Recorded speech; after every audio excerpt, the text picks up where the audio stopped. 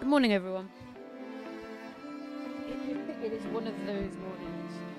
It is one of those mornings, you know? Hello, hello, hello. Ooh, good morning. It is Tuesday, the 19th of May. It's cloudy as fuck here. It is by coffee alone I set my mind in motion. Mood. Good morning, Sam. Lovely to see you. Good morning, SJ. Lovely to have you here. Low-key human, always a pleasure, and follow. And all the lurkers hanging out behind the scenes. It's always a pleasure to have you hanging out behind the scenes, keeping us all company. Oh gosh, there is a lot to look at today.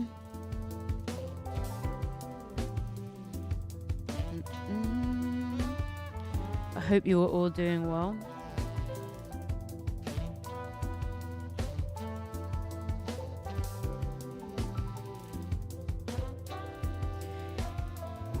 I'm not scared of Ebola. You are. You are. As you should be.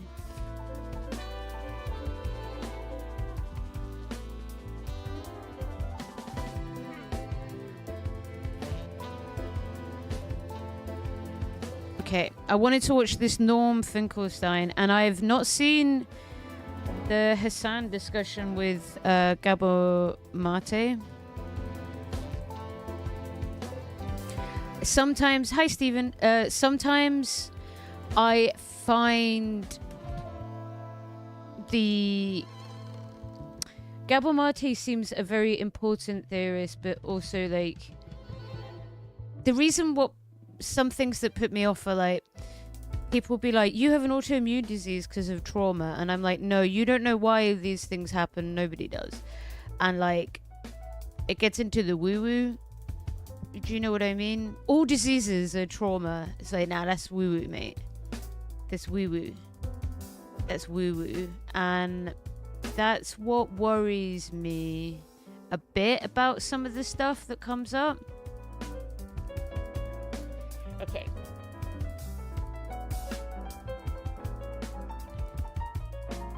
It is by the means of Java that my mind acquires speed. Hell yeah. My spidey senses went off watching that interview. I haven't seen it. And I guess this is what's putting me off a bit. It's like ulcers. They used to say it's because of stress, and then they found bacteria. Yeah.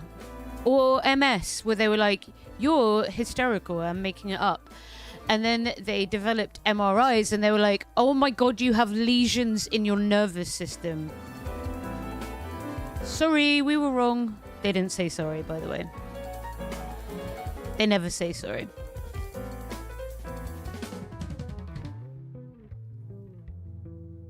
Okay. So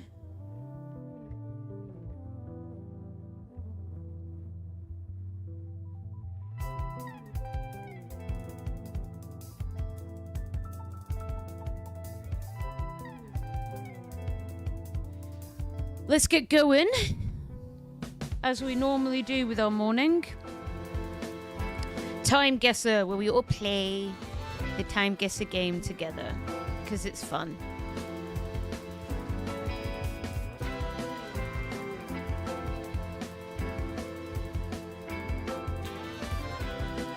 Okay. Where was COP29? That was Brazil, wasn't it? Are you a leftist? Yes. Never expect an apology? True. True. True. Okay, Action Aid. Wait. It's 2000. Why the hell am I? Hey, which number was 29?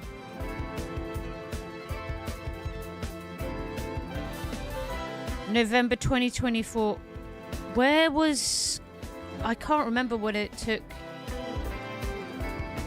Yeah, fibromyalgia is... they've done some tests on immunoglobulin therapies and stuff.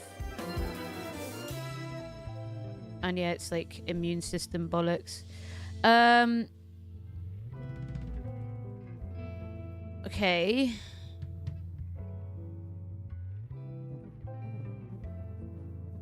I can't remember where the 2024 one was.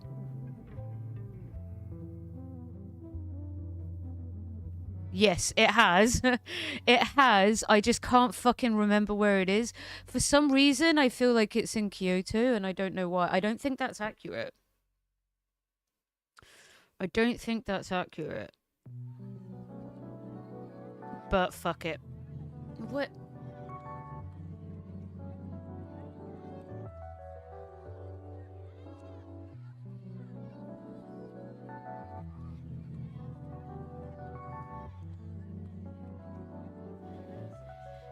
God damn it.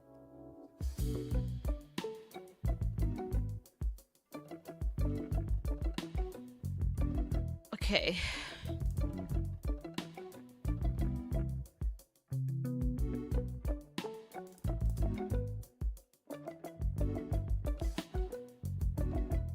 Yo, yo, yo, Hunter Biden. I always like saying that out loud. I don't know why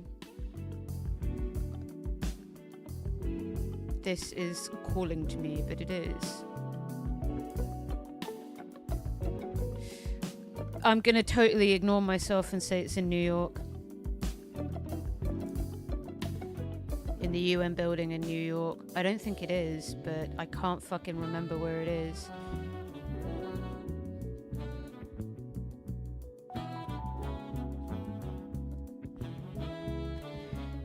Where is the United Nations building in New York?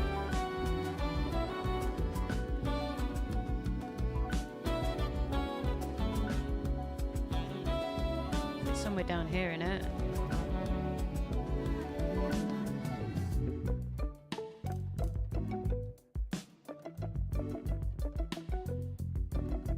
If I can remember anything. New York Stock Exchange, boo.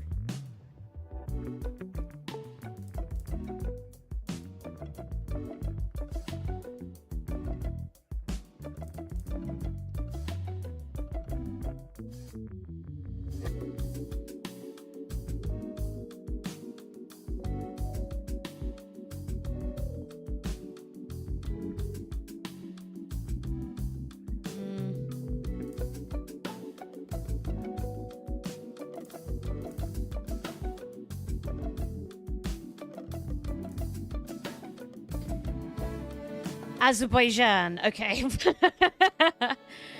Well, fuck. Well, fuck. Well, fuck. A little bit off. A little bit off. Yeah, fuck. There's not a million years I would have. I've never really worked in the climate space, so I know there's a lot of money in it, but yeah, I've never really worked there. St. Paul's Cathedral. Is that... Who's this wanker? Wait. 48 or 49. 49. And something that's happening underneath St. Paul's Cathedral? Don't know what.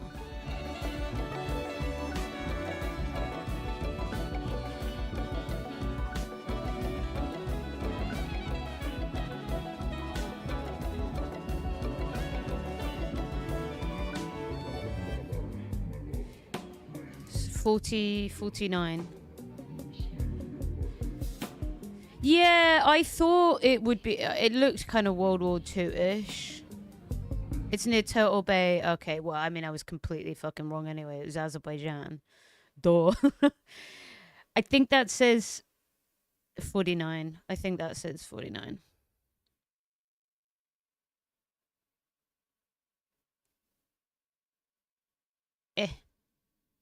Oh. 44. That's a 4. Okay, well, a group of volunteers dedicated to protecting St. Paul's Cathedral from World War II bombings. That was a 4. That didn't look like a 4. I have to say.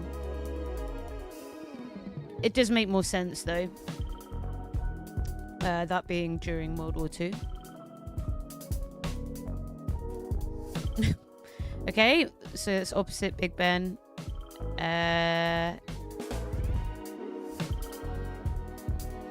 It feels like early noughties. There's some work going on here. It feels like early noughties. We're opposite Embankment there, I guess.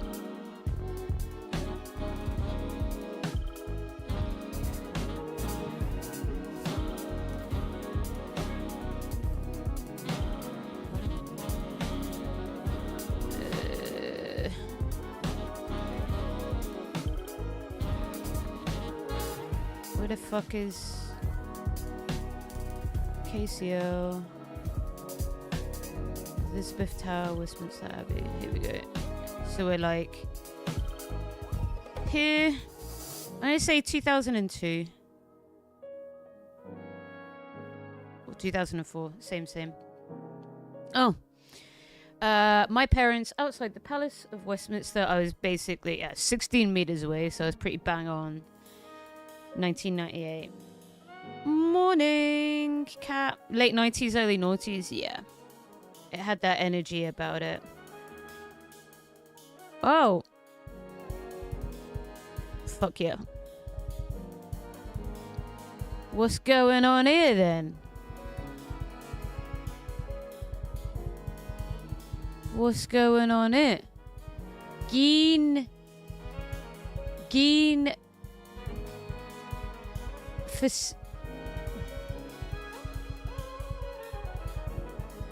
Zettel and Nut Spring. Wait. What is going on here? Some cops are being beaten up. Maybe in the Netherlands. I don't know what's happening though. Let's say Amsterdam 62. This is obviously going to be some kind of famous event, but I don't know what.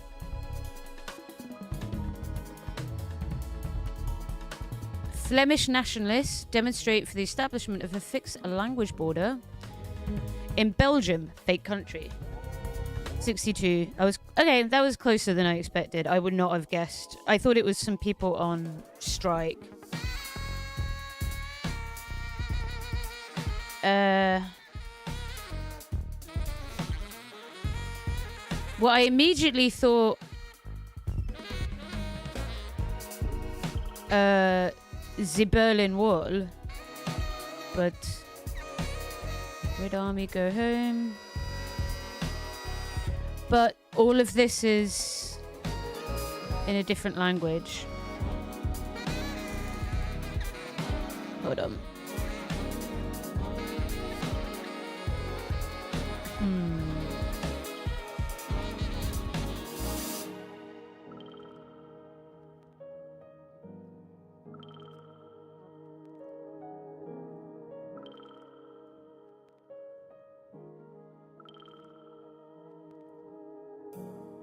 I feel like it's outside a embassy, but in Berlin.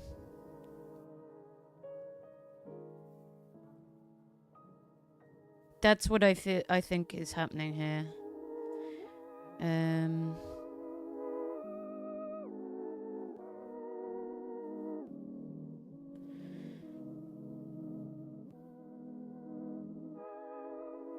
Hey Volt, yeah, I just discovered this band the other day. They're from Glasgow and they are called Corto Alto, and I like them very much. This is definitely my kind of music. Better dead than red. I mean, Germans not beating the allegations, but who knows? There was people who weren't fascists who were against what they saw as red occupation, which is silly, but freedom for Baltic.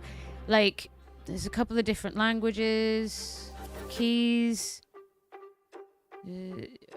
Yeah, I feel like because of that, it's Berlin.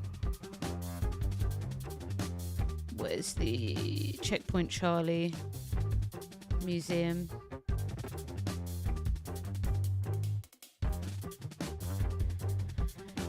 So we'll just whack it like here or something, and then I'm gonna say just 1980. I don't know.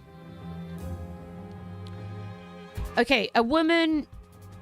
Right, I would not have guessed this at all. Oh my god. Okay, I was completely wrong. A woman walking past a concrete barricade erected to protect the Latvian parliament from Soviet forces in Riga less than 6 months before the nation gained its independence. Right, this is the breakup of the Warsaw Pact.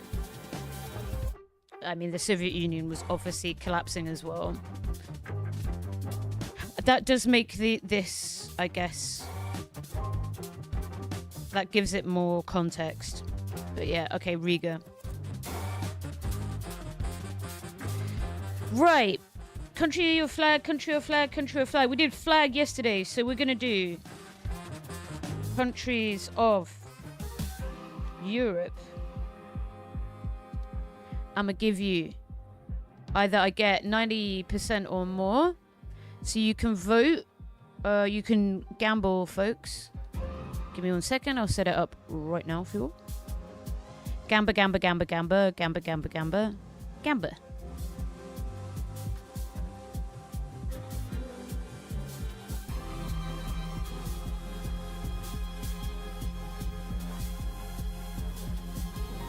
Oh yeah, I forgot we did that thing yesterday.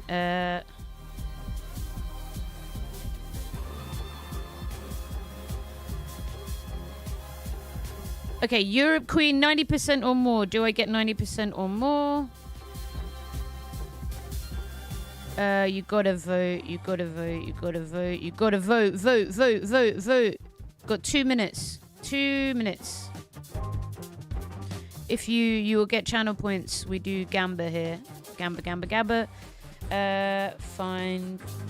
Basically find the countries of Europe. Yeah. Well, I've got, 8 minutes to find all 47 countries. There's a lot for us to look at today as well.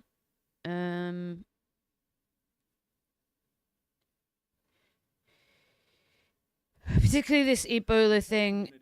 I've got some updates about what's happening in Gaza.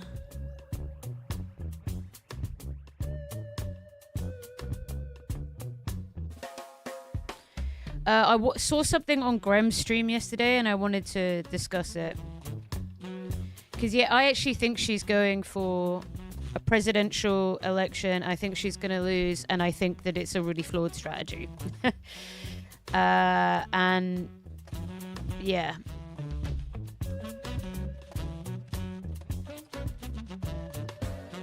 Okay. Get your predictions in, guys. Get your predictions in. We'll start very soon.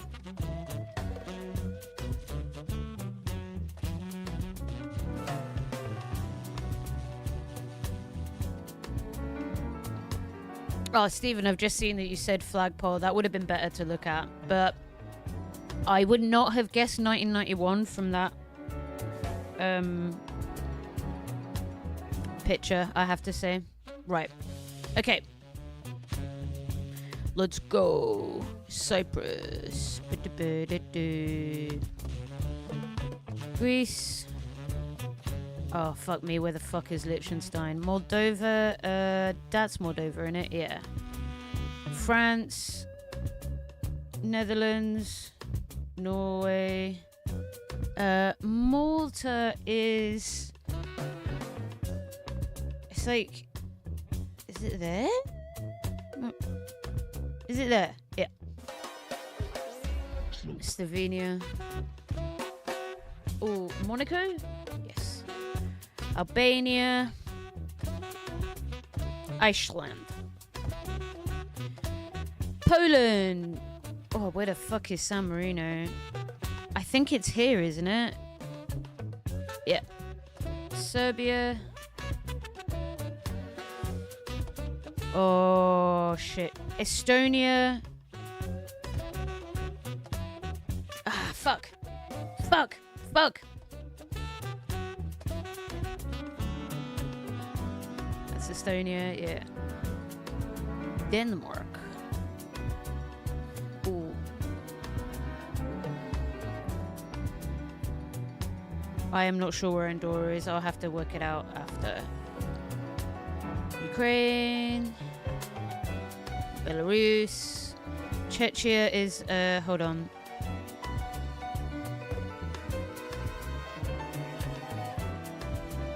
Croatia, Hungary, Austria, Switzerland. Is that it? Shit! Shit! Croatia. Switzerland. I fucked up so bad, I'm sorry. Vatican City. Italy. Why do I feel like Bulgaria is here? Yeah. Latvia. Romania. Sweden. Boo. Is that Austria? Yeah, okay. Finland. Northern Macedonia. Montenegro. Belgium. Slovakia. Deutschland. Kosovo. I think Luxembourg's here. Oh, fuck. Fuck. Ireland. Turkey. Russia.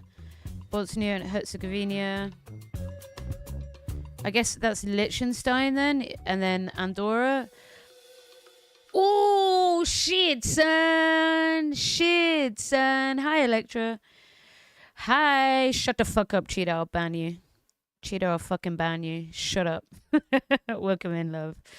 God damn, that was fucking close. That was fucking close.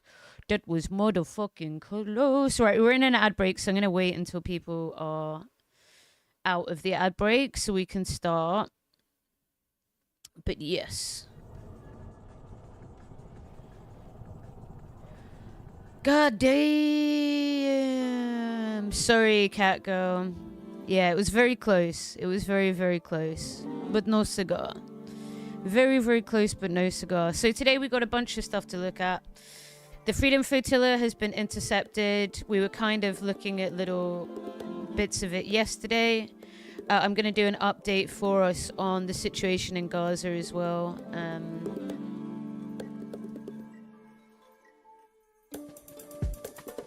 I could talk about how the stock market is vibes, but there. The stock market's vibes. We've got Alex Jones stuff.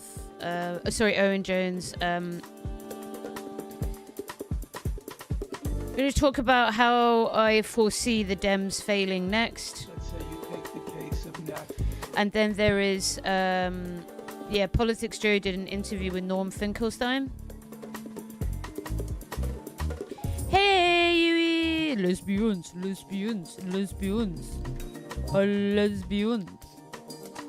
Exactly.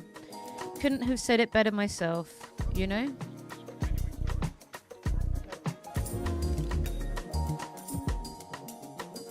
Right. So we're going to start with, thank you everyone for holding out for the ad break as well. We're going to start with basically, so the activists were sailing towards Gaza yesterday. They were intercepted by the IOF. Probably going to fail in whatever the dumbest way possible is.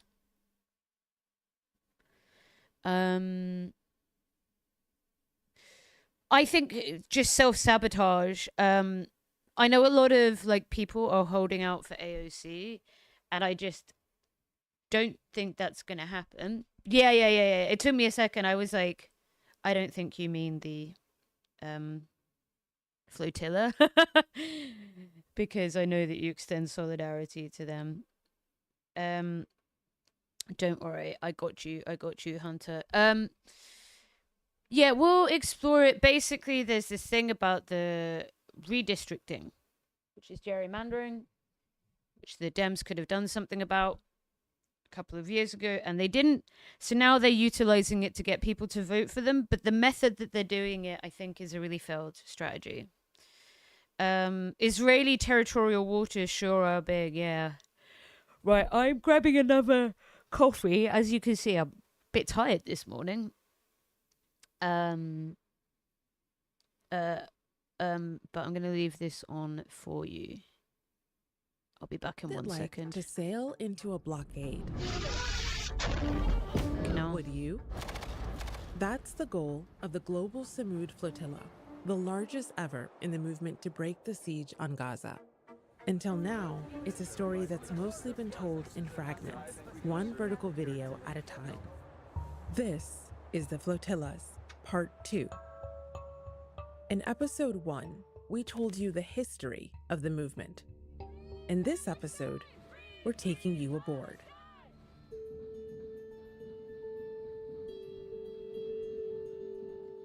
Our government have failed us. It is up to us, the people, to stand up and say not in our name. We will not allow genocide. We will not allow.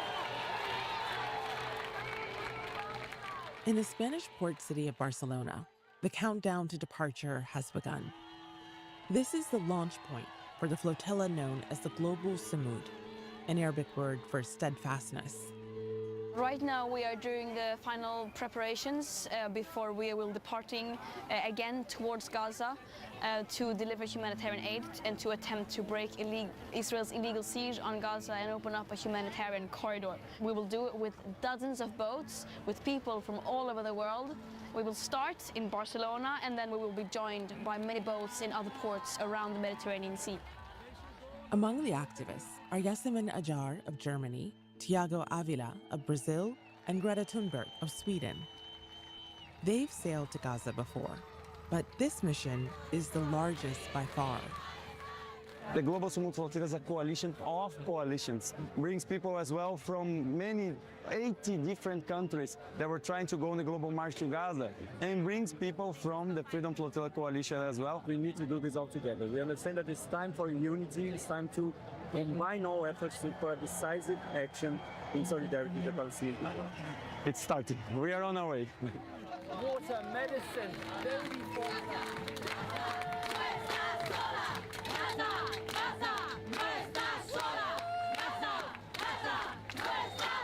The question should be, why would they stop a purely humanitarian mission? We carry no weapons, we are no threat, we are carrying humanitarian aid to a starving population. What we should also ask is, why are the governments around the world are not acting? Why are they not sanctioning Israel and lifting the siege so that the humanitarian aid can enter Gaza? From tens of thousands who wanted to go, about 500 remain, whittled down by logistics, capacity, and risk. They'll board some 40 boats, all aimed towards Gaza. For some organizers, this isn't new. A few months before the Samud flotilla, Greta and Tiago traveled on a boat called the Medlin. It was intercepted by the Israeli Navy. Now, they're passing on not just conviction to try again, but experience.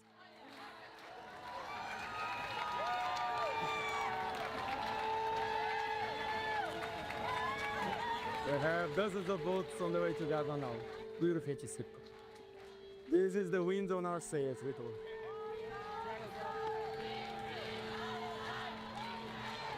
Free, free Palestine! Free Palestine! Free, free! Free, free Palestine! Free, free Palestine! It's September 5th, Yeah, Greta's based as 2025. fuck. Departure day. The next stop is Tunisia, just over 1,200 nautical miles from Gaza. I mean, it where sounds Israel like they have a intensifying pretty its rigorous takeover. vetting 10 protocol for days safety earlier, and stuff. the UN officially declared a famine in Gaza. Be in no doubt that this is irrefutable testimony. It is a famine, the Gaza famine. It is a famine that we could have prevented if we had been allowed. With aid waiting in Egypt, just on the other side of the blockade, children and adults alike are dying from starvation. Starvation the Israeli government denies. All under the sun of a Gaza summer.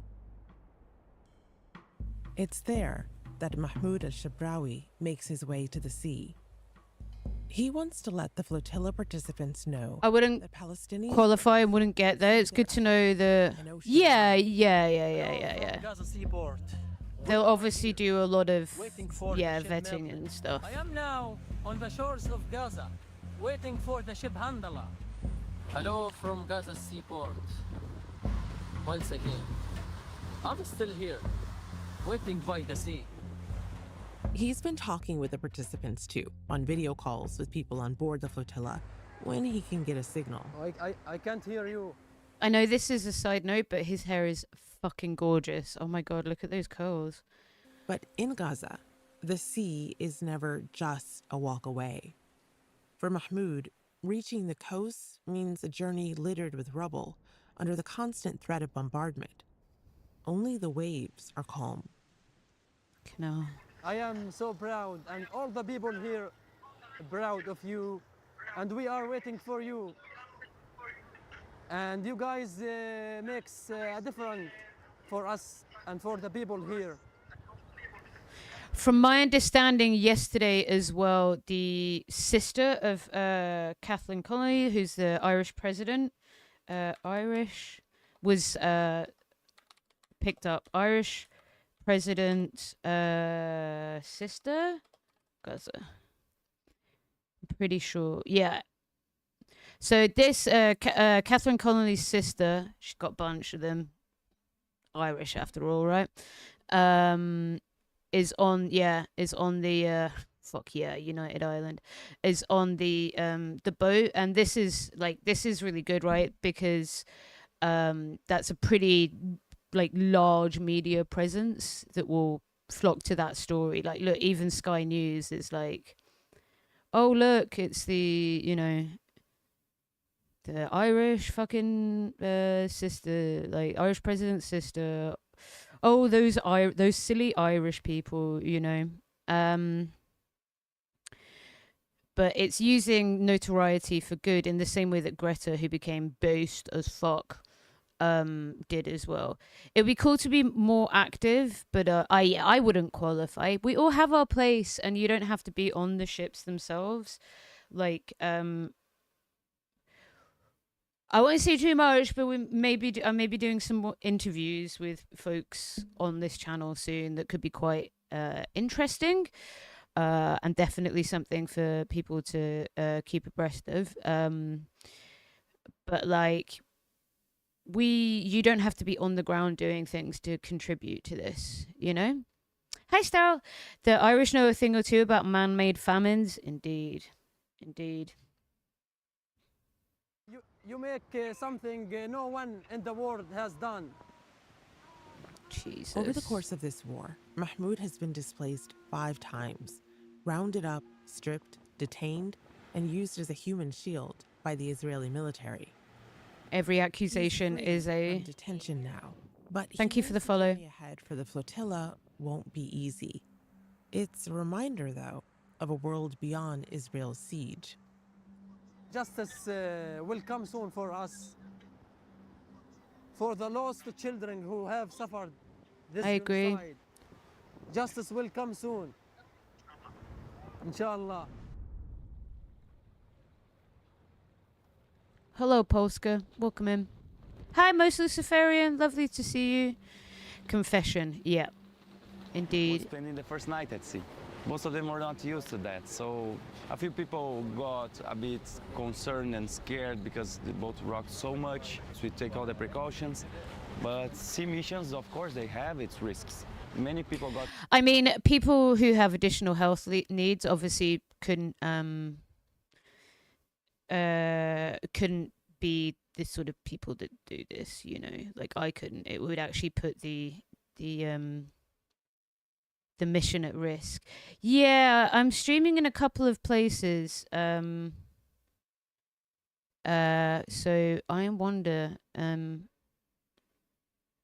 if my stream is just like a bit laggy.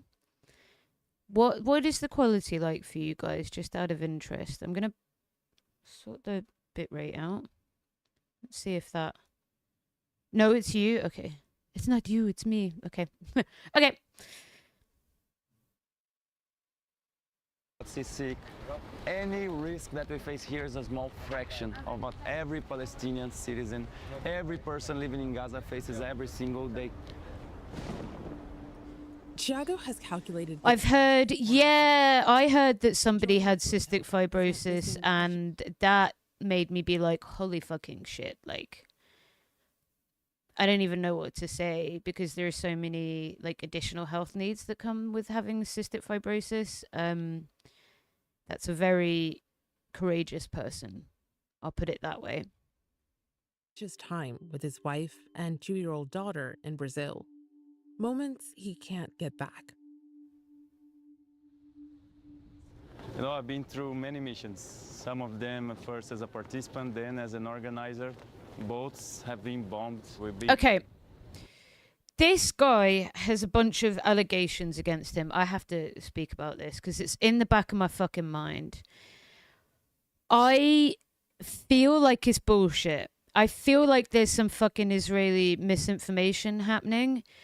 But I am asking around, like, what is his name? Brazilian activist. Flotilla. Diego Avila. Right?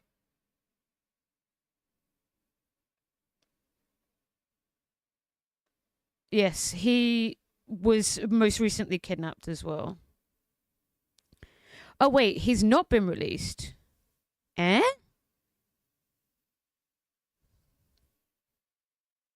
Eh?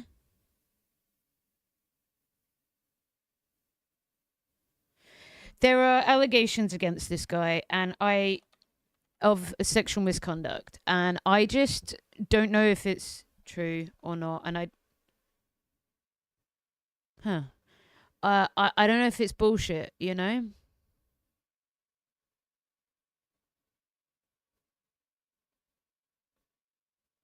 He wrote a letter to his daughter.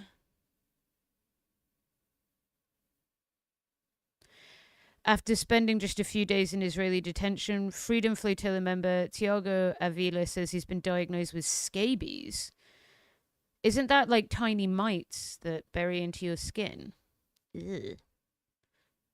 See, if you had like me and you have like a weak immune system, like that's not gonna be good.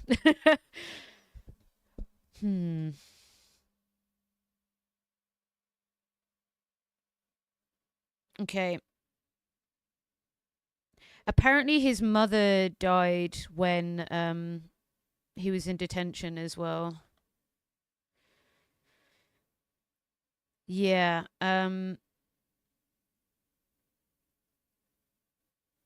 An Israeli court upheld the continued detention of Tiago Avila and Saif Abu Kashek, despite legal challenges arguing that the arrest was unlawful. As campaigners revealed, Avila's mother died while he remained in isolation. She had something going on, I think. Like she was unwell. I can't remember if it was cancer or something. She wasn't well, but yeah.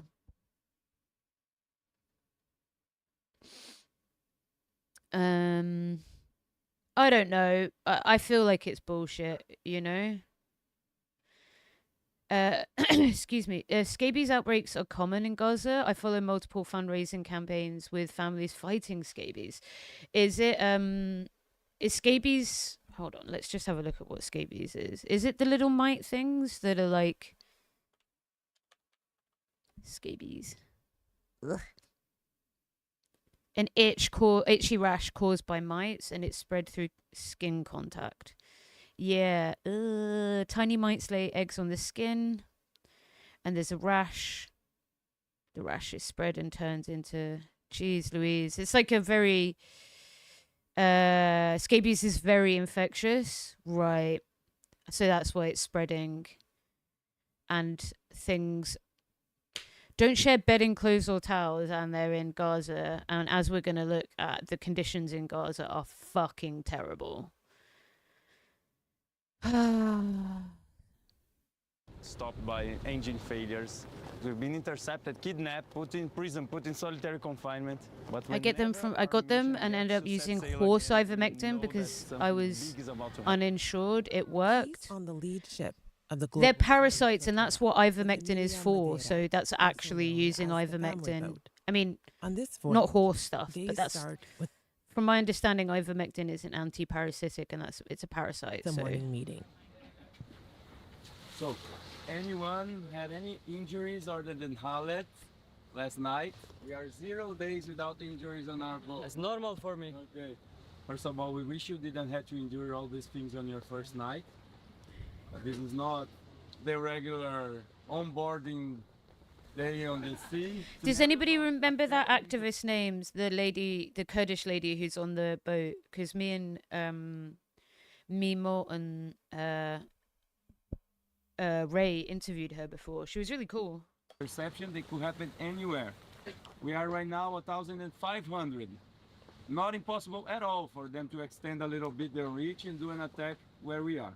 We risk an attack at any time, and we need to prepare for that.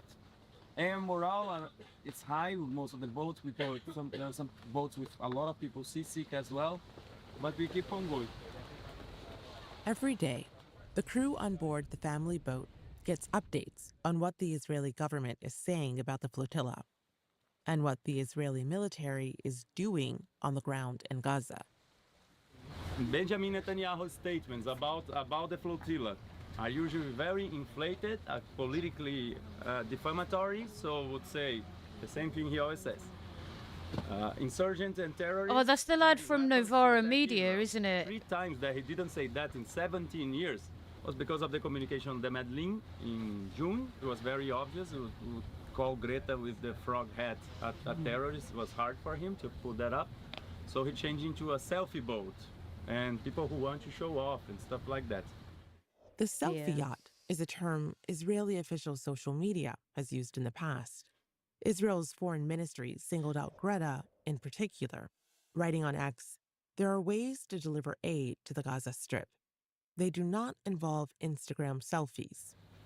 So this time, because of the different social composition, because of the size of our mission, they are once again with the discourse that we are an immediate threat to Israel. All the other times that they were with this discourse, they didn't do light interceptions. So we really need to be very dedicated to our trainings. The Israeli Minister of Security, Itamar. Fucking hell. I mean, they just know that they'll be, like, terrorized, but at one point. The Novara dude has been on previous flotillas. Yeah, he's cool. He's fucking cool.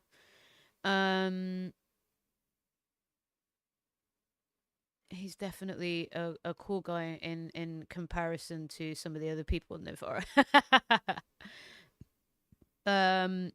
I got a new shocker for you. A Mormon kid travels to London to do a speech. Waving and... Wait, what? Where? Oh no, this cunt. Oh my god. Okay, we'll watch this brain rot after. Fucking morons. Arpin Giver has labeled the flotilla as terrorists. Imagine needing to send military intervention to attack a selfie yacht. Yeah. But what do those threats? I mean mean, for the activists? it changes all the time, right? Because they're not very good at comms, because they don't have to be, because no matter how shitty their comms are, they just get a bunch of fucking aid that props up their military and their fucking bullshit country, regardless. And like, thousands of fucking humanitarians have been murdered, or hundreds have been murdered in the Gaza Strip, and absolutely nothing's changed and nothing has got any different. And GHF, the bullshit mercenary private for-profit aid organization that's delivering aid there, that's resulting in the death and murder of fucking Palestinian children, they don't get held up, you know. They don't get told that their what do you call it, Instagram posting, because it's a Israeli state front. That sounds like something I would refuse to watch, because I wouldn't watch it because I don't want the algorithm to further the view count. Yeah, I'm not gonna lie, that was I flipped upside down when I was reading that. How you doing, mate? No worries at all. Right. That's the focus of safety training. We are going to practice abandoned ship. Imagine the case that we had 4 months ago when they bombed our boat. If the Israeli quadcopter... Shirley and Robertson meetup was inevitable. Yeah. IDF dollars. They release an explosive device until it blows. So in those 3 seconds, we need to be ready to abandon ship. So it means a lot of responsibility, a lot of practice, and yeah, we're going to do our very... They're doing drills, I guess, ready for and runs. How many people here know how to swim? Or not like, oh my God, Olympic swimmers, but just comfortable enough to go in the water and swim around.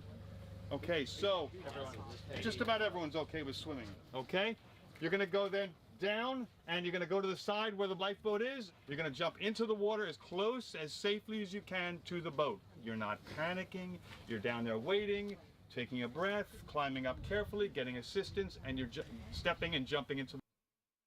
I saw Chris Kunzler talk about this video when I tuned in, and it was so baffling. I love Chris. He started streaming on Twitch recently, and he's great, and he knows a lot about the Middle East. He's younger. Oh, yeah, I know him from the University of Leeds. That's where I'm from. No, I'm a woman with an award-winning master's from the University of Leeds in global development and gender studies. That's me. Yeah, no, he's cool. I love Leeds as well. Leeds is a cool place. From what I see, he covers stuff well. But he was usually on YouTube, but he is on Twitch now as well. I have thought about raiding him, but because I often do the morning. I do so, folks, on Tuesdays and Thursdays, I stream twice a day. We normally do Tuesday and Thursday Haswatch, where we get equally as annoyed and, I guess, enamored by Hassan, with the good things he says and then the dumb things he says, which are kind of equal, I think. Thank you. But I don't get the opportunity to raid into him, really, because of the time differences. Insert gender studies joke here. I mean, I got a job immediately. Probably earn more money than a lot of people here. I can make this joke now because I'm made redundant. But probably my career is totally fucked.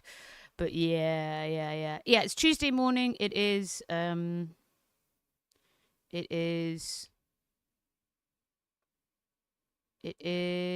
What time is it? Chris doesn't talk about feminism and gender. Yeah. I mean, that's more my my front, right?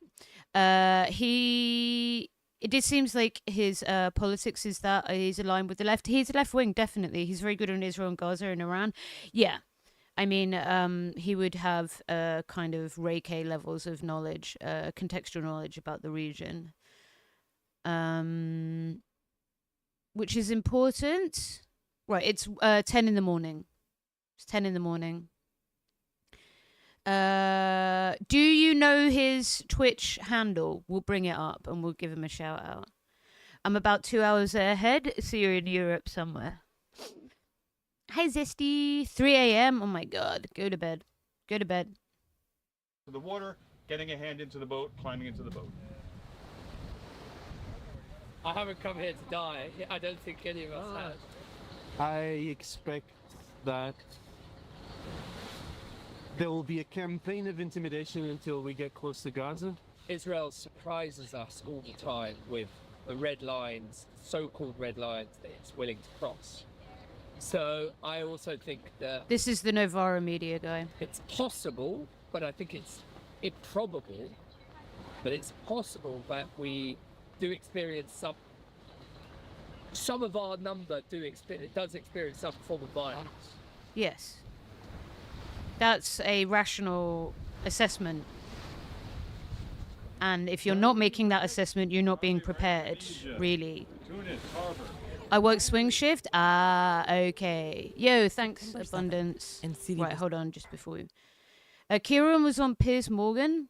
Who the hell, Kieran? Who Kieran? Oh, Kieran from Novara. Right, yeah, that's his name. I forget. Who's that? Yeah, okay. He is good. Iran hits UAE's nuclear power plant. Lol. He's I think he normally streams on YouTube. You may have seen him on Hassan's. But yeah, go give some love. I'll do a shout out. Chris is live. Wait. Chris K live. There we go. Oh my god. Oh my god. This is going to actively hurt me. This is going to cause active psychic damage. The flotilla is here to... How many US audience members are watching a lesbian in Europe? I don't know. We got a good couple of people in here now. We could do a poll. If people feel comfortable filling out. I've always wondered this. I feel like it's a bit of a balance because I'm on for the Insomniacs in America and the Euros, and I'm a bit of an early morning bird, so I'm up like 6-7. I'll ban you. I'll ban all of you. I'll ban you and blow up my room. Fuck's sake. I'm up about 6 o'clock in the morning. I will ban you. I will ban you, all of you motherfuckers. And what Polska said, apples don't make me motherfucking fight you. America. Oh my god, guys, I'm fucking stronger than you. That's right. By the way, when you subscribe to the Hot Sauce Show, I get my guns out and I beat you up consensually. Should we do... We're in an ad break now. Should we do a poll? Let's see. So we've got some Asia heads in here. I have people that tune in from like Singapore and places. Should we do a poll? Let's do a poll. If you guys feel comfortable filling out where from. So, are you a Euro? Are you Turtle Island, sometimes known as America or Canada? Oh my god. Oh my god. Oh my god, cholesterol. Or Asian Andes.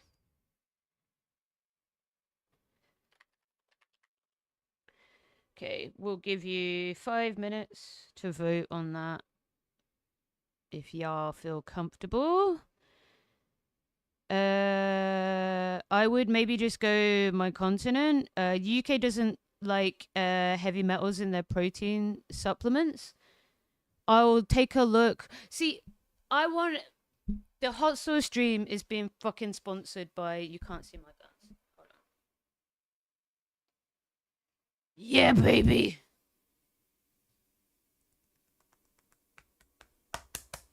Yes. The hot sauce ambition of this channel, apart from surviving and paying my bills, is getting a sponsorship from a protein like company. I was putting it out there into the world, like, give me free protein and I'll drink it on stream and wear a t-shirt and just do this. Yeah. Yeah. Yeah.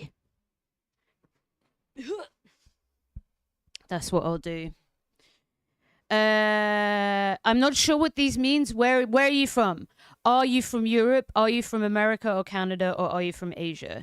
And at the moment, we've got more Americans. I guess I'll fill that out as well. We have slightly more Europeans. And we've got Doggo in Thailand, I think. Basically, Hugo streams auto shows the number of viewers by country. Oh, it's because he has the thingamajig, the plugin.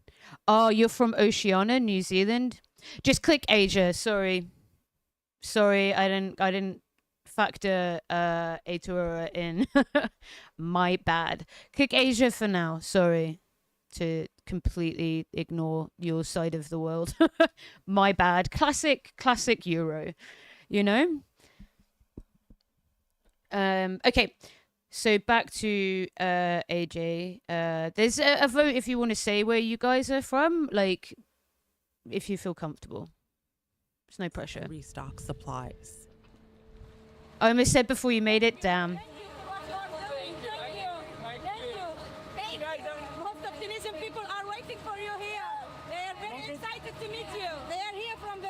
Denmark. And waiting for you.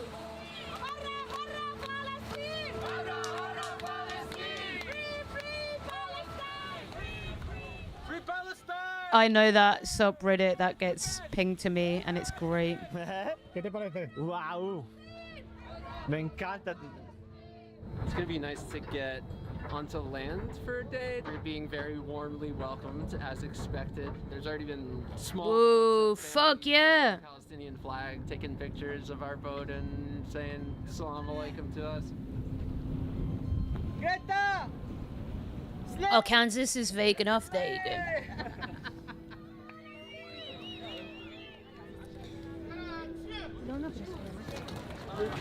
Free Palestine! Free Palestine! Fuck yeah.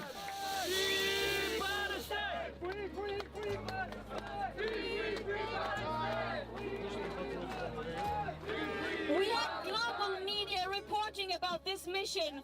Where is global media when it comes to reporting about the hell they're going through in this genocide?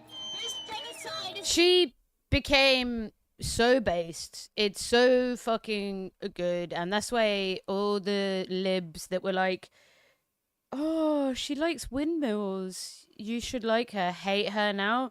And I love her. Greta Thunberg's based as fuck. Like, based as fuck. She became super fucking radical, you know? Still in the south of Little Turf Island. being enabled and fueled by our governments, our institutions, our companies, Wizard. and your complicity. Everyone, end your complicity in this genocide. Be human. Tunisia is the most amazing place. It's beautiful to be here. The people in Tunisia, they are so mobilized, so dedicated to the Palestinian people. When we see this energy, we know how powerful is the Palestinian cause. We know that they cannot defeat us. This is a global uprising. Greta, you get your hat?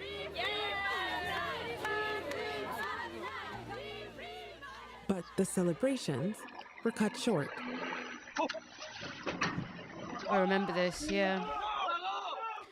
So, okay, we have mainly people from Europe and then a couple from Turtle Island and someone from Thailand and someone from New Zealand. This is, by the looks of things, is an incendiary munition that's been dropped by a drone. International activist group seeking to deliver aid to Gaza on a flotilla says one of its boats was hit by what it believes was a drone while docked in Tunisia. Saw a drone hovering about 3 or 4 meters above my head. It hovered for a few seconds, dropped a bomb. The bomb fell on a pile of life jackets that immediately were set on fire. We fought the fire for until it was out. It should hardly be surprising that this is happening, right? What I see is extremely serious. It's also extremely chaotic. It's just a distraction Didn't she get her fucking bank accounts frozen? Because working for the UN and being against genocide means apparently that's fine now. You get to be debanked, which is fucking ridiculous. She's just literally doing her job and being on the right side of history. It's like an act of intimidation. Is this no, Polska? Yo, I ain't got that kind of motion. I ain't got that kind of motion. Holy shit. One day, you know, one day we can only hope. It's not the first time a humanitarian mission to Gaza is attacked. It's still too early to assess who is the owner of these drones, but it's not too early at all to understand who does this kind of things.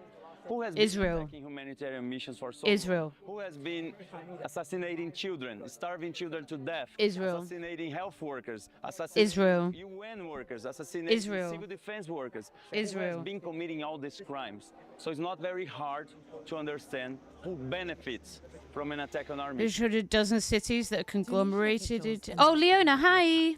And called it premeditated aggression against the flotilla. The U.S. broadcaster CBS News reported that 2 anonymous American intelligence officials had told them Prime Minister Benjamin Netanyahu approved the strike. Why the fuck is Israel just able to do a drone strike off the fucking coast of Tunisia that's nowhere fucking near Israel? Like,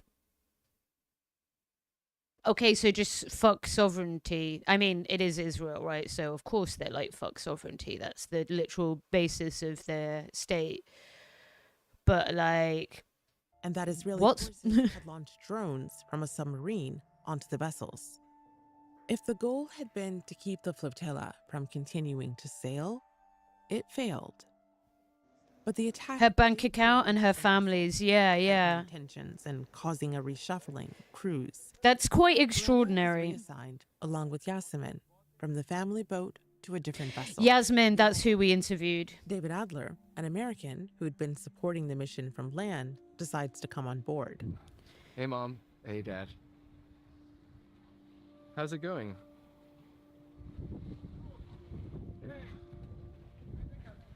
Well, that's sort of why I'm calling. So everything's quite relaxed here. I'm on a boat, and I'm on a boat. Just getting everything ready. Why do I recognize him? Of the boat. That's my roundabout way of telling you how excited I am to be part of this mission. I think we should expect more, but the spirits are high, and the mobilization is like very moving. Progressive International? Hi, Martini. Is he affiliated with Progressive International?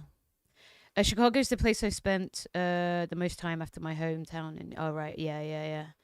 I've got a nautical themed pashmina. Ooh, cool. Is he affiliated with Progressive International? Right, that makes sense. Who did the flotilla to Cuba recently? I think he might be a founder of it. I think you're right.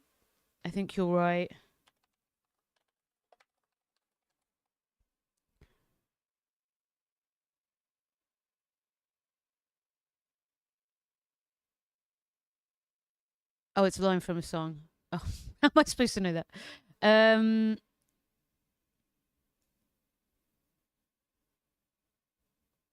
I highly encourage people to sign up to like updates from Progressive International. They're really good. They're really good. Holy fucking shit. We have a huge raid, guys. Welcome in, raiders. It's a bitty cake. If the way is hazy. Thank you so much, Riverboat Jack.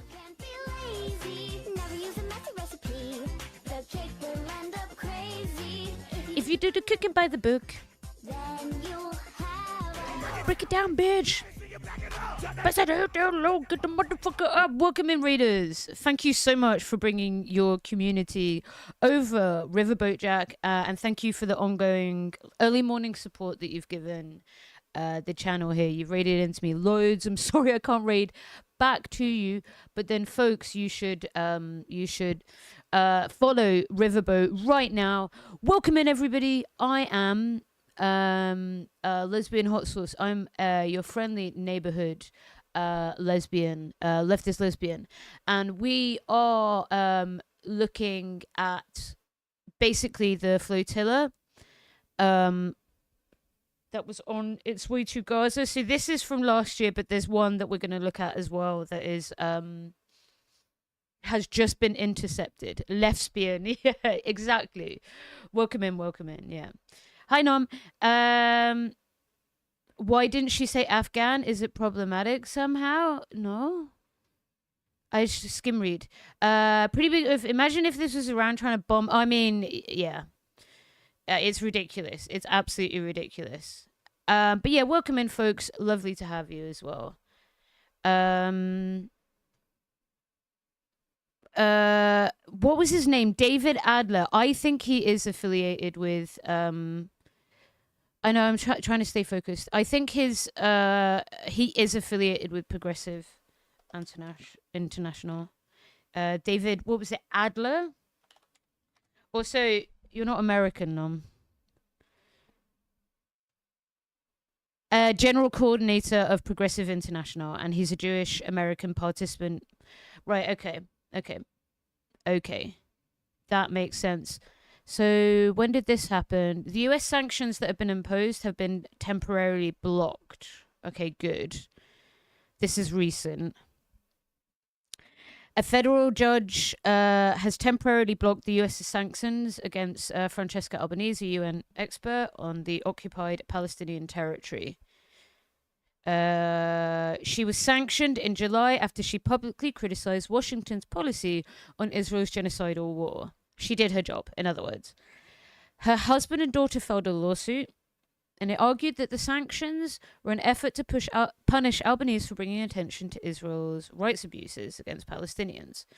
In his court order, U.S. District Judge Richard Leon granted a preliminary injunction against the sanctions, so the government could challenge it. But it's a good step. He found that the Trump administration sought to regulate her speech because of the idea or message expressed. Albanese had done nothing more than speak. It is undisputed that her recommendations have no binding effect on the ICC's actions, and they are nothing more than her opinion. Albanese, who said US sanctions were calculated to weaken my mission when they were first imposed, celebrated the rule. Unfortunately, that is also accurate in that we know that the International Criminal Court is weak as shit as well. Pour out to show their supports and all the support that we've received. I come from a Jewish family in Los Angeles, California, that comes from two very different traditions. From my mother's side, there was a tradition of Jewish American Zionism. From my father's side, there was a tradition of resistance, anti-fascist, anti-Zionist politics. So I grew up a bit in the tension between these two different traditions. When I looked into my heart, thinking as a Jewish American, that is, thinking as someone. Thank you for the follow. These crimes have not only been committed in the name of my identity, but with my tax dollars. I asked myself, do you not have the moral clarity, the moral conviction, the moral courage to be part of this great mission? That is a beautiful series of flags, Irish, Cuban, Palestinian. That warms my heart. That we have witnessed over the past not just 2 years, not just 20 years, but of course 75 years or more since the Nakba of 1948, is the ways in which Zionism... Unless there's African and they do crimes against her, then they're like rabid dogs. Yes, unfortunately. I mean, often those war criminals do need to be held accountable, but you're right in that it's absolutely disproportionately managed. Them and people from the Balkans, you know, Tanky? Then you get held accountable. But if you're proactively doing a genocide in somewhere like Gaza, then you get money from America instead, you know? I would love a future where we saw everybody who helped fund this genocide in the International Criminal Court, but I think we have to face it that would take quite a big paradigm change in terms of like what Tanky is saying is true. Like, we're trying to... rules are only rules because somebody enforces them. Like, laws only make sense and are like a thing because somebody is willing to enforce them. That's how I think Slobodan Milosevic and the Serbs and Croats who were involved in the Bosnian genocide eventually were brought in by Interpol, I want to say. Slobodan, how the fuck you spell that man's name? Milosevic. Terrible, terrible, terrible, terrible, terrible person. I think it was Interpol.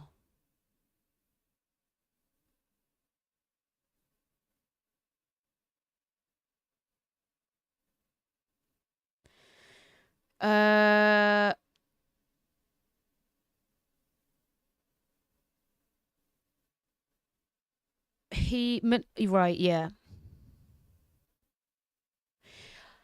Milosevic was arrested by Yugoslav federal authorities in March 2001. Wow. Interesting, but he died of a heart attack. And nothing of value was lost. W. Hart. rescue and recover before it is too late.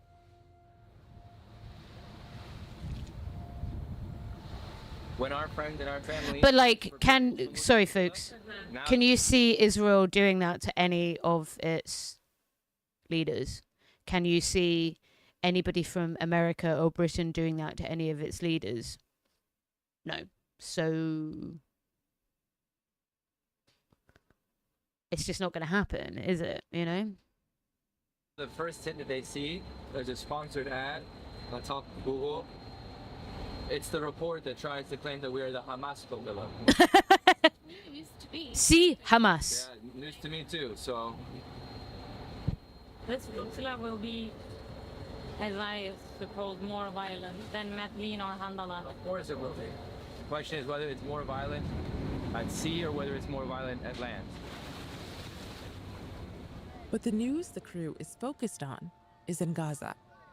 They hear in each morning meeting that the situation continues to escalate. Okay, so the blackout in Gaza City is over, and we know that at least 40 people were killed. Oh, she went as well. And since dawn this morning, at least 50 people have been killed. At the UN, the United States has, for the 6th time, vetoed a resolution for an immediate, unconditional, and permanent ceasefire.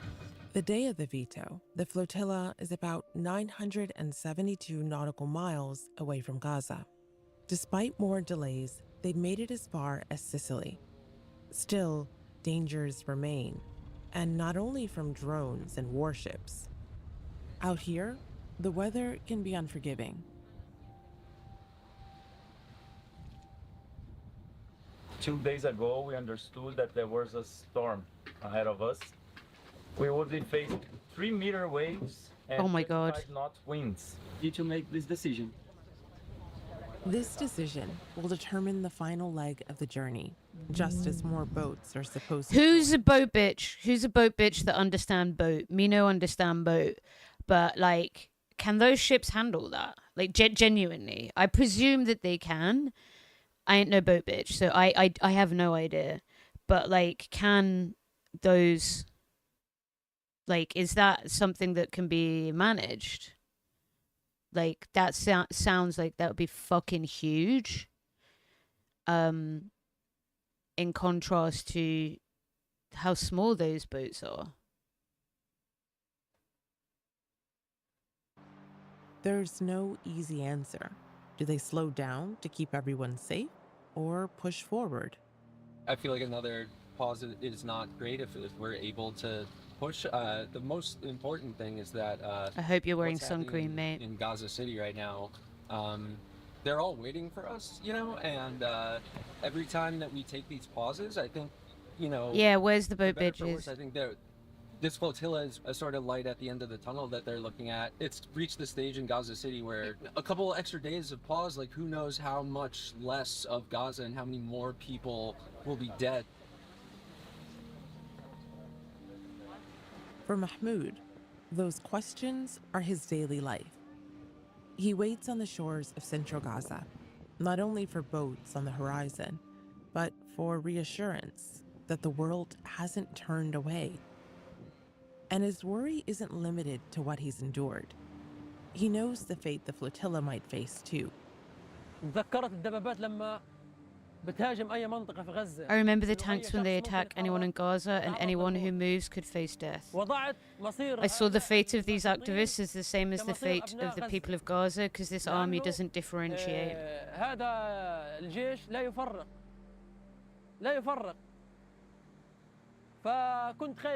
So I was very afraid that someone might be killed, that they might sink the ship with 20 or 30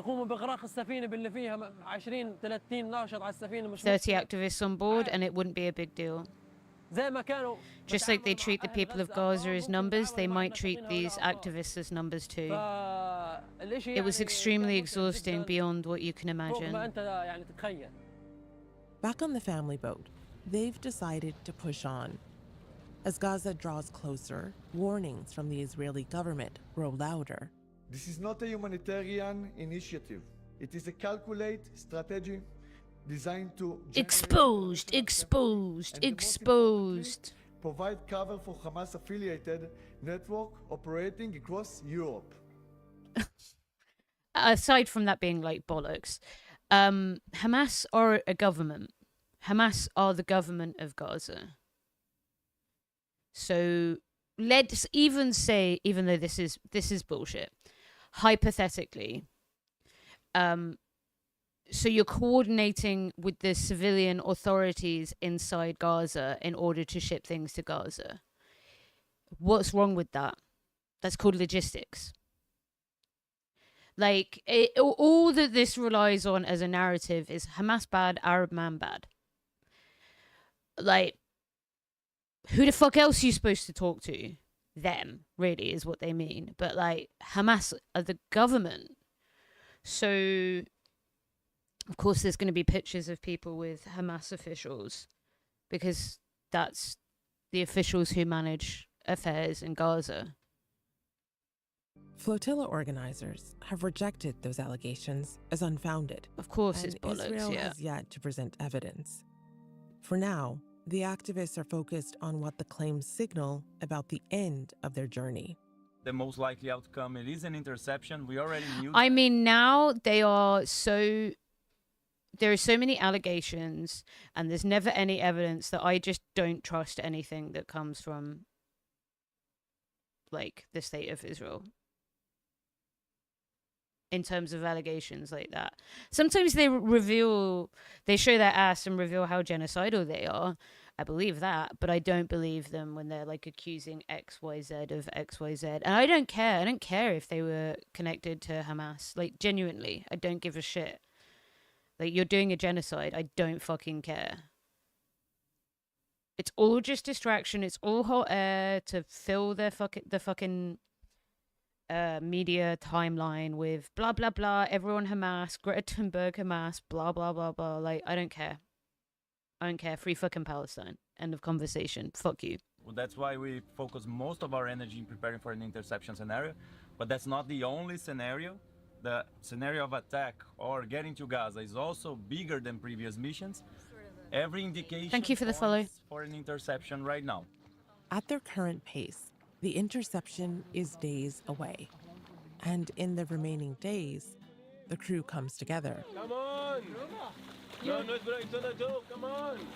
It was a quick swim. ¿Por qué no tenemos que ir?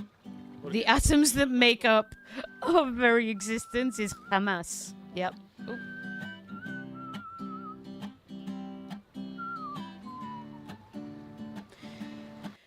White guys, stop taking fucking guitars with you everywhere, please. Just please stop. What exactly, Stephen? Group photo. Coming. The second they make a claim, I'm yeah. Nuestro destino es compartido. Our destiny is shared Lo que pasa because what happens to one happens to y everybody. en eso estamos And in that we are connected by the dim light que nos queda. that we have left. Israel, I believe I believed your lies for most of my life. Now I know the truth. Free Palestine. That they can colonize the global south and all of Palestine. Break the siege of deception. It's a system of lies. But every night, that light fades. And with night comes the danger. Okay, stuff like this happened last night, which we'll take a look at what happened to the flotilla recently. They can't do propaganda very well. I think we learned that in the months after October 7th. But like now for me, I used to engage with it, critically engage with it, and now it's just like it's pointless, right? Because the purpose of the propaganda isn't to tell the truth. The purpose of the propaganda is to just like fill the world with noise about how Hamas is bad. And why let that into your life when you know that it's only ever being used to justify a genocide of people? It's pointless to engage with now, even though it's laughably bad.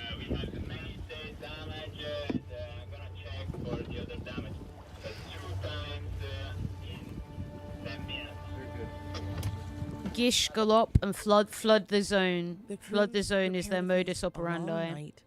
So for those who are like, what does flood the zone mean? If you think about when you're looking at your phone and you get like reels of things pop up and information, headlines, Israel will publish things in the news that just give you like a snapshot in order to create a narrative. And they have a very willing accomplice with the mainstream media as well, you know? So that flood the zone of just like everything bad, Arabs bad, Hamas bad, they'll just do that ad infinitum, you know? And they don't even bother crafting a message beyond Arab bad. Okay, guys, drone approaching here. Please take cover.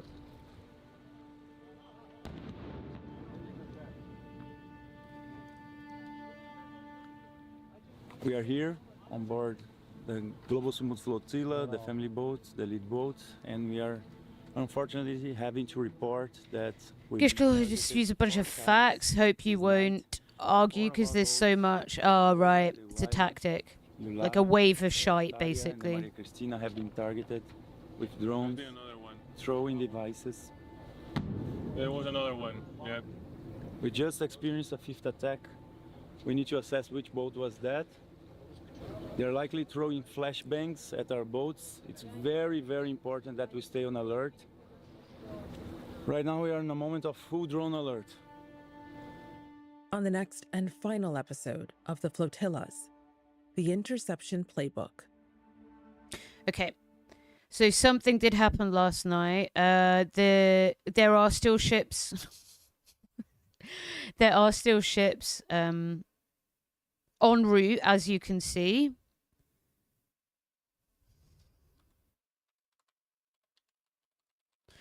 As you can see. But it was intercepted last night. Perseverance, which is a Canadian boat to Gaza, is en route. Like, yeah, there are a couple who are still. Oh God, what the fuck? What the fuck?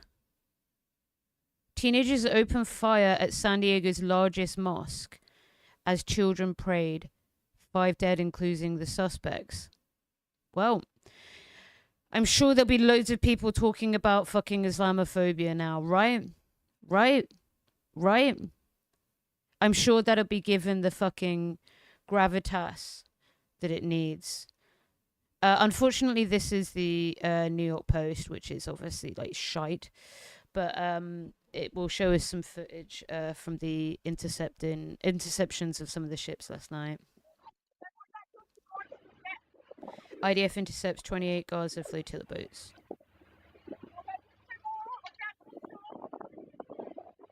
Islamophobia, what's that? Yeah, put fingers in ears, don't listen. Live video showed military vessels approaching and boarding parts of the flotilla.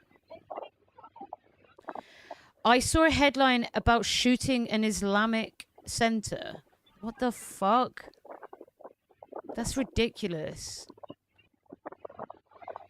Murdoch rag, yeah. Israel said it enforces its naval blockade and calls the mission a provocation.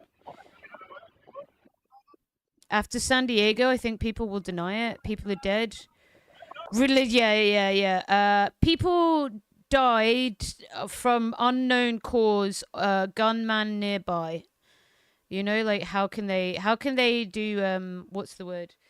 Indirect communication. You know, passive a voice as is possible.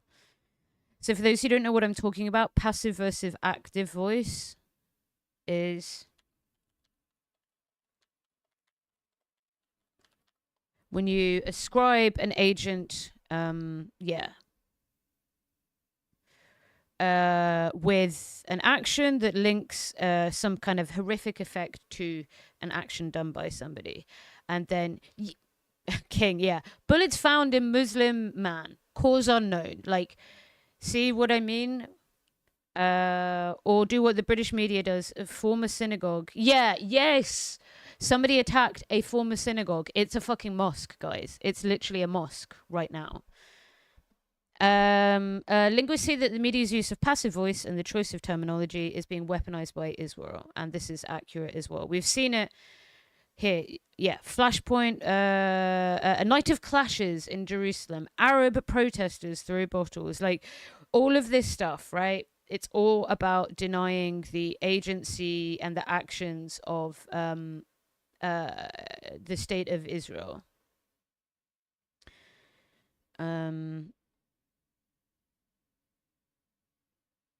See if they have any examples. The point is so that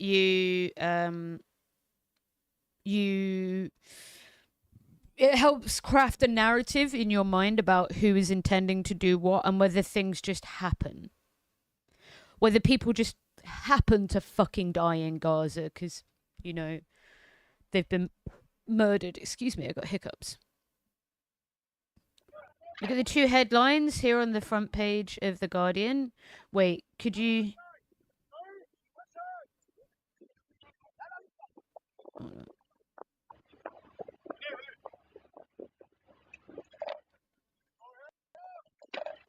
Which ones do you mean specifically?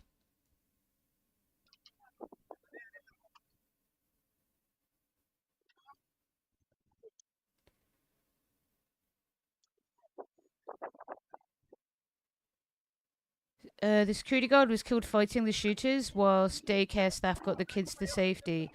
Holy shit. I don't know much about it either.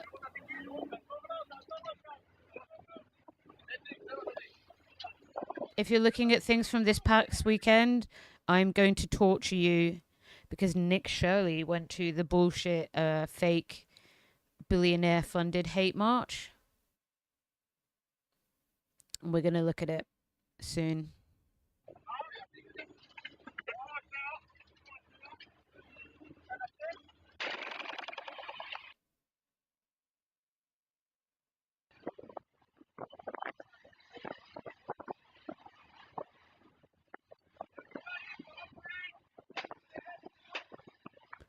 Why are they shooting? It's so fucking obvious. Like, they all have their hands up. They just can't help themselves from killing civilians, do they?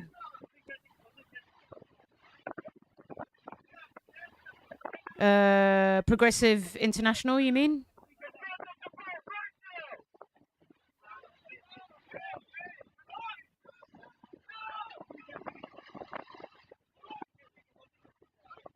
Folks, I just need the bathroom quickly, so I will be back in 1 sec. The absurdity of US American police standing around with a random security guard lays the goddamn. Yeah, you're right.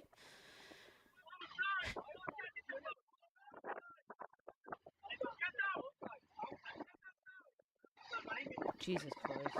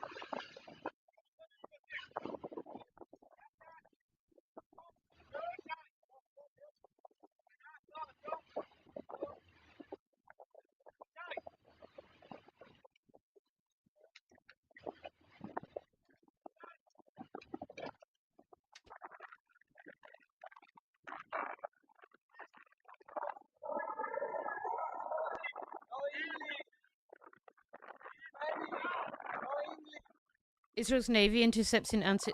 It's actually not illegal, but I don't think it doesn't make it moral.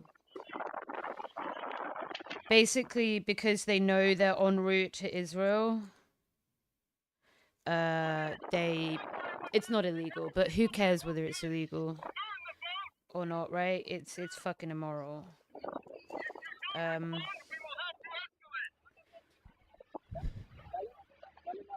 Click to compare the headlines. 3 people killed in shooting at San Diego's largest mosque. What the fuck? 3 people killed. Who killed them? Who killed them? And there's a huge... This is so fucking clearly a... Yeah, thank you. A fucking Islamophobic attack. Exactly so. Jewish man in hospital after attacked by a group of men in Golders Green. This is about anti-Semitic attacks. Does this even mention Islamophobia?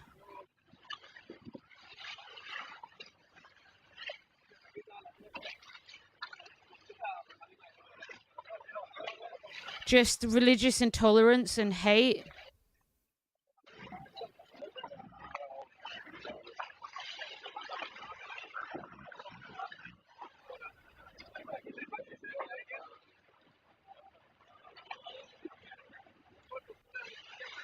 Well, there we go then. There we go. Right. I just saw the word Islamophobia. Okay, I missed that. From what I've seen on what is WPD Orange, welcome in as well. I mean, it looks like neo-Nazi white supremacist stuff.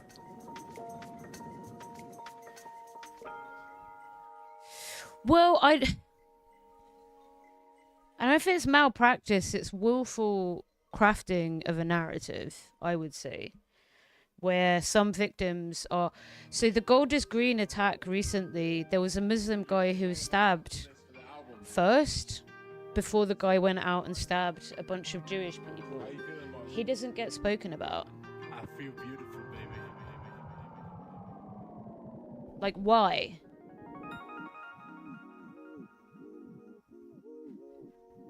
A site where I can get my breaking news, can't say it or share. The last time I did, I got banned for 30 days by Twitch. You probably should be okay then. Should be on edge. But they had a gas can with SS on it and shit. Right. So, Nazis.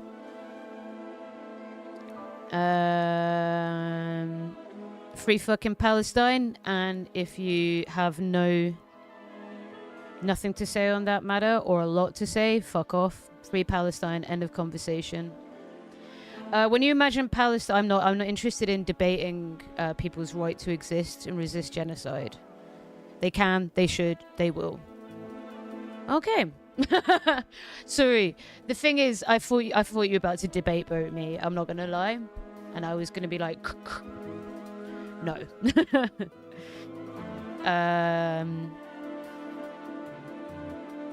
To be fair, they look like more like yeah, but Mexican people can be Nazis. It's an ideological approach of white supremacy, and unfortunately, as we've seen, people of color can be white supremacists as well. I just like asking everybody, fair. Have you had the reaction that you have from me though? I'm not gonna lie, like, I mean, I'm on edge more, maybe, but I'm very, like, do you know what I mean? Free fucking Palestine, end of conversation. And I'm not a debate leftist. I'm not a debate politics person, so I guess I resist that as well. Oh, people kind of think I'm Israel or something. Yeah, see? I'd say maybe change tact. I suppose there's a Mongolian... If you think about Nazism as a form of ethno-supremacy, it can manifest itself under the conditions of like hyper-capitalism, failed state, ethno-supremacy in many different contexts, because it's all made up, right?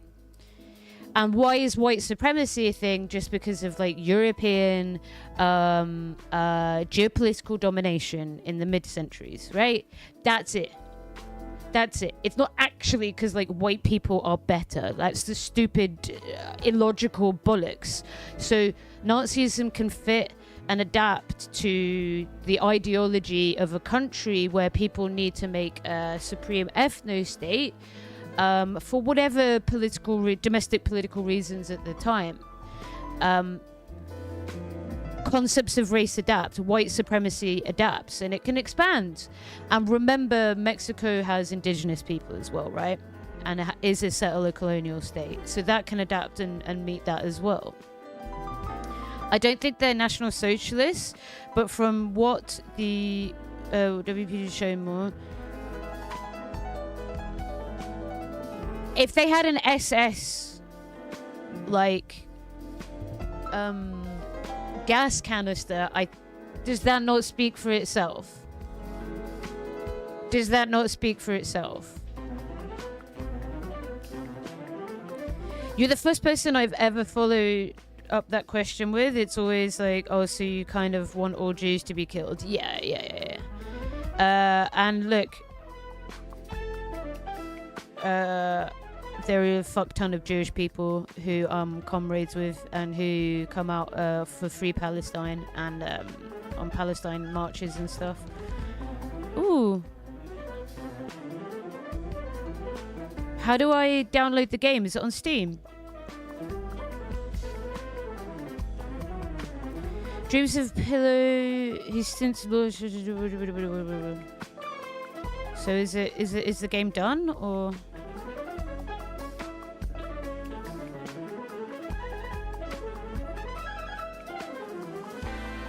Doesn't look like it. That would be a fun game to play on stream. Playing Palestine.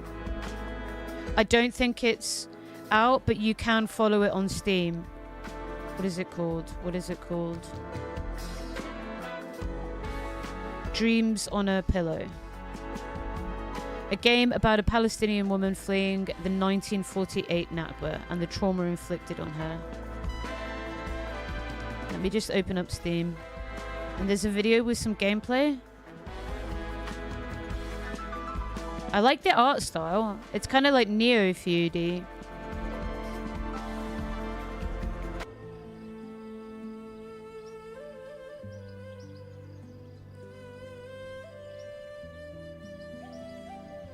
Assalamu alaikum. Uh-oh. Uh-oh. Ooh. Okay, let me follow it on Steam. It looks good, thanks, Soph. I'm just gonna search for it.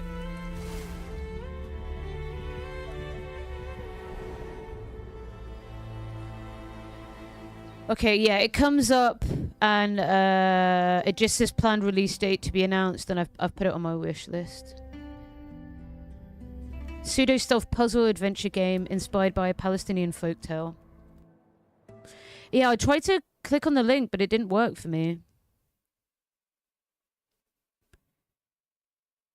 Okay, that would be a good game to play for some kind of fundraiser or something as well. But I don't know when it's gonna come out. So I wanted to do a quick sit-rep update from what's going on in Gaza. Have you heard of the Jesus game? No. To put it bluntly, no, I have not. I'm not saying I don't fuck with Jesus, but me and Jesus, we not spoken for a while, you know. Okay. So, right. All of these gates are closed. There is an open crossing, and there is a limited entry for approved cargo from the Erez West line. Remember, things are split as well. Wait, what is funny? Oh, the Jesus game. Added the game to the Discord. Thanks, love. Oh yeah, I'll share the Discord for folks as well if anyone wants in. We do movie nights. We have it off. We watched a real gay movie last night called God's Own Country about some gay boys in Yorkshire. It was lovely. It was very lovely, particularly from someone who's lived in Yorkshire. In Dales. I'm a Christian, but man, it's wild cringe. Fair. I guess you're into liberation theology.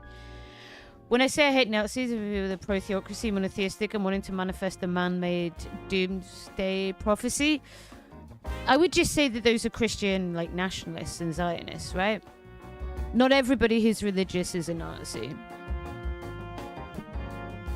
Like, we got comrades here who are religious.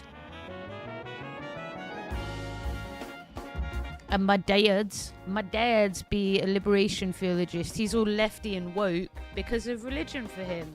It's not my cup of tea. I'm like a hardcore humanist. I don't believe in any religion. I believe you die and it's the end. And I believe that morality is a product of the human mind. And that there is a universal rules that apply to all of us. That's why most religions come to similar conclusions about behavioral practices, like not killing and poisoning each other and all that kind of shit.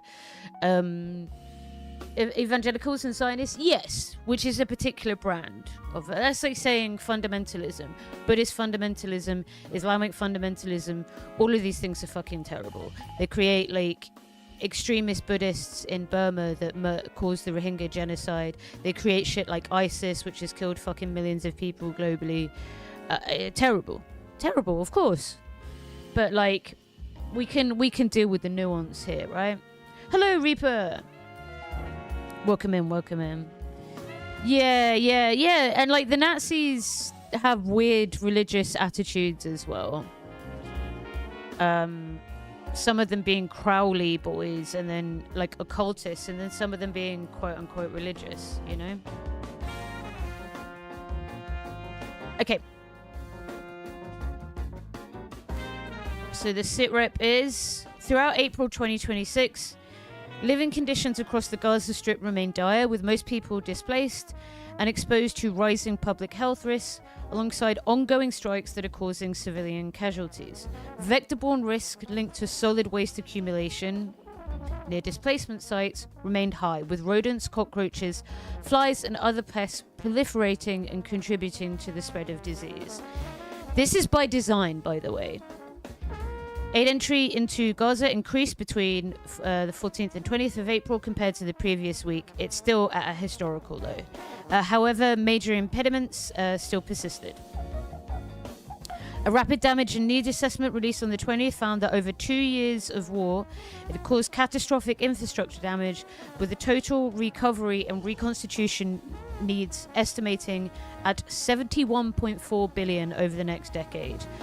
Over 370,000 housing units and nearly all schools had been destroyed or damaged, whilst human development in Gaza was assessed to have been set back by 77 years. The humanitarian shelter response continued in April but faced significant pipeline constraints. The timely release of materials, particularly solar lights and timber framings, ropes and tools, are essential to partners to scale up repairs of partially damaged shelters and support of a transition towards early recovery. Jesus, the work here this will be so hard to work in these conditions. Aid workers and service providers continue to face immense risks throughout the month, as a WH contractor and 2 from UNICEF were killed on duty. Every fucking time, man. Every fucking time. Every motherfucking time. They're just fucking killing people all the fucking time. It's fucking outrageous.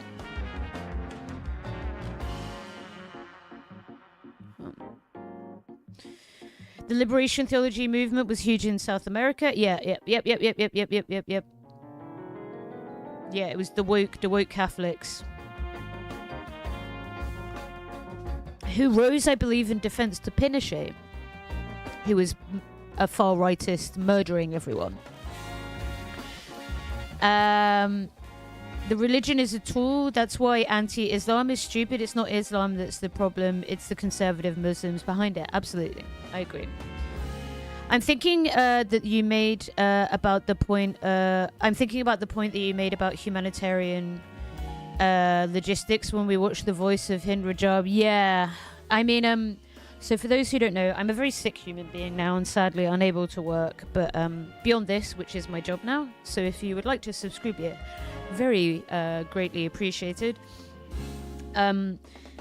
Humanitarianism is logistics, and often people sit in centers and like make life and death decisions about where to send people, where to send aid, where to send ambulances, which is at its most brutal if you watch The Voice of Hind Rajab, and you should know the story about that as well. And it's an incredibly painful watch. I recommend it though, but it is very heartbreaking because Israel fucking shot a anti-tank missile into an ambulance and it blew it up and 2 people died, and Hind was murdered and her entire family was murdered as they tried to flee Gaza in a civilian car with clearly fucking children inside it. 355 bullets were found shot into that car.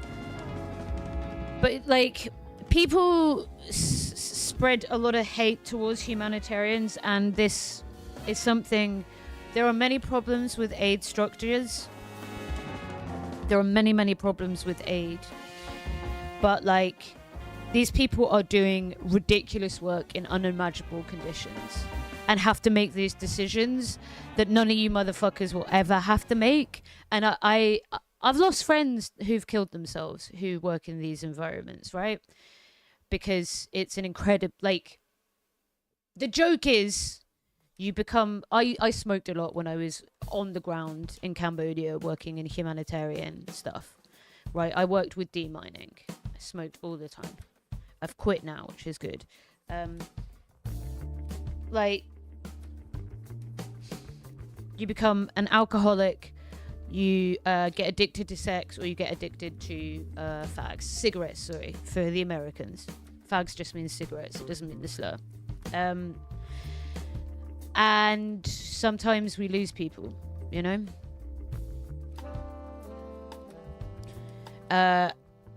So not only here are you being murdered by Israel, you are being forced to work in like the most... There's something called WASH, water and sanitation systems that are like the principle of setting up emergency refugee and internally displaced people, like the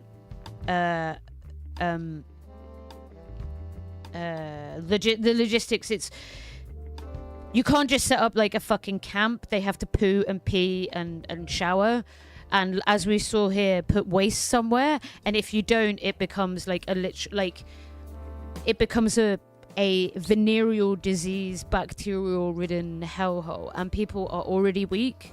Anybody with weak immune systems like me, I'm on plasma therapy, will be dead. Will be fucking dead because of the conditions here. And they're unable to establish these wash systems to the standard that they need because of Israel.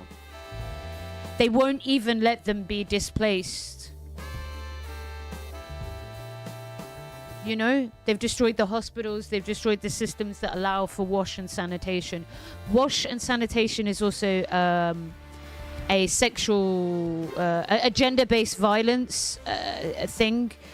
Like, women need and girls need a safe environment to shower in. Not Islam specifically, because even though it's, you know, their dedication to preserving what they built, protecting Al-Aqsa would be... What matters is that what people mean when they call Islam a religion of peace. The second group, just before the rats respected dried them, let them rest and put them back in the water. The second group managed to spend for 30 hours after being returned to the jars. Could I ask the context that you're asking in as we're looking at aid? Cat, please. Yeah, so 2 UNICEF workers and a WHO contractor has been killed. So that's the World Health Organization. They condemned the killings. UN experts similarly expressed grave concerns over Israeli military attacks affecting sites sheltering displaced Palestinians, warning that targeting areas known to shelter displaced civilians constitutes a grave breach of international humanitarian law. Hostilities around the Strait of Hormuz have created huge supply chain issues. The ships immediately translated into higher freight rates, including increased fuel costs and delays. The UN continues to call for the removal of remaining impediments to humanitarian access.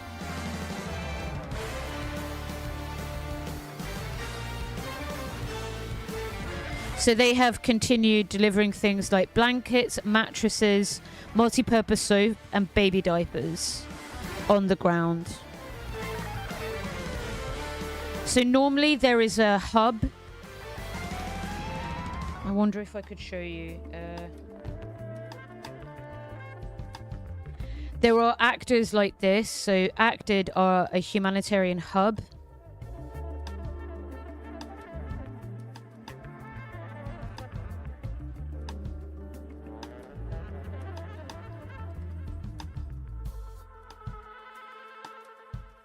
Yeah, here we go. they basically act as like hubs to coordinate all the different action, which would be the logistics around food and nutrition, rehabilitation of shelter and housing, distribution of non-food relief items, so medical and sanitation devices, provision of improving access to wash stuff, so safe drinking water, adequate hygiene facilities, and the promotion of good hygiene practices. What I'm trying to stress is that like the IDF are attacking this as well. So not only content with destroying the infrastructure of Gaza in itself and destroying the buildings there, they are attacking the systems that are supposed to be there in order to support refugee and internally displaced people. It's just a continuation of the genocide. It is just a continuation of the fucking genocide under a development hat. And remember to, I guess my point is, please reserve your fucking hatred for the IDF and not the people for the UN. Or the IOM are extension of the UN, or ACTED, or all of the organizations that are working there. They are often people doing their fucking best with just an unimaginable burden, you know? Oh, is it?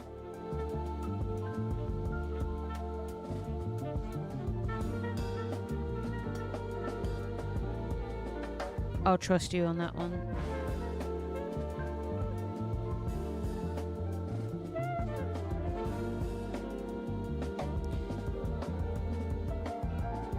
A troll bot.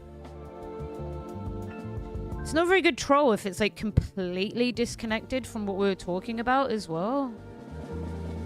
You know? Had the same thing in Laney's stream a couple of hours ago. Got ya. Thank you. Thank you. Okay.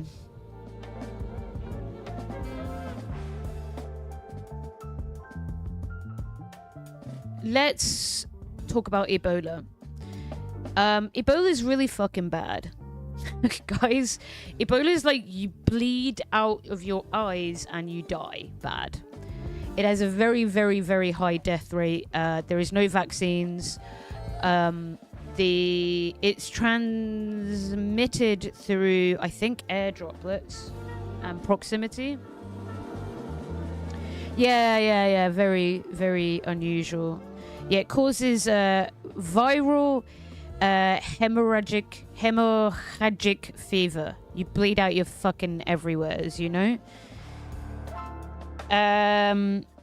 It comes from proximity from primates to humans. The disease causes a mortality rate of anywhere between 25 and 90%. The viral species and the timing of treatment, there isn't any treatment at the moment as well. We will do apples. I'm going to look at it after. So it comes from direct contact of body fluids such as blood. There are intermittent outbreaks. There's also something I want to say.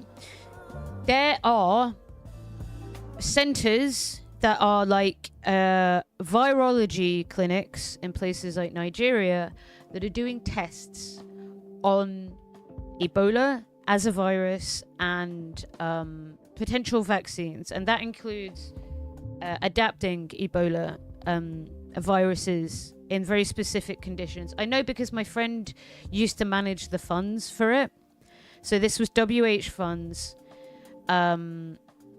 WHO funds that are to do with essentially the safe, trying to work out how to limit exposure to Ebola, hypothesizing potential ways that the virus could evolve and the dangers associated with that, and potential vaccines that train your T cells and your antibodies. At the moment, that doesn't exist, unfortunately, but Ebola is like really bad. really bad. People get fucking crazy about viruses, and there's going to be some bullshit conspiracy theories about this. No, because I'm telling you this because there are these centers, like there was in Wuhan, that are focused on exploring the Ebola virus, and they send money. There are, you know, these virus biolabs. Yeah, they exist. They exist for this specific reason, because viruses exist. And people are going to be racist and weird, I can tell already. But, like, genuinely, we need to get this locked the fuck down. We need to get this locked the fuck down. You know? It's associated with Africa, and most of the COVID conspiracies came from people who are very racist. Yeah. I mean, exactly.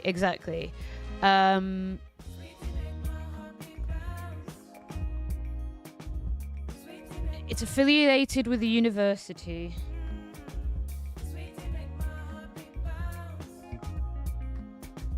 Nigerian Center for Disease Control.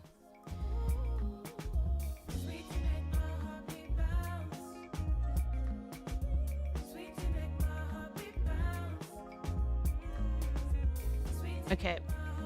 So, yeah, Guinea. There was an outbreak in 2013. It's in Liberia and Sierra Leone. Yeah, 11,000 people died. I mean, it was contained because it's easier to shut down, to put it really blunt, like places that don't have a lot of transport out of them because of poverty. But, like, yeah, we need to do that again. And ensure that the people there have the money and the support. But we are at a time of critically low infrastructure in public health. Reminds how many people... Yeah. Ik ben dead, exactly. Conspiratorial. Have a good sleep, Reaper. Much more right-wing space, and all I ever saw was jokes about it. Gross. Because it's not a pleasant way of dying. Not that any of these viruses are pleasant ways of dying, but you, like, fucking bleed to death. You literally bleed to death. Like, it's horrific. We tell communities what to do, and sometimes we lack empathy for the fact that when we're saying, don't touch a loved one who's sick to protect yourself, what parent wouldn't touch their child who was sick and crying for help? There are no known treatments for it, and there is no vaccine. If you're in a community that has a terrible history of colonialism, would you trust a foreign organisation coming in, wanting to inject you with something that's experimental? US pulled out of the WHO. And yeah, sorry, to be clear, this is definitely a thing as well, particularly like the Bill Gates bollocks. They use Africa as their testing ground. Now, it makes sense to trial Ebola vaccines in the place where Ebola is. But, like, how about we use a very simple principle called consent, and we explain to people, and what this guy is going to tell you is likely to be true, is that requires extra steps, and it requires really good communicators on the ground who are people who explain transmission rates, the effects, etc., to community members.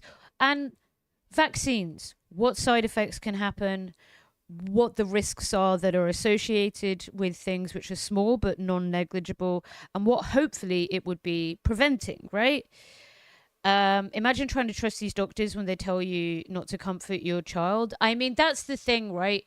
Public health communication has to work with people. It cannot work against them. In the same way that AIDS and HIV transmission is, people are going to fuck. People are going to fuck. You cannot stop this. So talk about how you keep people safe when they fucking. People are going to bum each other and have a lot of fun. Let's keep them safe while they do that. That's our job. Our job isn't like stop that and then moralize them, right? I'd actually rather die in a ventilator of COVID. I mean, all of these are terrible ways to die, but like Ebola is like you bleed from orifices. Hi Alyssa, go to sleep now. Thanks so much for being in the background and lurking, and it's lovely to see you, and have a good rest. No more fucking allowed. Funding. So all of these. You just reminded me of the Tuskegee syphilis. Yeah, so this was that's a good example, right? This was when basically a bunch of people got infected with syphilis, and they were all black, and nobody told them about it. There was not informed consent at all, and it was fucking terrible. So there is a long history of like vaccines and treatments being used through colonial means, you know? You have to take the extra steps to communicate with your population, explaining what a vaccine is, what a disease is, what the risks are associated with everything, and then let people come to their own conclusions. Necessary to develop things like a vaccine. Yeah, it was a couple of generations, yeah. Responsible for more deaths. Hello and welcome to the forecast. The World Health Organization has declared the Ebola outbreak This is quiet. in the Democratic Republic of Congo an international emergency with around 350 suspected cases and 91 deaths. Uganda is also reporting cases, including in the capital, Kampala. Oh, God. It's a strain of the disease for which there are no approved drugs or vaccines. And it comes just as Western nations have slashed international aid funding, prompting fears of an outbreak on the scale of the 2014 Sierra Leone epidemic, which killed over 11,000 people. Joining me is our health and social care editor, Victoria MacDonald, and from Cape Town, Dr. Oliver Johnson, who led the Ebola isolation unit in Sierra Leone's main hospital in 2014 after the lead doctor died from the virus.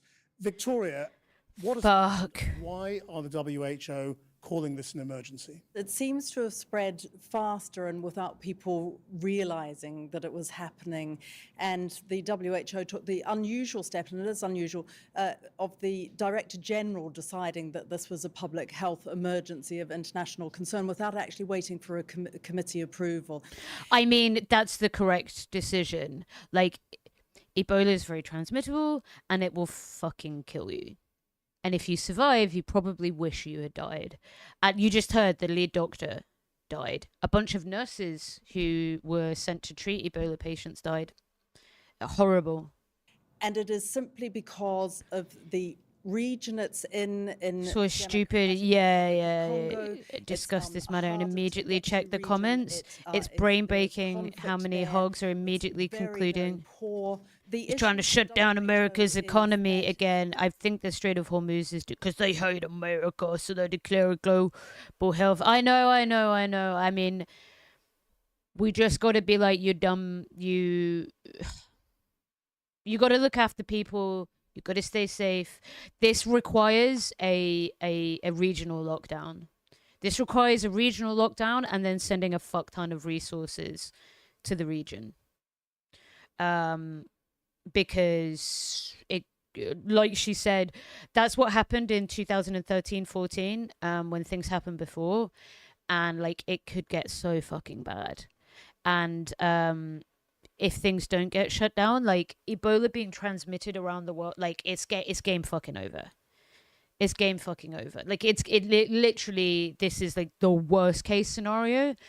And unfortunately, because of COVID, people are like, which had what? Like, it has like a 3% death rate and a 3% disability rate.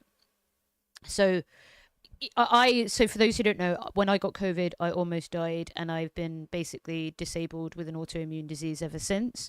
So I, unfortunately, am in that fucking 6%, and fuck that, you know? But like, Ebola is like, that's it. Sci-fi level of completely fucked. If it gets into major cities, the fact that it's in Kampala is really concerning. That's a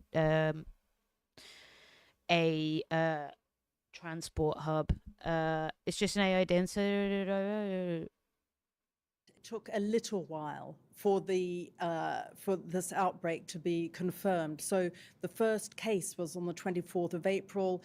He died 3 days later.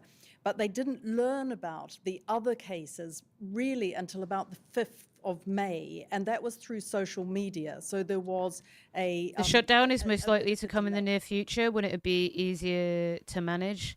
Waiting longer would make the logistics worse. Well, at the moment, you lock down this region and just try and keep abreast of... You'll know if things are being transmitted, but places like Kenya... If it gets into Kenya, Kenya is a huge international hub, you know? if it doesn't come soon, it won't come in time. I mean, I'm hoping that things are being shut down now as we speak. You know? They have reacted very quickly since then. And of course, it is transmissible, not as transmissible as COVID, but it is transmissible. And it has quite a high fatality rate. And now we can see, as you mentioned, that it's spreading across borders. And we see the 2 cases in Uganda. And that is precisely what you do not want to happen with Ebola. Oliver, you have seen this disease close up. And I think the Ebola word is one that strikes fear right around the world. Can you tell me, I mean, what is it? What is it like to encounter? Is it the case that everybody who gets it dies? You know, how fatal is it? So Ebola is a disease, and there's a number of strains. This is a slightly unusual strain that hasn't been the common strain in other recent outbreaks. And that's why the vaccines we've developed in recent years and some of the other treatments aren't effective, as far as we know, for this strain. But it's generally spread from patients who might have diarrhea and vomiting. And if you come into contact with that and you were to not wash your hands, you yourself can become sick. So it's quite transmissible, but it's not airborne. But I think what makes people so afraid is the very high fatality rate. So somewhere between 30 to 50% of people might get sick. And it's often caregivers who become unwell because they have so much contact with people who are sick. So that might be mothers. I was going to say, or massively skew gender relationships then as well, because you'll kill a bunch of women in the region. But it's also health workers. And so it's particularly frightening for health workers in facilities who, in doing their jobs and in trying to care for members of their community, can become exposed. And what happened in 2014 to make that outbreak affect so many people? I mean, how did it spread so far and affect so many people? So what is it they need to avoid with this outbreak? Sorry, I'm just thinking a part of this is, you know, he was talking about the different strands, the different mutations of the virus. People may have been vaccinated against previous strains and then now might be like, well, what was the point in that? Because it's mutated, but that is the nature of developing vaccines, whether it's for profit or not. And obviously we hate for profit, but this is why public health and science communication is so important. Like viruses, bacteria are constantly adapting to try and evade our immune system, right? In order to survive. There's the will to live is strong in these little fuckers. So you have antibodies that don't match up 100% accurately to a different strand. You're just going to get it and die, you know? I don't know how you communicate that to people, but you need to make them realize that the vaccine that they took before still probably was effective, and that they actually might need to take more vaccines. I don't know what the public health response will be to this. It sounds like they don't have a vaccine for the current virus, and I don't know how effective with that death rate vaccines are. Clearly it's stymied transmission to a certain extent, because this is the most recent. It's like a 8-year gap between the huge explosions. There's always Ebola knocking about a bit, but this is bad.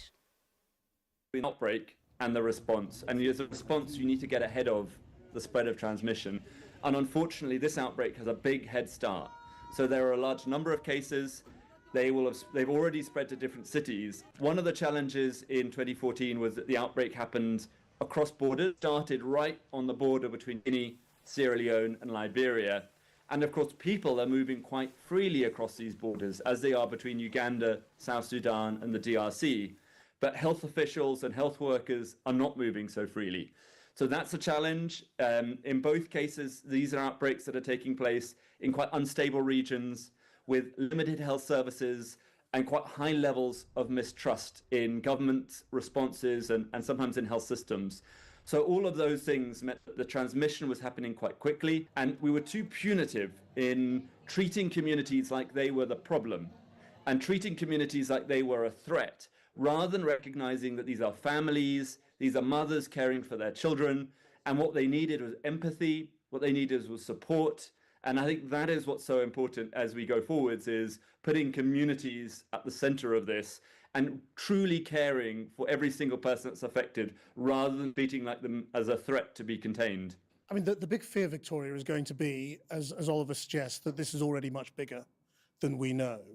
I mean, when they talk about 91 deaths, how certain are they? I mean, are they confirmed to be Ebola, or are these sort of people with symptoms that have died?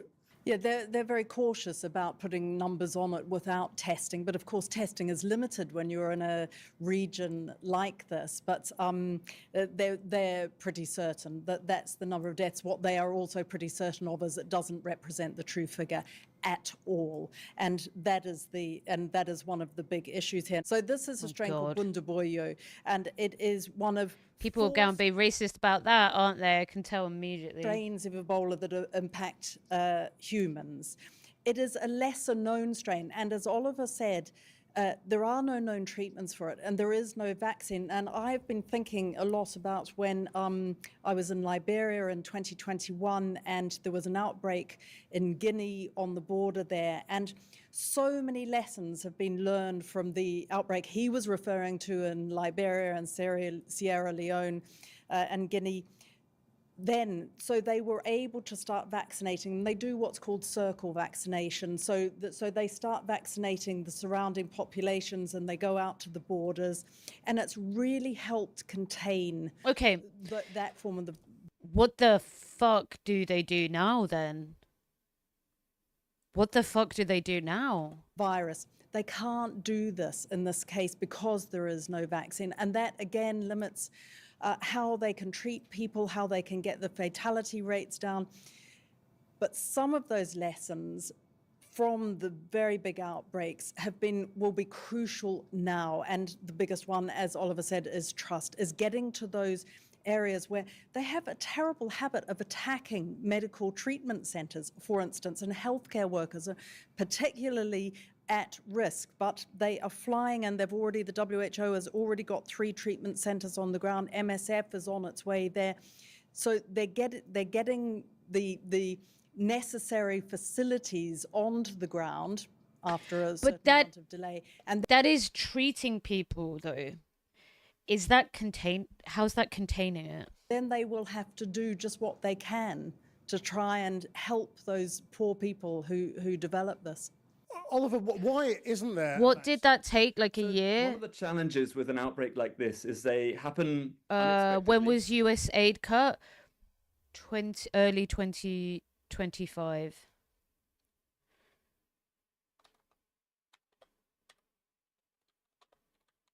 Was when it was cut overnight.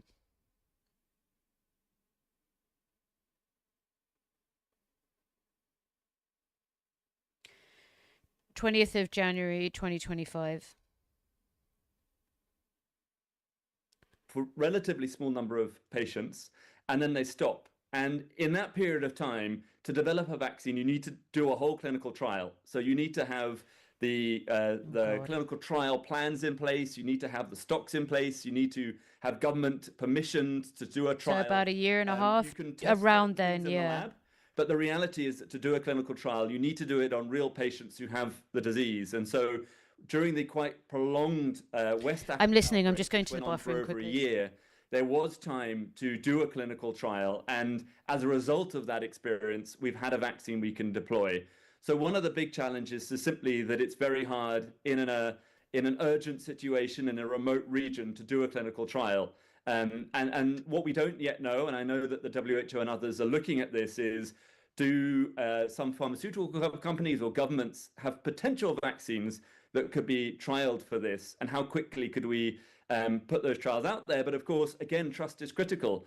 If you're in a community that has a terrible history of colonialism, a terrible history of exploitation, would you trust a foreign organization coming in wanting to inject you with something that's experimental? So, it's very, very important that we do clinical trials. It's very important that we do them in a way that has trusted voices at the centers, which might be faith leaders, business leaders. It's not necessarily government officials that people will trust.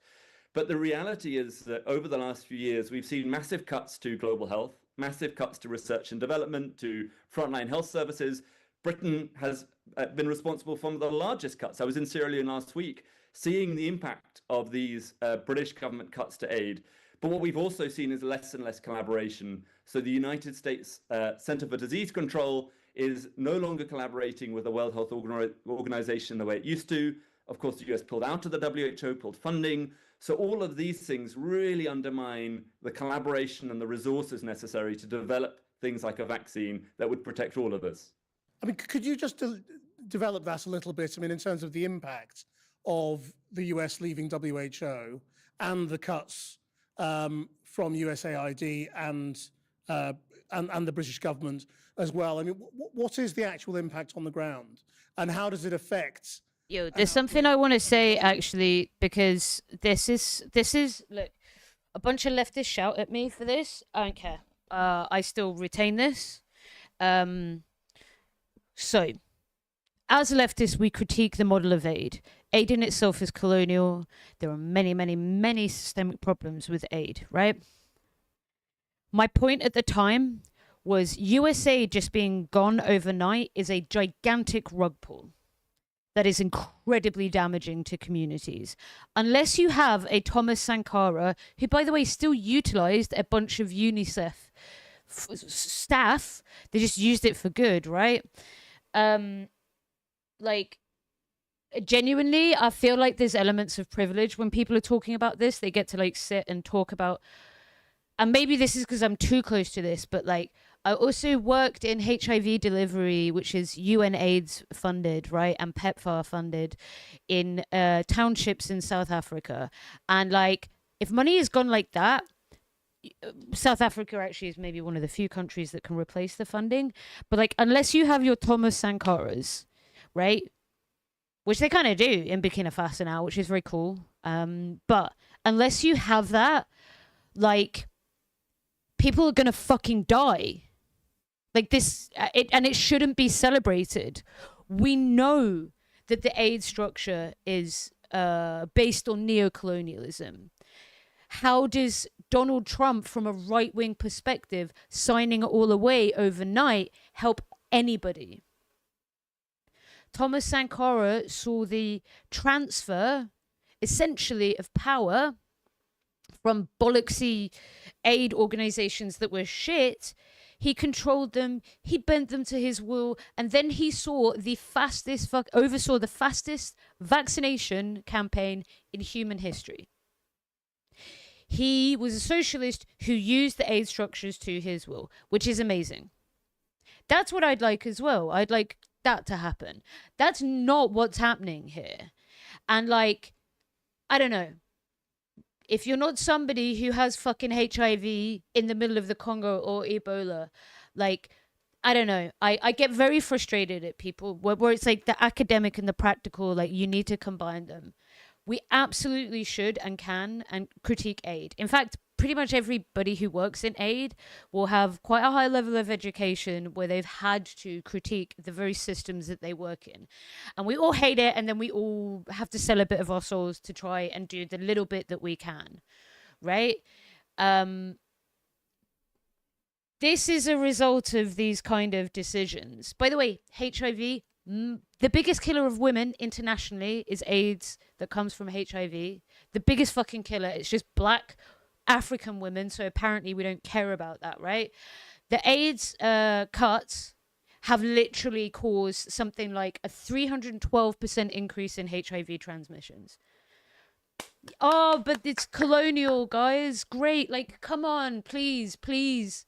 The nuance. Like,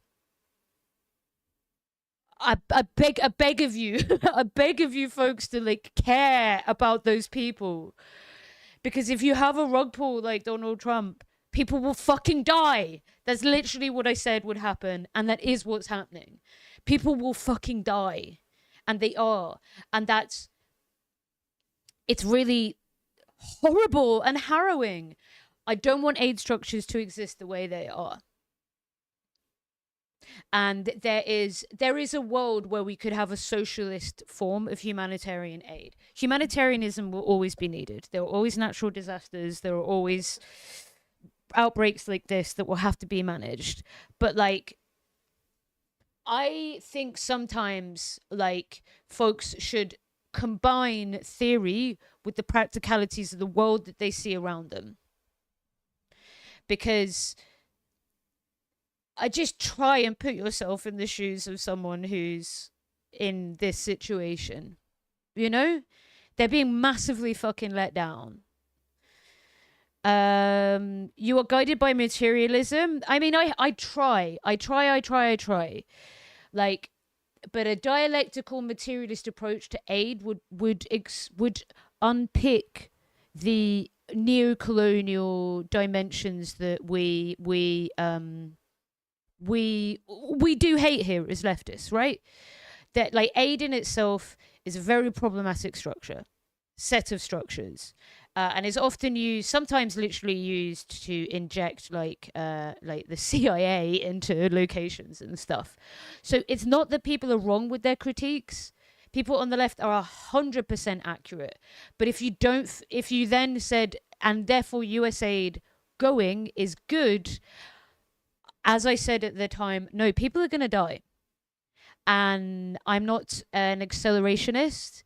And I know what it's like to work in these environments where you have fucking nothing. There's like a dirt road and someone drives on a bike with like vaccine vials in a little styrofoam fucking, like literally guys, in a little styrofoam case at the back with ice in it.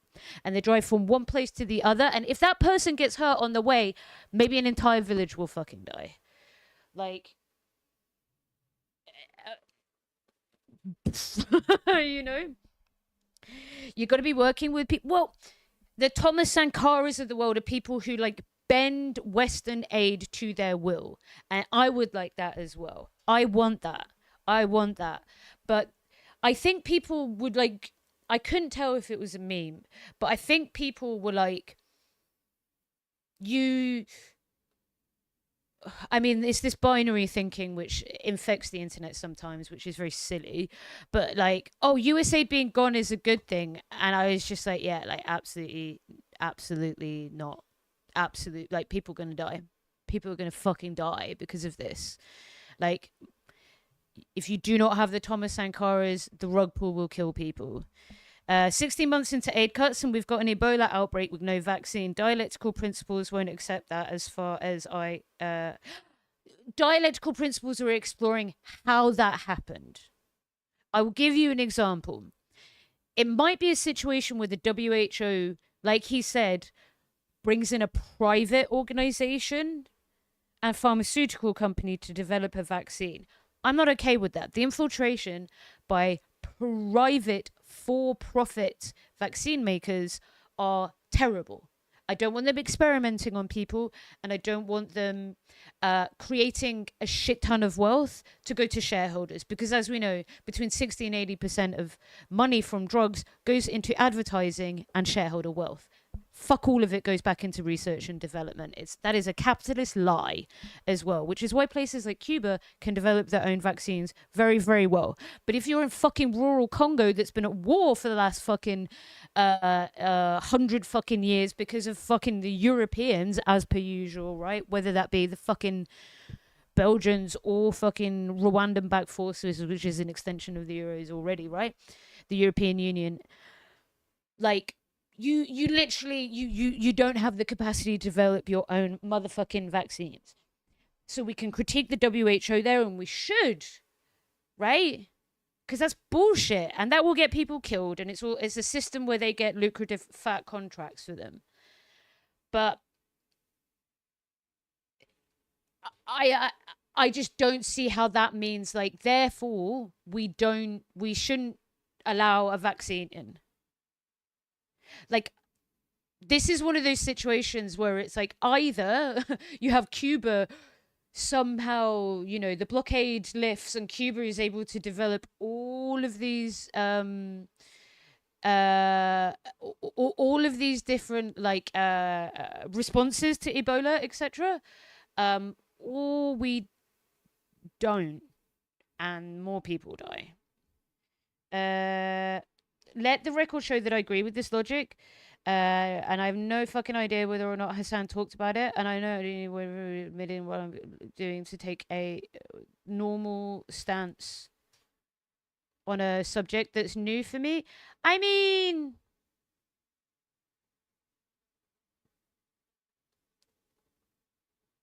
okay, what the fuck are you on about, Kenny? I'm gonna time you out. Wait. Yeah. Stay on topic. Or leave. Stay on topic. Whoops. What the hell did I do there? Stay on topic or leave. I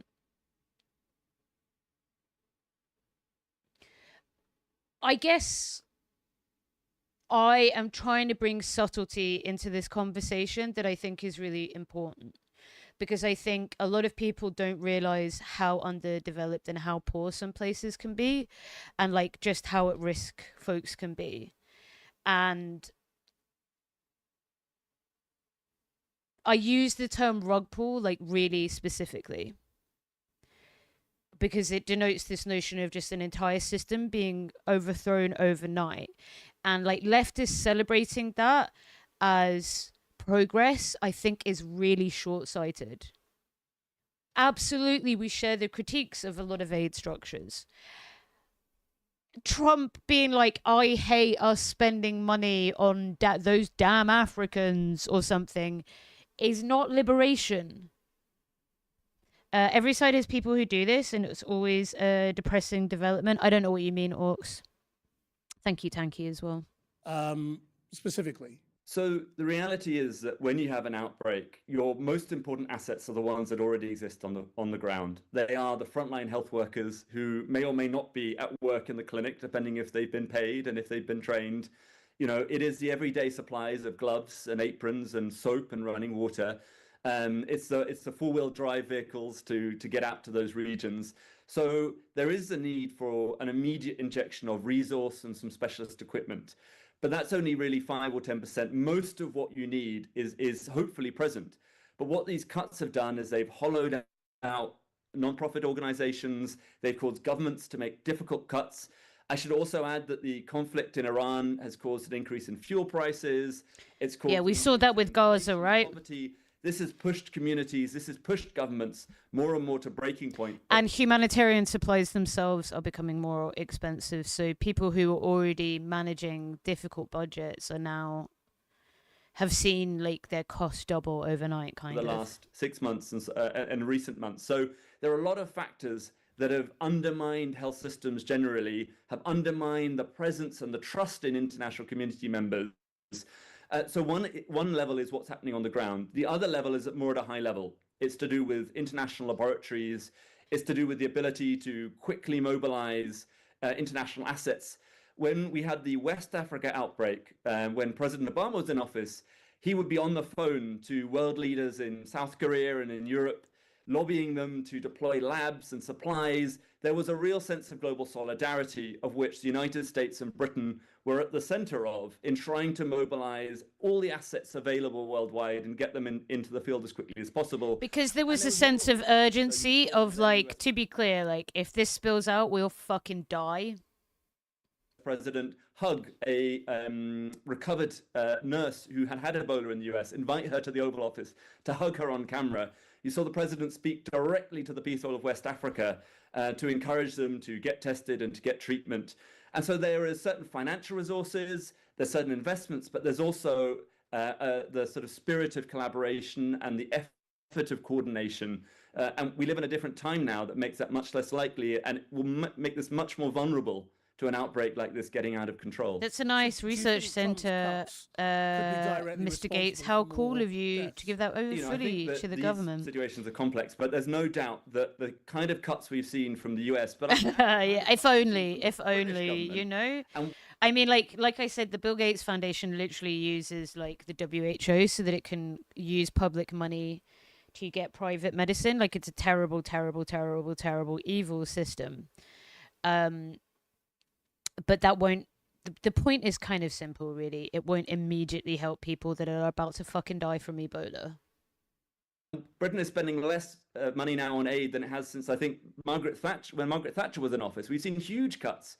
In a country like Sierra Leone, the British government's almost completely pulling out of health funding.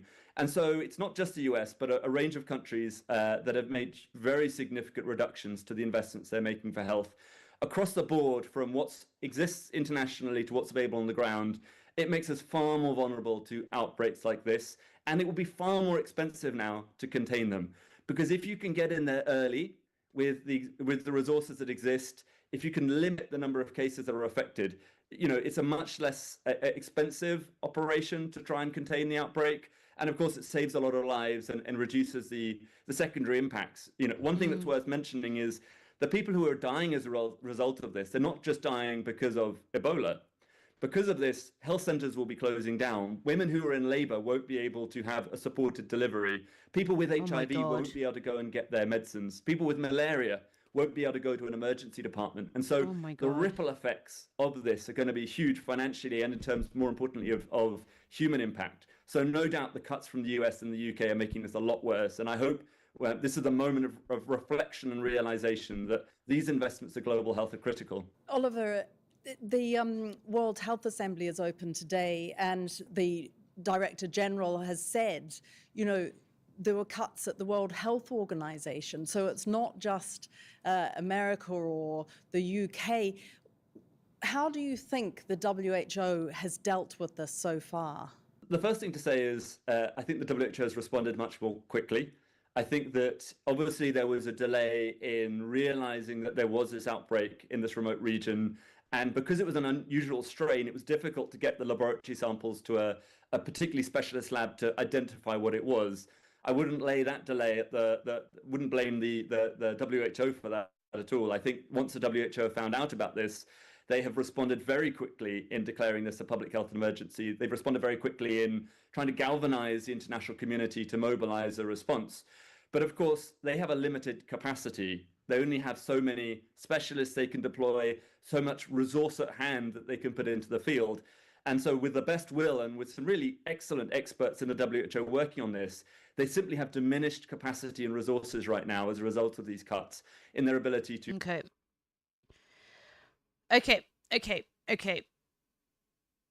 I mean, I just hope that they action this as soon as fucking possible. I have to go to the bathroom, and then we're going to take a look at something I saw on Gremlo's stream the other day, which is, a dynamic, and if you're in America, I'd be interested in your thoughts. But this is my understanding.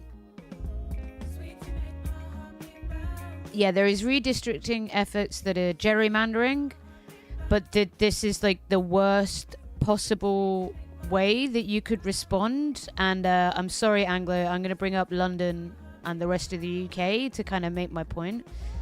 But I just got to pee, so I'll be one sec.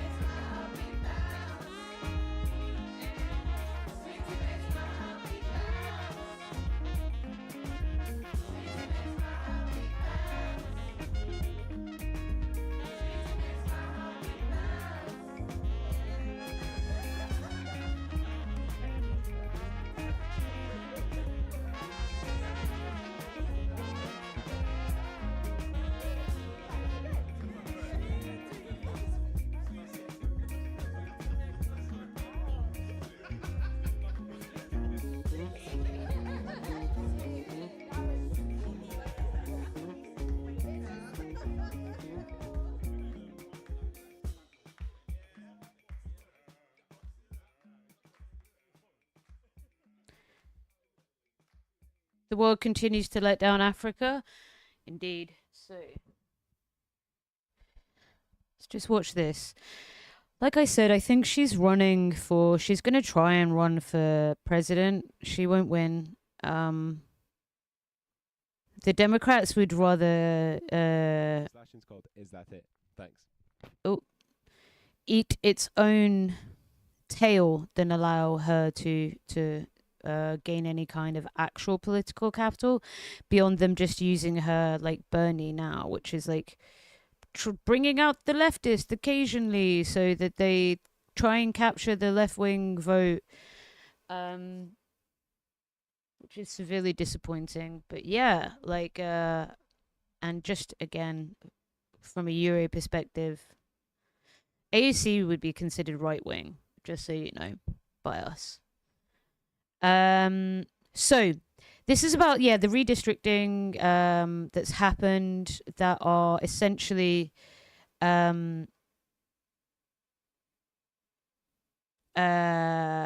are essentially efforts to try and challenge it because it's gerrymandering places, but like the Dems could have done something before, particularly when they had Congress, and they don't now.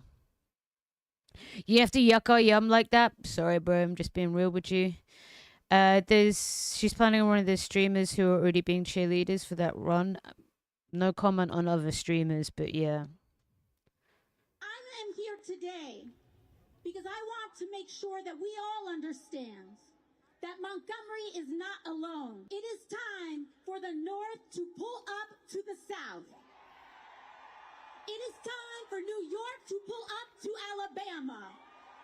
It is time for all of us to come to Georgia, to Louisiana, to Tennessee, to Mississippi, and let them know exactly what they have uncorked with this injustice. So I feel like this is a speech to people in New York, right? Because if you're somebody who's organizing in Georgia, in Louisiana, in Tennessee, and in Mississippi, you don't need someone from New York shouting at you. And from my understanding of the dynamics, the political dynamics at play, this will only further embed a kind of like regional division that exists in the area. I live in the north of the UK, and I sense that this is similar to when I shout with London fucking Labourites who tell us like how to think and how to feel. Oh yeah, she spoke in Montgomery, Alabama, where thousands have gathered to protest redistricting efforts across the South. No, you're right. Then, I mean, good luck, Democrats. It feels like, very... it's time for New York to pull up to... Is it like, do you need our help? Or, I don't know. There will be loads of Southerners who agree with her. I'm sure there are. But then why did the Dems not do anything when they had the opportunity to challenge redistricting efforts? Why did they not do anything? Why do they suddenly care about this? Why is this a problem? Suddenly. Back from the meeting, how was stream? It's good. Controlled opposition, I mean... They didn't do shit. But just trust me, bro. One more Nazi tattoo. I mean, sorry. Totally valid leftist. We'll do it. This won't do anything. Well, you think you're gonna get some people winning in Alabama? By shouting at them and talking about redistricting? How about you talk about people's lives? Like, this is such Democrat stuff, you know? Fine. I'm going to presume that this was for people who were in the Democrat Party who turned up, or like 5 of them in Alabama. Yes, they're protesting redistricting efforts, and I'm sure that that's infuriating. But the Democrats in the South are much smaller, and less coordinated. And I just feel like her shouting at people, like, I don't think that this is good organizing. I think it'll make it harder to organize in the area. But then again, she isn't interested in organizing. That's the point. She is interested in building her own political capital here. I may have to move to Alabama. God damn. Hey, maybe you'll meet AOC and she'll tell you how to feel about that. Please don't think punching left is pushing. Not assuming that you think that. Just talking about how things have gone in the past. What do you mean? What do you mean? Like, punching left, she's not lefter than me. So, you know, look. My problem with AOC is that she is going to be used as a cudgel, a leftist cudgel to beat voters with. I'll put a bet on it. She ain't winning. I will put a bet on it right now. She's not winning.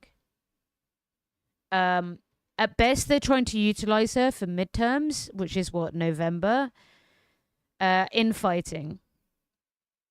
The luxury of watching me, I suppose, is I'm not American, so I can be very blunt about the dynamics that I see at play in America. I extend my solidarity to everyone in America who's fighting for a leftist cause. I think that AOC is a bait and switch. I think she's compromised. It's chill, don't worry. I'm explaining what I mean. In the same way, I'm like, Platinum's a piece of shit. And like, you motherfuckers are falling for him because I don't live in Maine, so I don't have to. There's a good part of this, I guess, Twitch left is that you get to watch a variety of viewpoints and come to your own conclusions. I have a friend who moved back to rural Alabama. Now I'm more worried for him with this news. With this is the thing. Redistricting will make it harder to vote for Democrats. Yes, that's all they care about. I think there are a lot of baits going on right now. Do you think the Democrats... This is my main... So even though we do Hassan Watch, and I struggle sometimes with Hassan, he sometimes is very good and sometimes is very bad. One of my main criticisms of Hassan is his willingness to see like people slightly on the left in the Democrats as a force for good. I think, fine, it's better if they get like they get voted in. Yes, of course, I'm not stupid. There is a big difference between like putting your political capital behind a candidate and being like, Plattner might be less evil. Great. I think he's gonna like really let people down as well. I'm more left than AOC. I'm not gonna sit here with no critiques. I can acknowledge she's probably better than most Dems, but it's still not good enough. Exactly. The DSA has branches in Alabama, but I'm not sure how big their membership is. No, you're okay, Tanky. Like this is going to come up all the time here. And a luxury I have is being like, I mean this in a positive way. Like I don't care about the political nuances of Democrats and them infighting about how to perpetuate capitalism. Because Zoran is one of the few people that I am willing to be like, no, I think Zoran is a net gain. It's because I do think Zoran is a socialist who run on a SocDem platform. He's also a mayor, so the expectations and the power is different. She's corrected herself on that point. Nah, man. Nah. I'm sorry. She's been... Nah. And this feels like they're using her to like tell people in the South what to do and how to mobilize. And I'm going to presume like regional inequality is going to be real fucking bad in somewhere like Tennessee and Mississippi. Zoran is a net gain by default because he's managed to deliver on some campaign promises that help people. Exactly. Which takes the concept of what people are talking about as socialism out of the Twitch discussion, Twitter space to people's lives, which is really fucking important, you know? Oh my god. I've been putting it off. There is a difference between purity testing and making sure your community is safe. I think that Hassan is making the tent too big, and a lot of leftists in the South feel left behind and looked down on by the liberal elite. Thank you. That's pretty much exactly what I was saying. Like, there are some lines that I purity test on. Genocide, for instance. Everything else, I'm willing to... I know that someone like Zoran, who isn't actually like that left wing, is still, like I said, a net gain. He's like, I'm going to do the socialisms, and it is someone who like doesn't give a shit about any of the conversations we have. Are like, hold on, I have better childcare. Hold on. That guy said he was a socialist and I get better childcare now? Oh. Okay, that's good. That's good then. That person who doesn't give a shit about the conversations that we have here might be interested now for the first time. And I think that that's really good. I think that that's a positive. And as I always say, you build on the successes and the failures of what Zoran's going to do. I don't trust AOC when it comes to Israel-Palestine. She's voted to fund the IDF. Why would you trust somebody who's giving money to a genocidal government? How is that me purity testing? That is a low bar. That is a low fucking bar. Don't be giving the money to the Nazis as they're setting up the camps. Don't be giving the money to the motherfucking Hutus as they're fucking sharpening their machetes. Don't be giving the money to the Serbian and Croatian military, like, governments. How is... Fine, then I'm woke and too far left. I'm happy with those principles. And I'm someone who... I am a socialist, but I am much more willing to work with Soc Dems than a lot of people. And I'm much more willing... I think Soc Dems are a net gain. Some people think Soc Dems are a net negative. And they're like, because of what happened in Nazi Germany. And I'm like, okay, yeah, you're right in that one instance. And in other instances, you're wrong. And I just trust my analysis of where I am. I've been waiting for this video. You'll be amazed by the chudness of the people. I need to show you one thing. That I saw yesterday.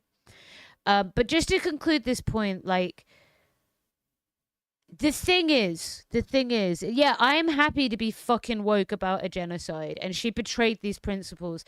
She was thrown out of the DSA, guys. She was thrown out of the DSA because she betrayed these principles. And I am comfortable saying that I don't trust AOC. I don't think Zoran is another AOC, thankfully. I'm happy and confident to... Yeah, good. Like, DSA, fuck off. Who then? There are candidates. Boar, my love, could you send me that candidate, which was the guy that we were looking at before, who's the DSA guy who is backed? We spoke about it a while back. The thing is, Tanky, Platner, DSA backed, says some good things. Do you understand why I have a hardcore line with somebody who I think is not from a marginalized community and somebody for who the Iraqis was a Nazi? Was a fucking Nazi to people. So I get why people fall for the Platner trip, but I don't trust him. Thank you, Greg for Senate. Boar, lovely to see you. Drop right in, helping a queen out. This person, right? Platner is in the convoy. He's going to win. And I don't trust him. I would like to have seen... Why isn't AOC sticking to her principles, Tanky? She is... Why did her moving to the Senate see her change what was initially apparently a core foundational principle of hers. She was a member of the DSA for this reason. They supported her, they mobilized with her, they engaged with her, right?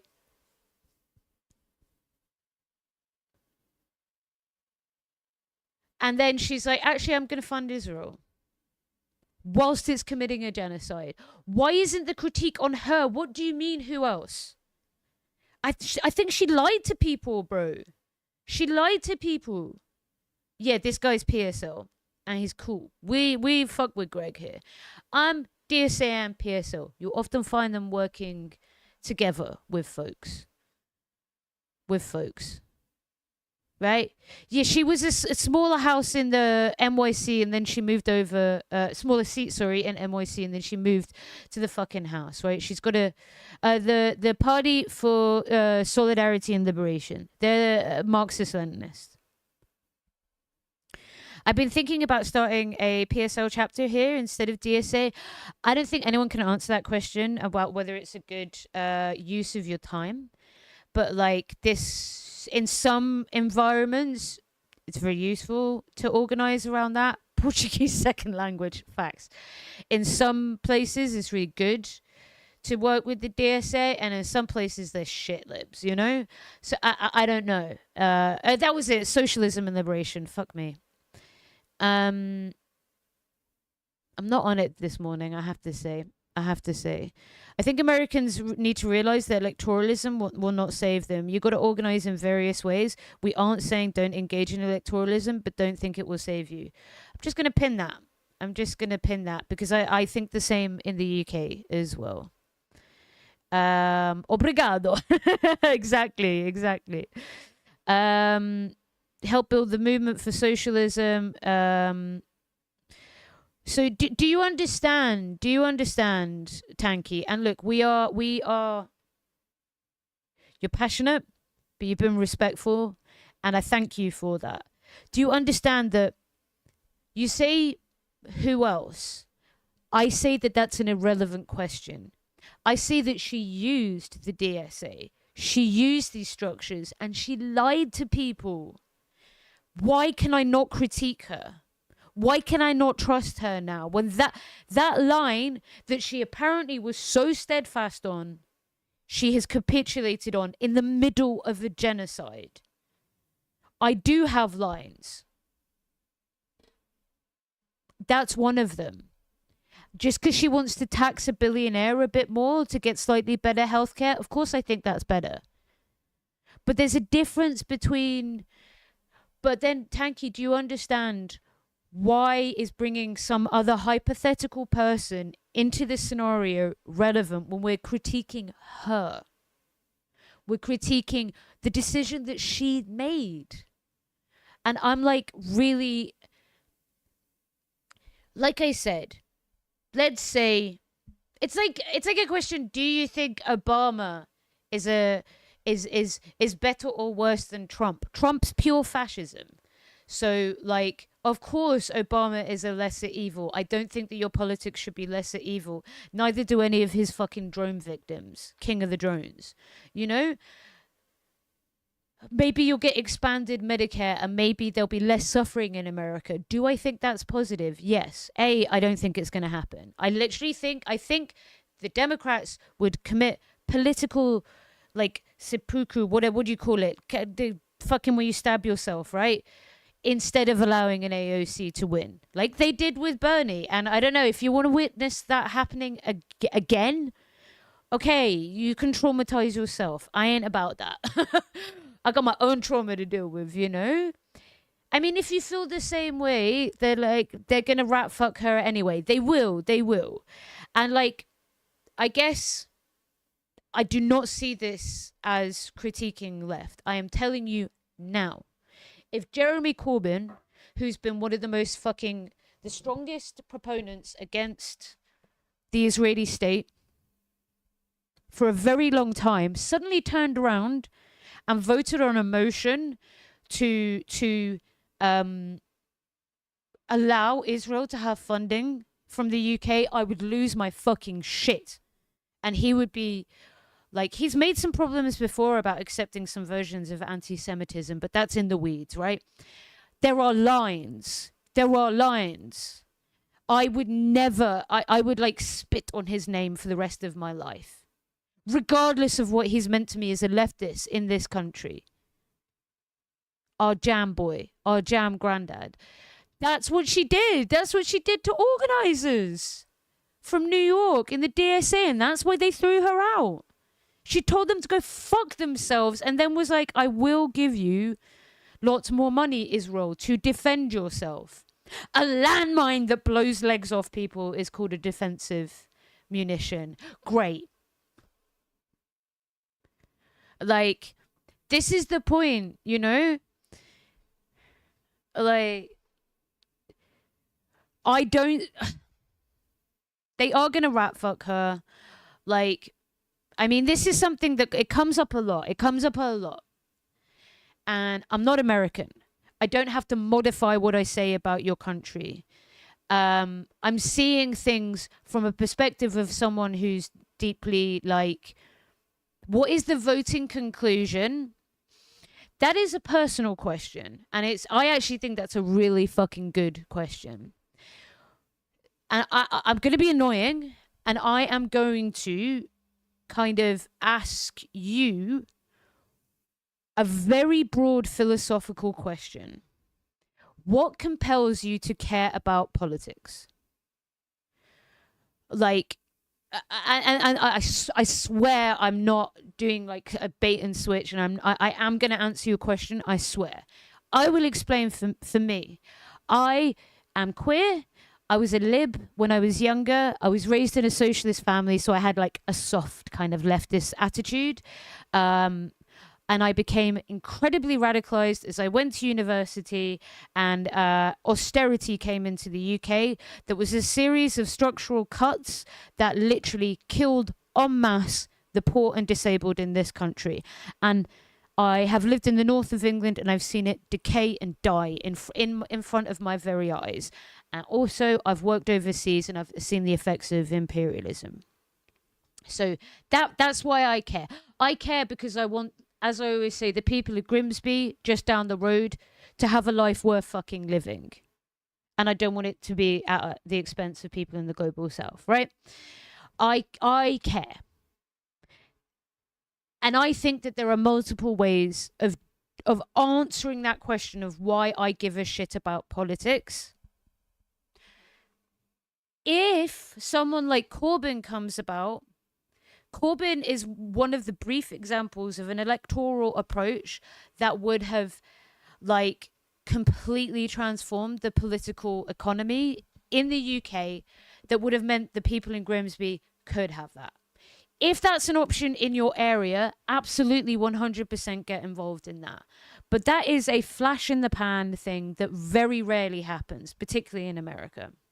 Zoran is able to be like, here's more fucking buses, here's more fucking food, here's rent stability. That's that version of that, right? And that's why I'm like, he's a net gain. That's going to help bitches out in fucking NY City, right? Is it going to bring the revolution? No, Corbyn wasn't going to bring the revolution either. I don't think that that's something you can vote in.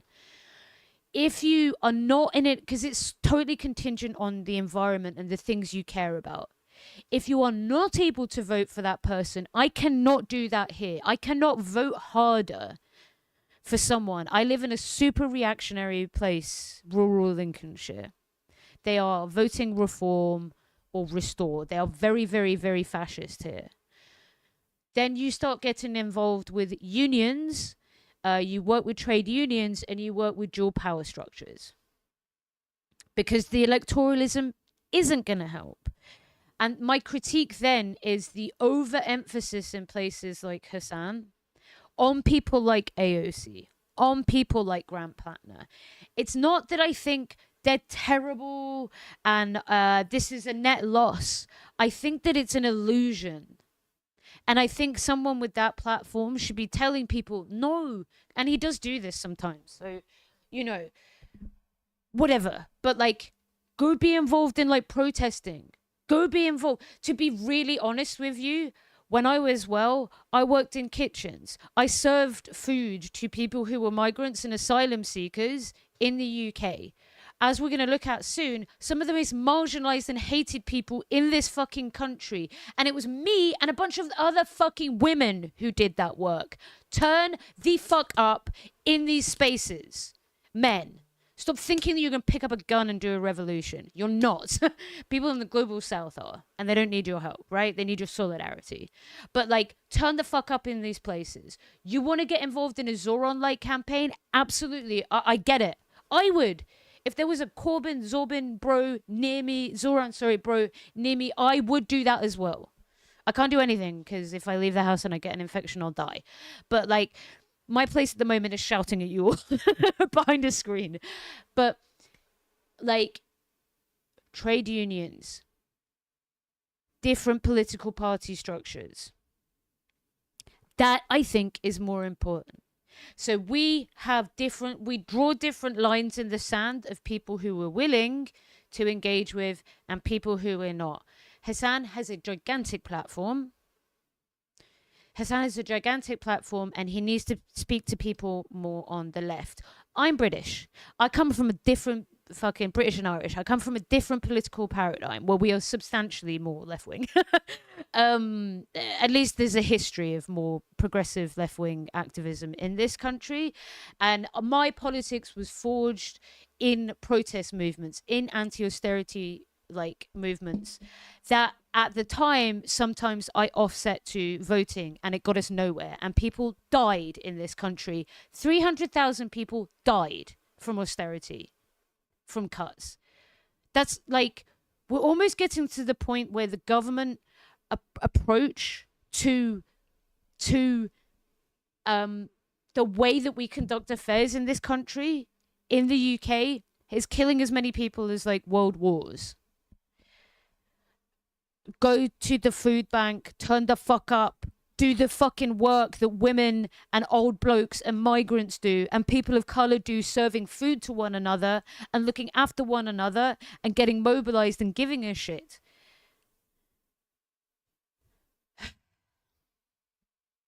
And people are still dying. Exactly. So I hope you don't feel, Tanky, that was me shouting at you.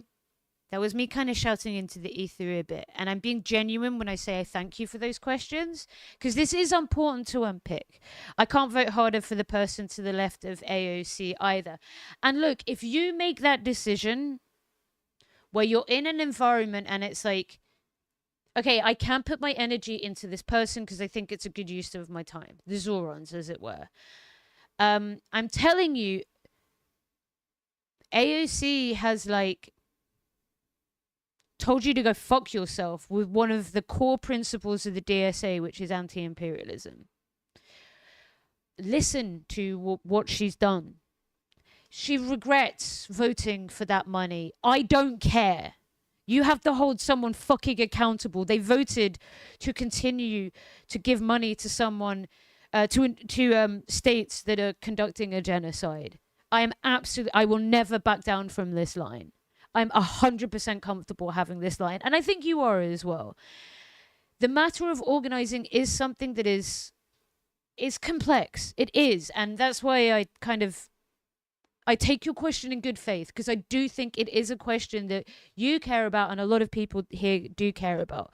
I'm telling you, if you offset your energy into like your Grant Plattners, your AOCs, you are going to be let down.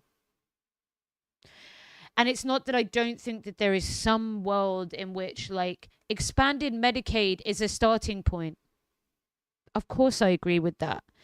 But your energy, your time on this earth, I am telling you, I think is better spent elsewhere. And it's maybe with guys like this who are more your actual politics and doing the Lord's work on the ground. Don't do 2016 all over again. I mean, if you want to see Bernie fail again, you know. So yeah, this is the guy in Ohio, by the way. Any of the Ohio heads, of which bore was, although you're leaving now. But yeah, there is a socialist alternative in Ohio. Get the fuck on it. You know?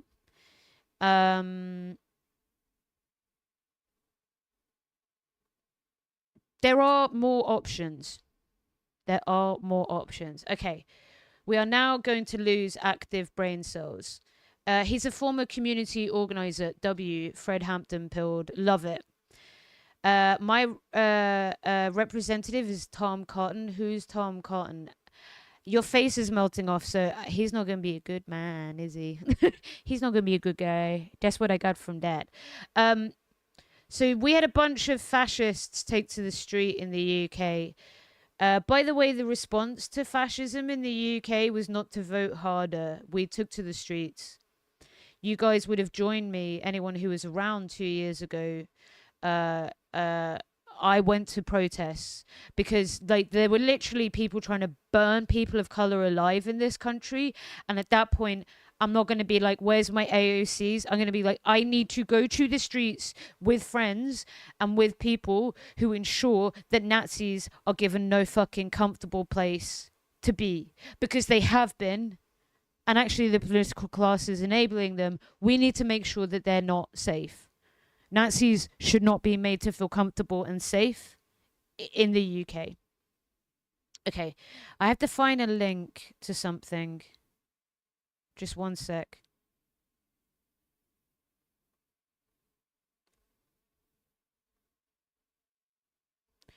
God damn it, Andy Burnham. There is something that's happening, by the way, that's similar to this in the UK with Andy Burnham. Andy Burnham, I went into it yesterday. The VOD's up. Andy Burnham, bait and switch. Blairite. Blairite. Won't be better for the UK. We're getting fascism, and people like me might die. I'm being serious. I don't know what I do without the option to go see the NHS. At least if there's an emergency, like if I get an emergency infection, that's all they've got. And if I don't get that, death, I presume. Sorry, I'm trying to find it. It's the link that I had is I tell you what, let me find it this way instead.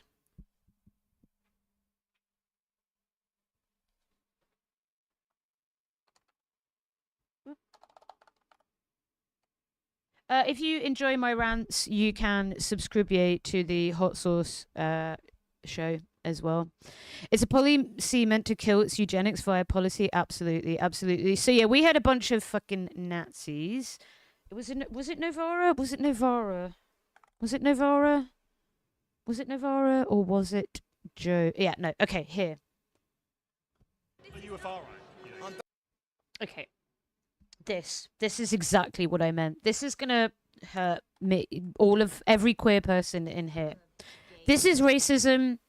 This is a racist march that a bunch of people got bussed into London, and they shouted at people of color and said Islam's gonna kill us all, and were really reactionary and put on a terrible music show because white people ain't shit.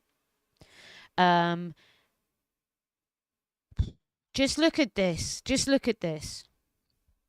You know, that's like a big part of like. Can't cover biologics? Holy shit, do you have MS? Yeah, solidarity, mate. Solidarity. I have to take plasma therapy or I die. Literally. Because I'm on biologics and they refuse to treat me. It was excruciating. There were levels of abysmal dog shit I didn't know existed. Yeah, man, like... just wait though. Sorry? They were extreme right. Yeah. She's like, excuse me, the Nazis were extreme right. I am far right. This is important. This hurts. You're choosing your whiteness over your queerness. You're choosing your whiteness over your queerness. They hate you. They'll kill you. Every day I understand why they were gay Nazis and white supremacy champions, their literal self-preservation. Reynolds, Eds, oh shit. Mate, I'm so sorry. Solidarity. It's like Crohn's, from my understanding. My friend has it and has had a bunch of free biologics from the NHS and is in remission for a long time. I'm really sorry. Between far right and extreme right. Are you a far right? Yeah. I'm very far right and proud of it. Yeah. But not extreme right. What's the difference? There's a big difference. Do some research. I'm not going to explain the history. Listen to you. I'm helping people out there do their research by giving people answers to people who are here. I think you're being quite antagonistic, actually. What's the difference between the far right and the extreme right?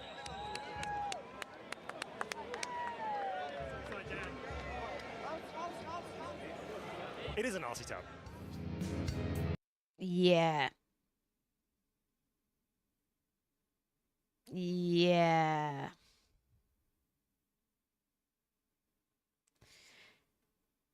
I joke, I donate a lot of blood to the hospital. Lol. Okay, we're gonna all actively lose brain cells. Lesbian. Oh my god, we got a raid! Trans women wants you to know they love lesbians. Hey, Red. Thanks, trans women. Wait for it. Wait for the drop. Hi, Red. It's a bit. Oh, if the way you're welcome in, motherfuckers. You know you can't be lazy. Lesbian. Red Olin. Break it down, bitch. Put the motherfucker up. Break it down, bitch. Welcome the fucking folks. I am Lesbian Hot Sauce, your friendly neighborhood leftist lesbian. We are here to actively lose brain cells. We're looking at Nick Shirley. He came to Londinium to do a racism. To expose the racism and utter, stupid people, stupid racists, of which there are many, sadly, folks, Red is a very fun streamer, has put a lot of thought and time into a crazy setup, so please go give Red some love as well.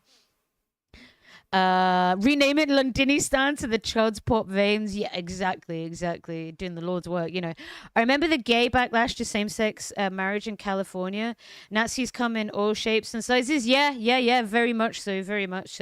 I guess I'm being so for real. Like, we just watched a gay woman who had a rainbow lanyard on be like, I'm far right, I'm not extreme right, and it's just like I'm a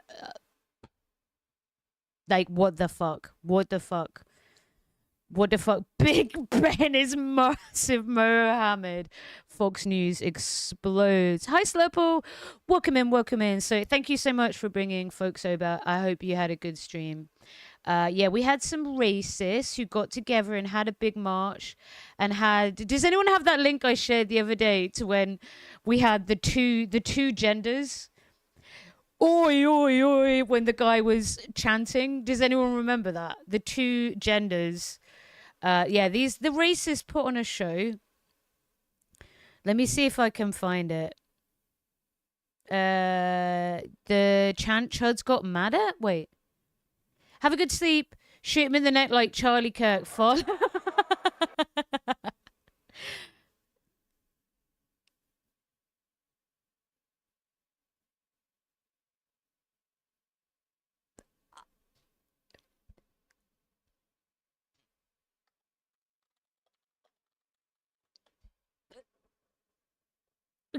You try and get me killed out here?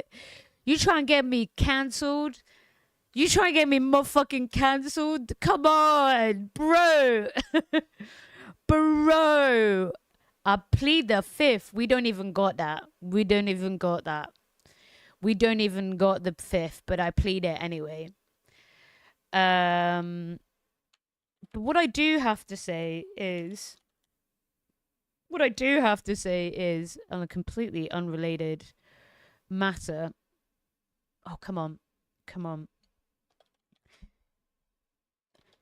Yeah, good. Here we go. Banger.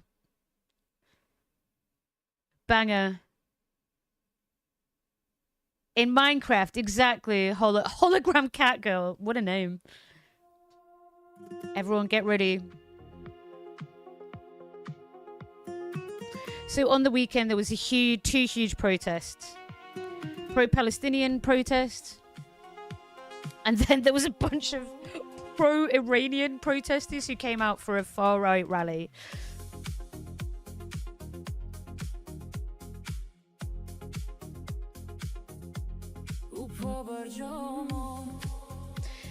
Let the moralist who became the slave owner going through cunning of the slave is equal to the slaves who... Wait, what? I feel like you're quoting someone, but I don't know who. So good. Folks, we have an ad break coming up in 3 minutes. If you have just come in and if we've got any fat oilers who are flush with cash, always appreciate a little subby dono. If you want to see a lesbian do push it, a bunch of push-ups to push it to the limit, subscribe you. If we get into a hype train, that's what happens here.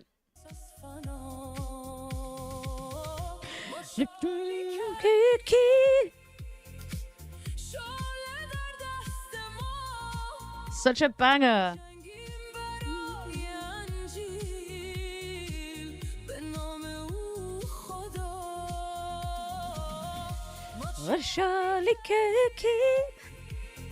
Okay, right, we're gonna look at London racists. I don't know how to find the did I put it in the Discord? Oh, I got a Discord as well. Thank you for activating the mosques.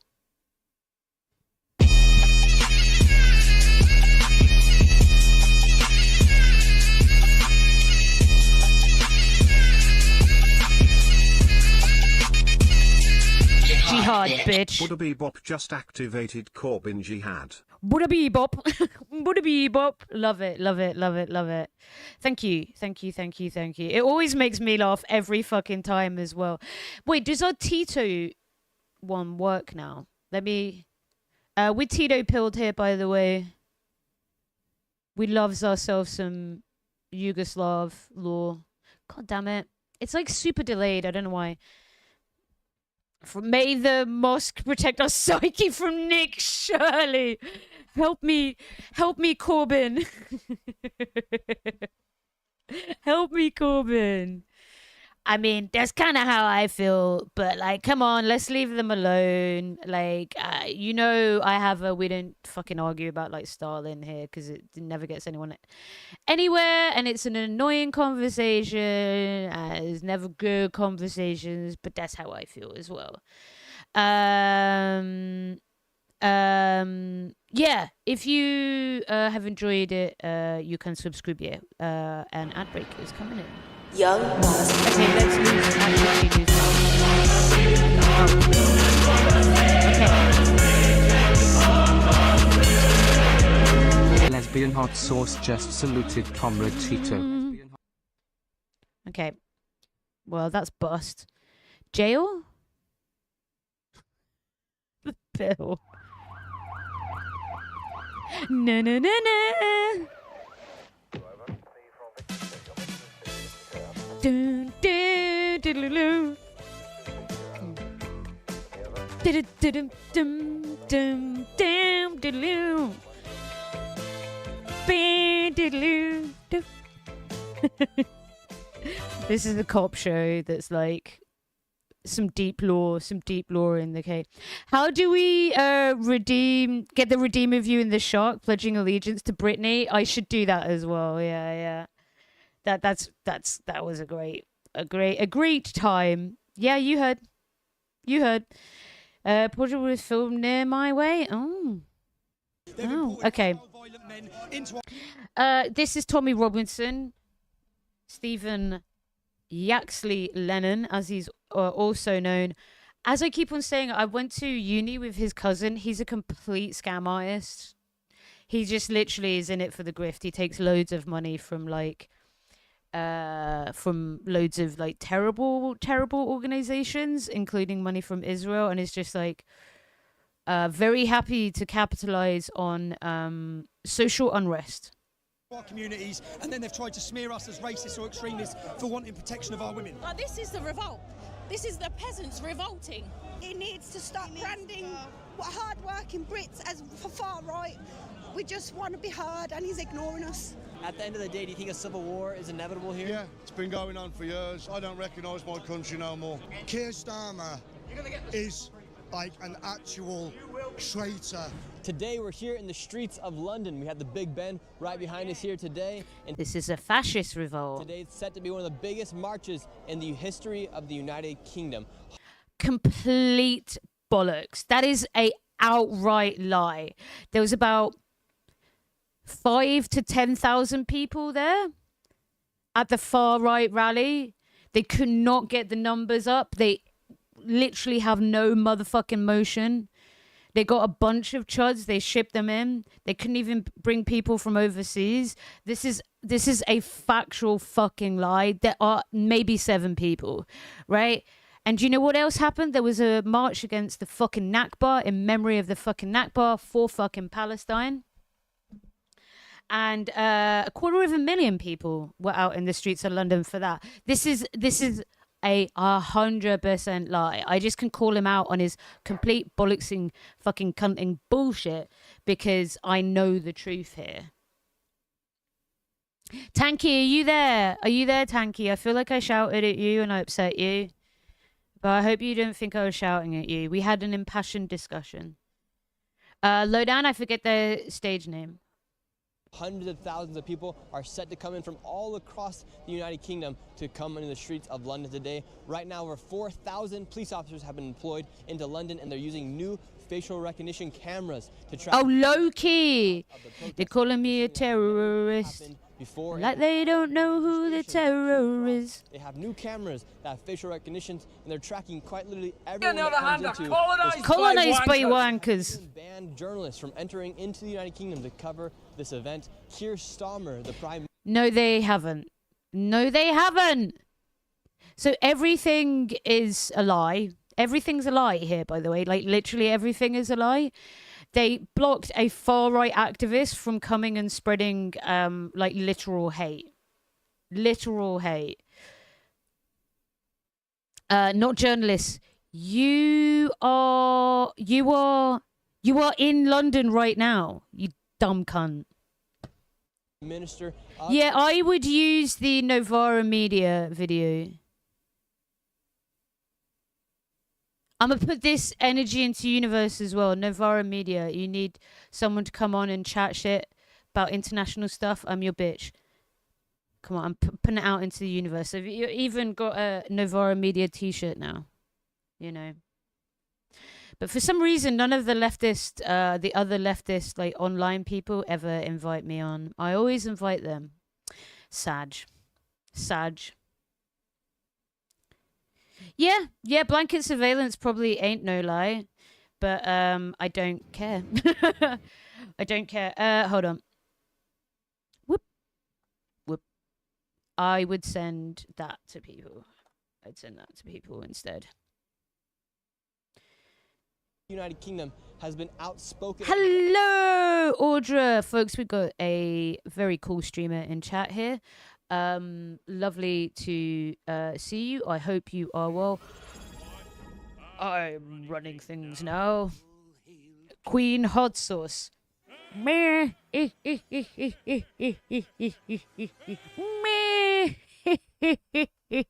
Thank you so much, Chuck. 13 fucking months. Our baby's fully grown. That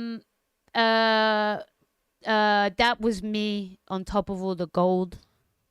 Thank you so much for the subscription. Super fucking appreciated. Hope you are well. I'm doing a little rough, about to smoke something. My pain is a bit up and down at the moment, but thanks for asking. Please go give Audrey some love, folks. Another cool-based lefty queer content creator. We love to hear it.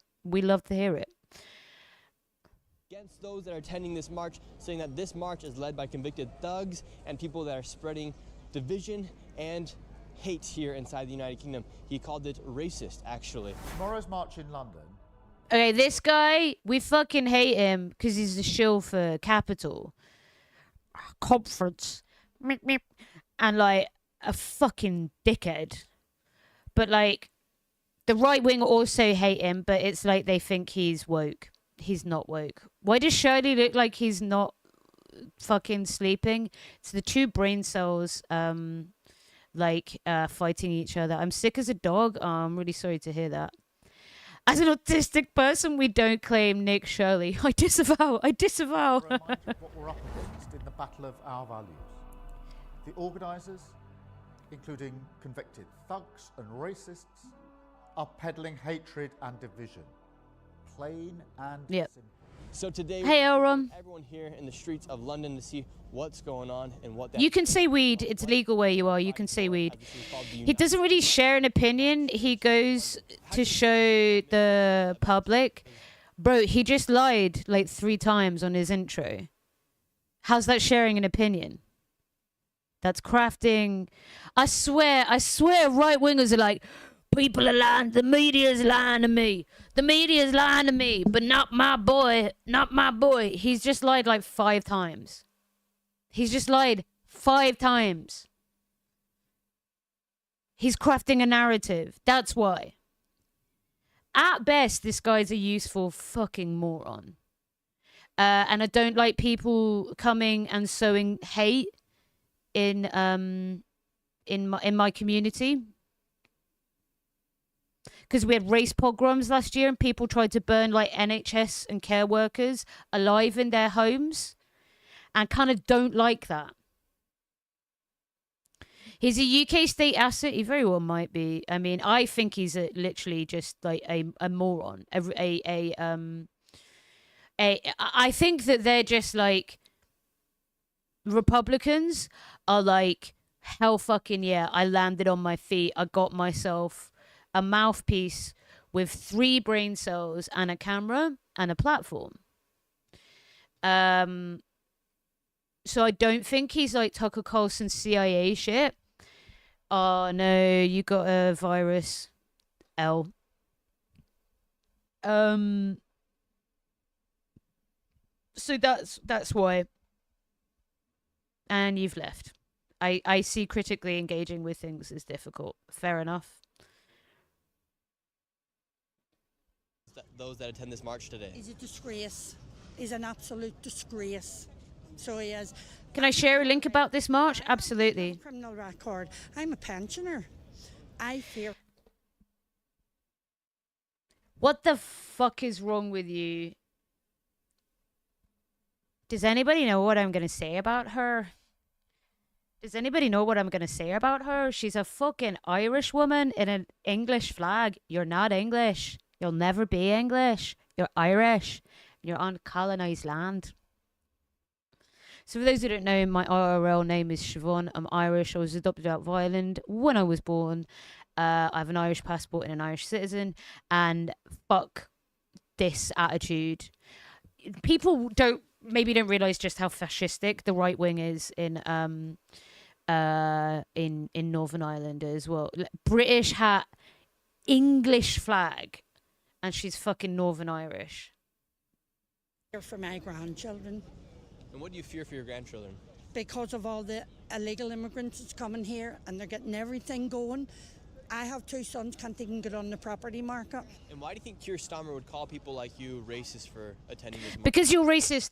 Because these people are... She's orange, a phrase the Yanks won't get. Yeah, orange is... it basically means like a unionist. A unionist. Chuck is on it. Basically...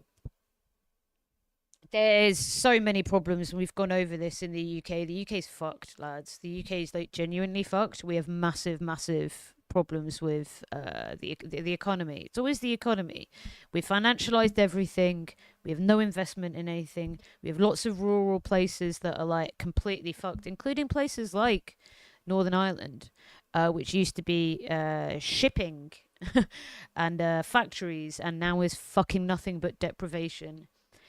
Your grandpa was a fucking Orangeman. We can't choose our family, can we? You know, we can't choose our family. You pay, Chuck pays attention. Northern Irish people are illegal immigrants who, they're settlers. They're literally Protestant settlers who stole our land. Mass deported people And then when we tried to get it back, they murdered us. Great. Liberation, you know. The problem is with this, a lot of the things these people are going to say, like my kids can't get on the property ladder and stuff like this, are genuinely huge problems. But the capitalists, I've seen this. It's the Facebook link. I don't want to use Facebook if that's okay, because it will dox me. But I know what you mean. A woman talks about being assaulted and it was by a white man, and they boo her and pull her off the stage.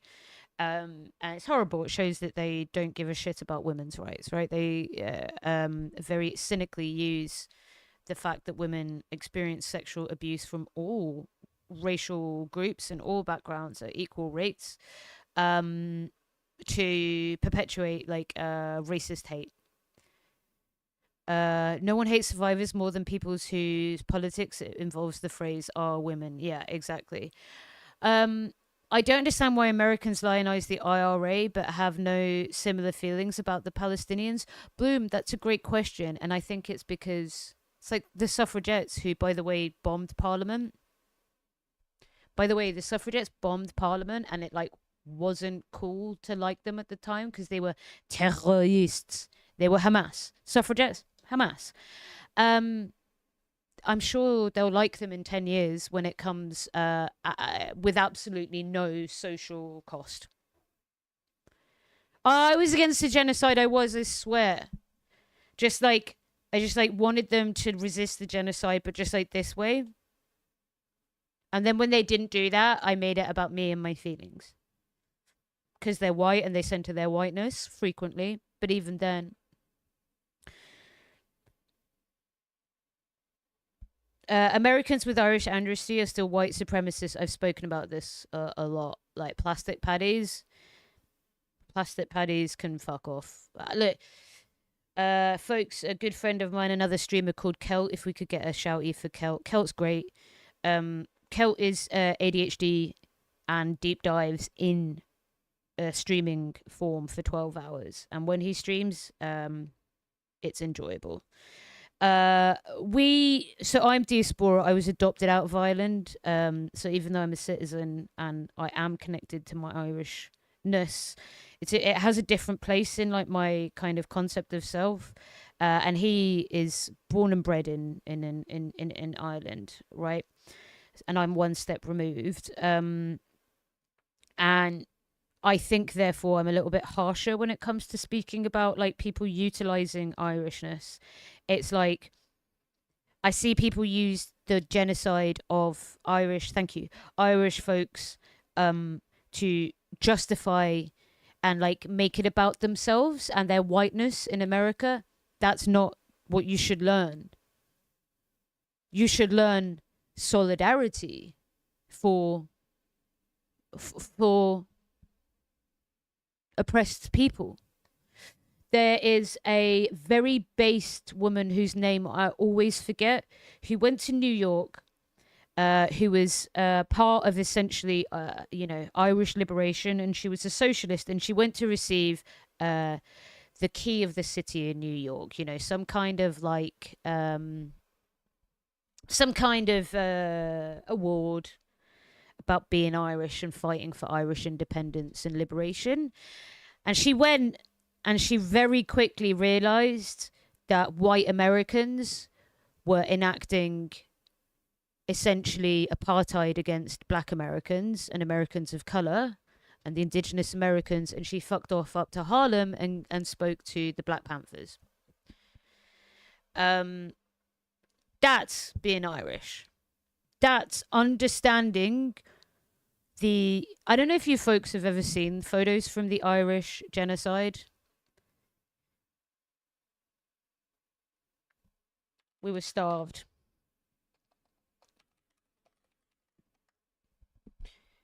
And people don't call it a genocide.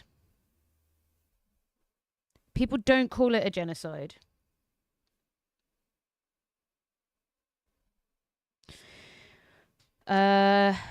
Why? Because all this food was shipped out and they call it a potato blight. More food was shipped out of the country because of colonialism in beef exports and could have fed the entire nation 100 times over. That's genocide. They just decided it wasn't worth it. And there were some Irish people who contributed to that. There often is. Yeah, our population, the population of Ireland has never recovered. The population of Ireland has never recovered. Yes, Buddha. You have to reflect on what happened to our people and then understand it in terms of expanding it to other marginalized groups. Now, somebody came in, Princess Moose, and said these are very generalized statements about Irish Americans. They're statements that come from a correct analysis of the way that Irish Americans have sought to engage with politics. Why were Irish Americans okay with segregation? Whiteness. And eventually Irish Americans became white in America.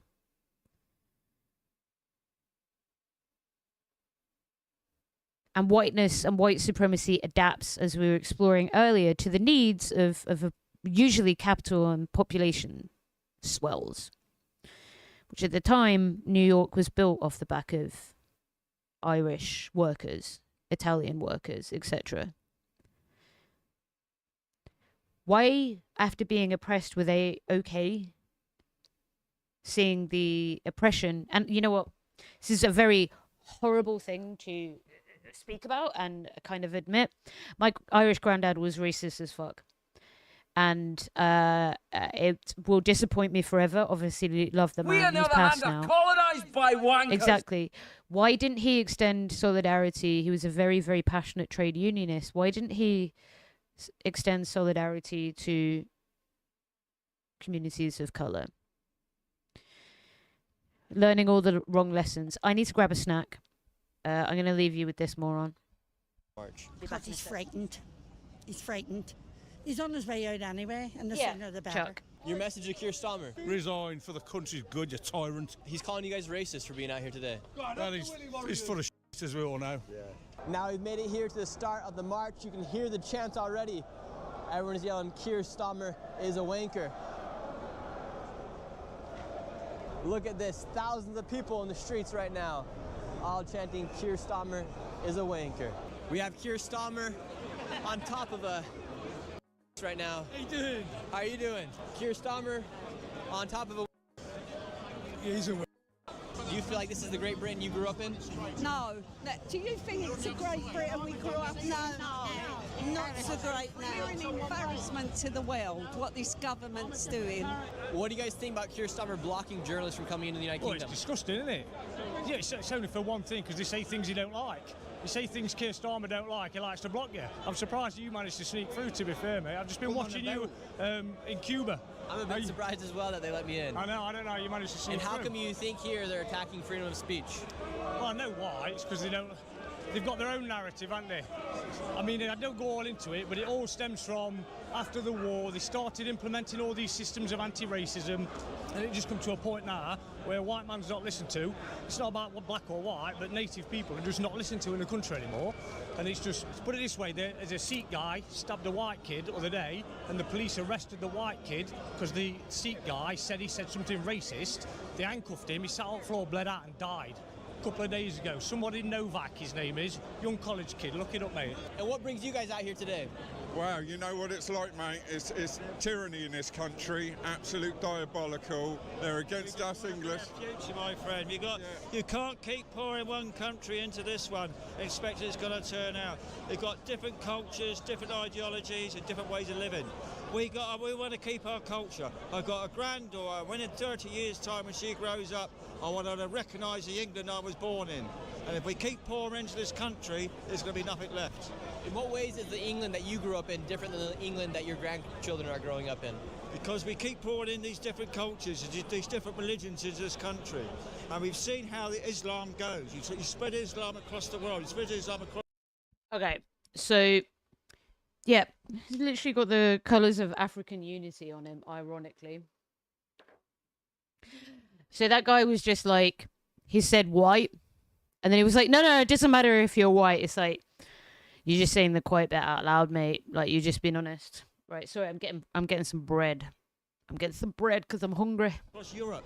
Time is it? Destroys everything on its path, on its way.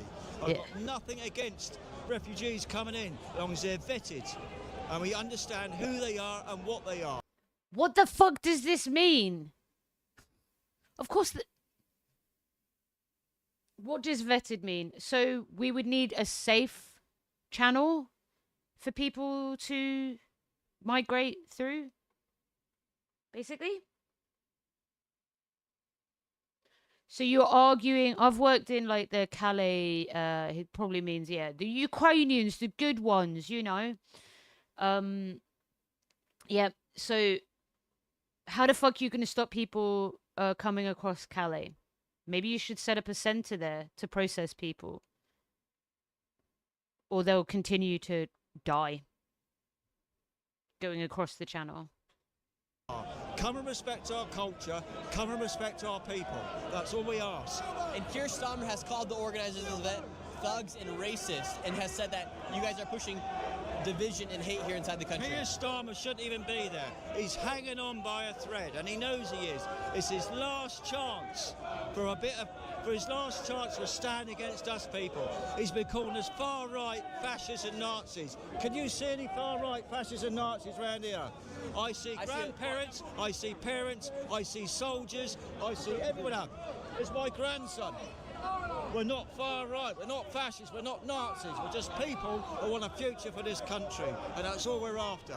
And do you think you'll ever get to the point here where people have to actually defend the country and bear up arms? Yeah, because nobody's listening to anybody. They're just doing what they want to do and not asking us what we want. How are you doing, sir? I'm all right. I'm here for the love of Christ. The march has officially begun. Tommy is right behind us now, leading the march. Hundreds of thousands, if not millions of people are out here in the streets of London. Here we go. Oh, let me pray for you quickly. Heavenly Father, thank you for this man. Thank you for everything you've done. Thank you for blessing him and keeping him and continue to bless him and cover him in all ways. In Jesus' precious name, amen. Amen. There we go.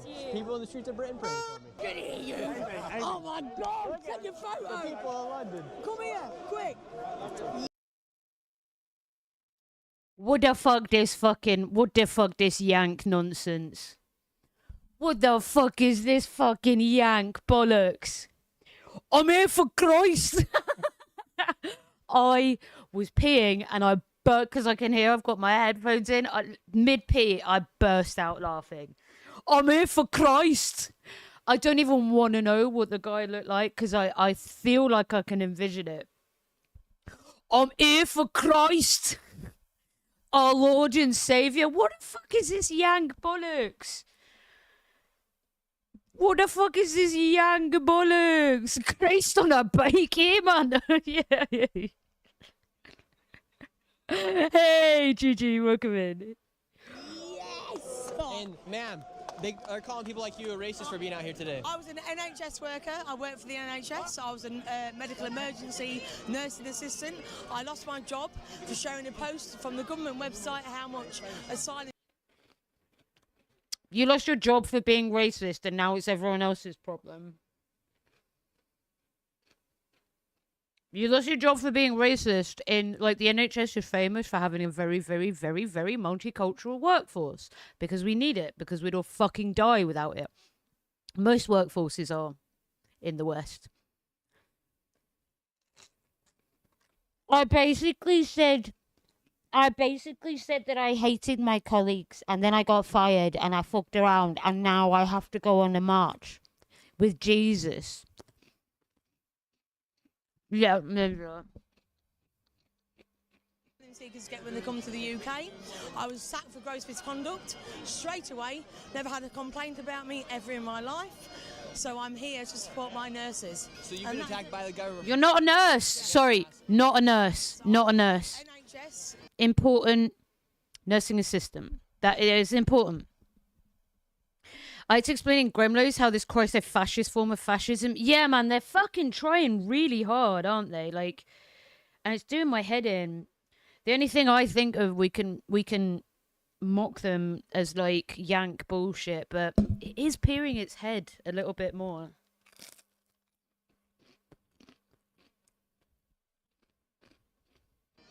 Nursing assistant. I was a medical emergency and I lost my job through freedom to speak, and I'm going to be here. I'm going to show freedom to speak in the UK. I'm glad you got fired. Fuck you. You sound literally like, I just want to be racist at work and I can't. You got training. Could the NHS ask for money from you, please? Can we find her and take money from her for the NHS, please? And we're going to show it today. Yeah. She did a racism and now she's the victims of. People, a whole other sea of people meeting up right here. Very well, could be 1 million plus people here. I mean, I sometimes feel like that's sick back, but Pandora's box is open. To London today. You have the police on the outskirts of the march, and check this out. They have these cameras right here surveilling each and every single one of the protesters. See those cameras right there? They use those to survey the people, and then they have the body cameras as well. They have those cameras right there for any evidence, or any footage that they may need. Mass surveillance here in the streets of the United Kingdom.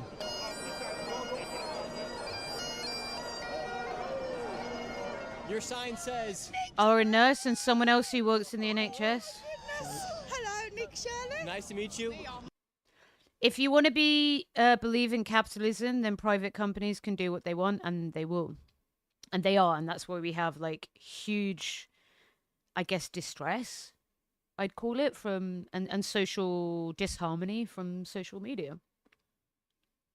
Your sign says, we do not vote for open borders, digital ID, higher taxes, two-tier policing, loss of free speech, pedophiles in politics, higher cost of living, Starmer out, restore Britain. Yeah. What's your message to Keir Starmer today? Keir Starmer's a wank up. Everything in the That's mandate kind of funny. is backtracked on. He's added things in that wasn't mandated, like digital ID. It doesn't... Digital ID is such a, like, the least popular policy that's, like, ever fucking been thought about in the UK. And why, I mean, we know that these fucking Starmerites are like, I mean, I've gone through this on my channel so many times with the technocratic wankers. Hi, Lemon. Lovely to see you. And how they think they know better than everybody. It's been shot down. Yeah, like, universally hated by left and right. Labour under Brown, wasn't it? And Blair tried to bring it in. Hated then, hated now. Like, Keir unironically unites the nation with hatred. It's just there is a substantial split between how it's interpreted between the left and the right, as you can imagine. Yeah, and they're not wrong. Higher taxes for less is actually accurate. Hello, Polaris. Shit! Polaris, I meant to message you. Do you have this available in your country? Do you have this available in your country to order? Let me send it to you.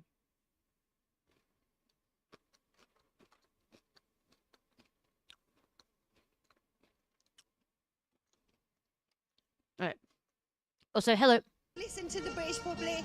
He's just had a landslide vote and he still is ignorant. He needs to go. He needs to... Football hooligan. Yeah. We don't do... I mean, Northern Ireland, the Orange Order bollocks is probably the weirdest, like, religious shite we get. Yeah, and in parts of Scotland as well. But, like, we just don't have those god-botherer freaks that they do in America, and they're really trying to bring them in here, and it's very cringe. It's like, when you look at the videos from the event, and it cuts to the blokes who it's for, they're all just like, I like Jesus, me. And it's like, this isn't really working, but they are fucking trying. For far right, we just want to be heard, and he's ignoring us. How do you feel about the mass surveillance here of your government? I feel like if you can do that to your own people, why can't you monitor more closely the people you're letting in who are abusing our women and children, who are taking taxpayers' money, who are living better lives than the people who are working really hard in this country, who live...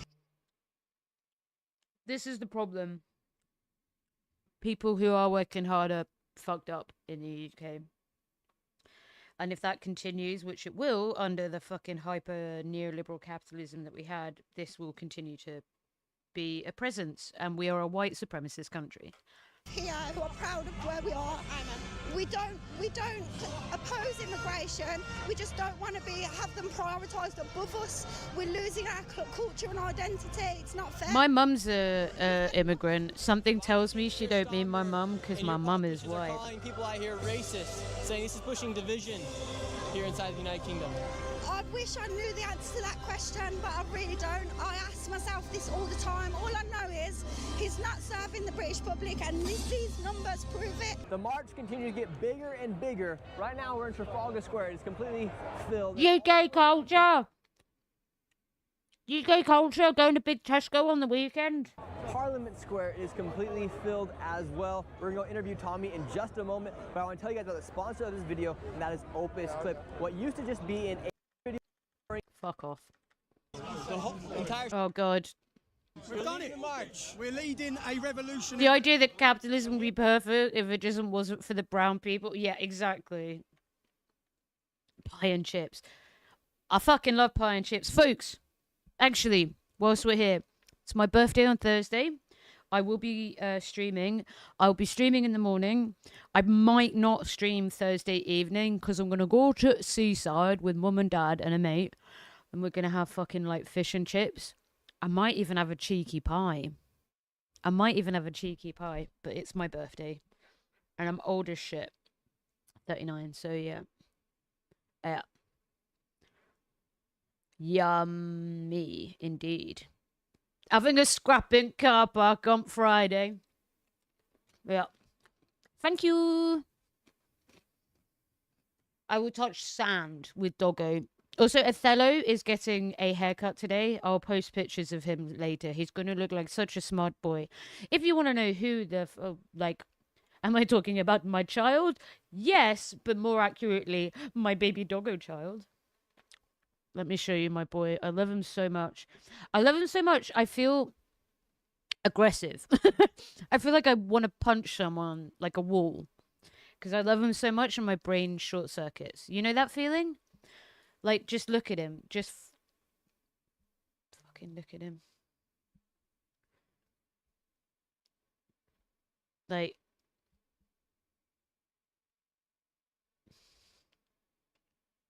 Sort of a gay here.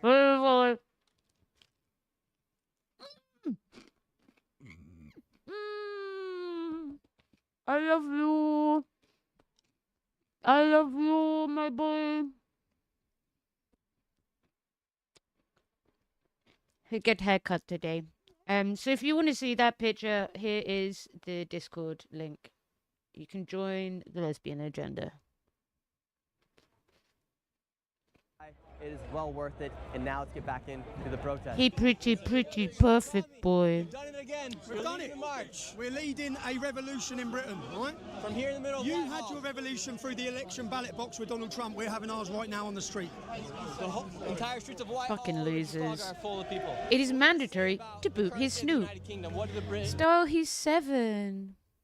He's 7. I woof you a fellow. Yes, baby boy. Yes, it is. But which one? But yes.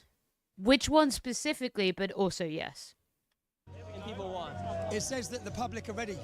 We're ready, right? We've been asleep for too long. Ready for what? Oh my god, with the Iranian fucking cuck flag in the back? And what you're witnessing now is a formation and an organisation. We're going to spread this through every town and city, and we're getting ready for the Battle of Britain in 2029. Our next Can't even fucking get, like, people mobilised for London, mate.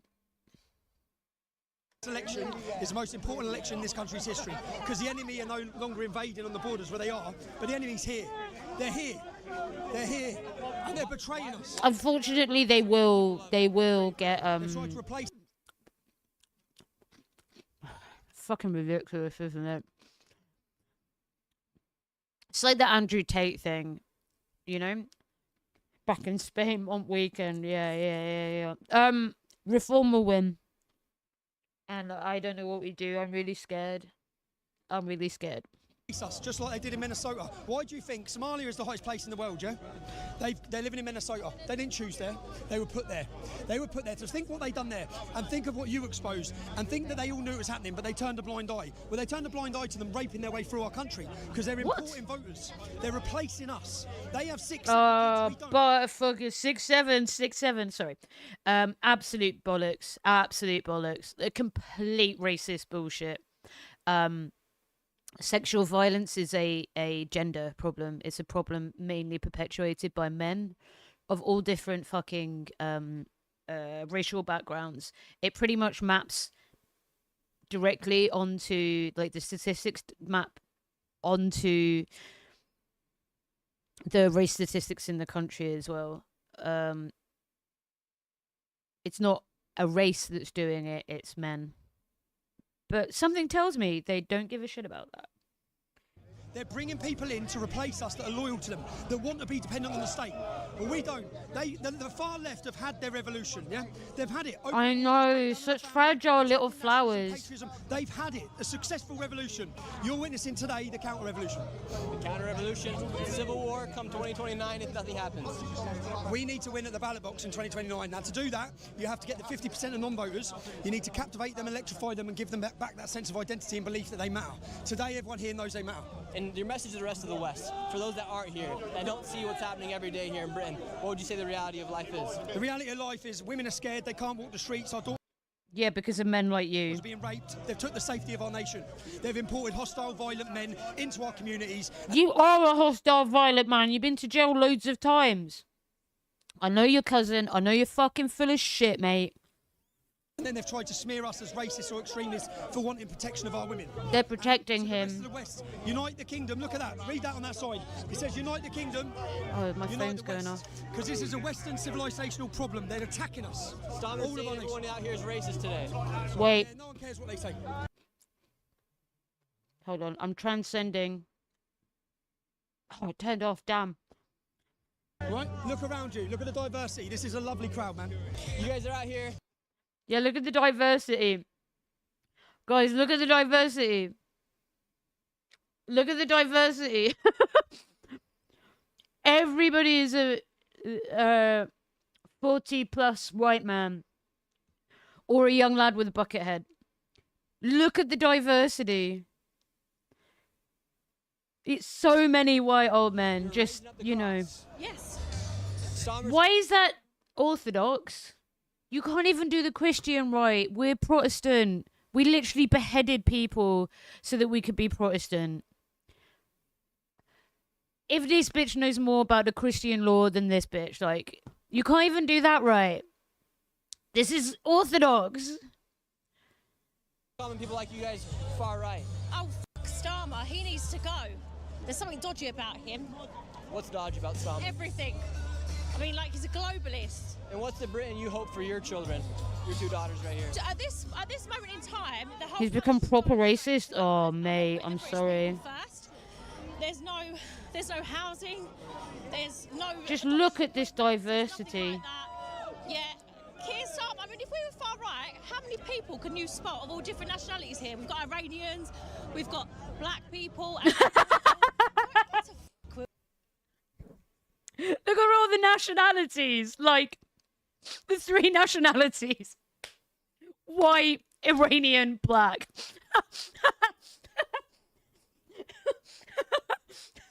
Oh, Lord, she trying. She trying. This is a... Look. And we got an Israeli flag as well. Like, yeah, like... Welcome to Britain.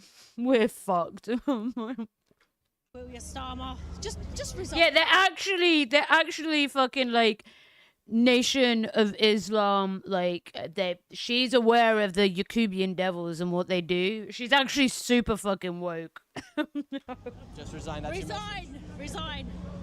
And Christ is king. I would like to claim Christ is refuge. king holding a motherfucking Greek Orthodox fucking. I think so. Yes, absolutely. And, you know what it reminds me of? Oh my god. It reminds me of when that fucking chud on January 6th obviously had Googled like Georgian flag and got the fucking country.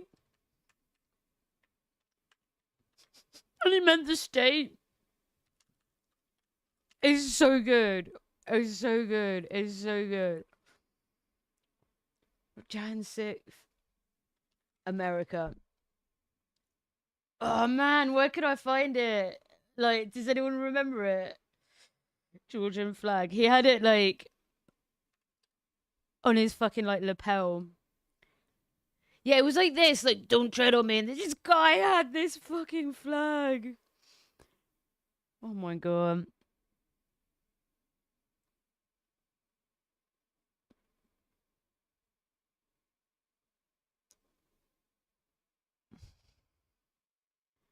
That's just actual Georgia, the country.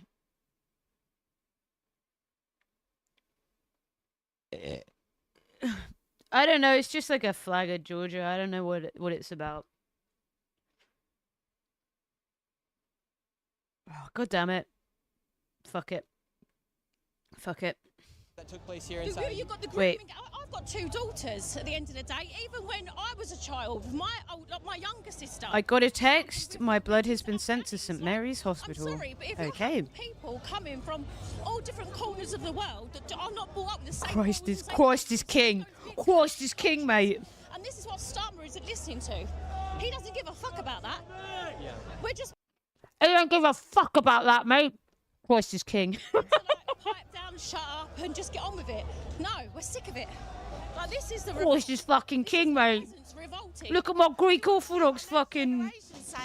Christ. I'm glad you did, Polaris. In the country that we grew up in, and at times diversity is not our strength. Unity is our strength, and that's why we're here today, to unify and say that we're not having it anymore. Starmer is saying that your diversity is your strength. You would say it's not. Does it? You go to the other. You say choice like it was conscious. This is unity. This is British people coming together to say. You mean white people, apart from when your friend Sandra goes to the fucking tanning salon. Jesus Christ, the less I say, the better. We love our country and we want to keep it our country. We don't need all these open borders because it's... Yeah, unity without diversity. What could that mean? For us. Right here it says the rape of Britain. Would you say Britain has been raped? I'd say 100% it's right. This isn't a flag, it's a true story. We've had it under the Conservatives and now Keir Starmer. Bet on whether this man is allowed 200 meters near a school. Bets now. In fact, I'm going to put a poll up.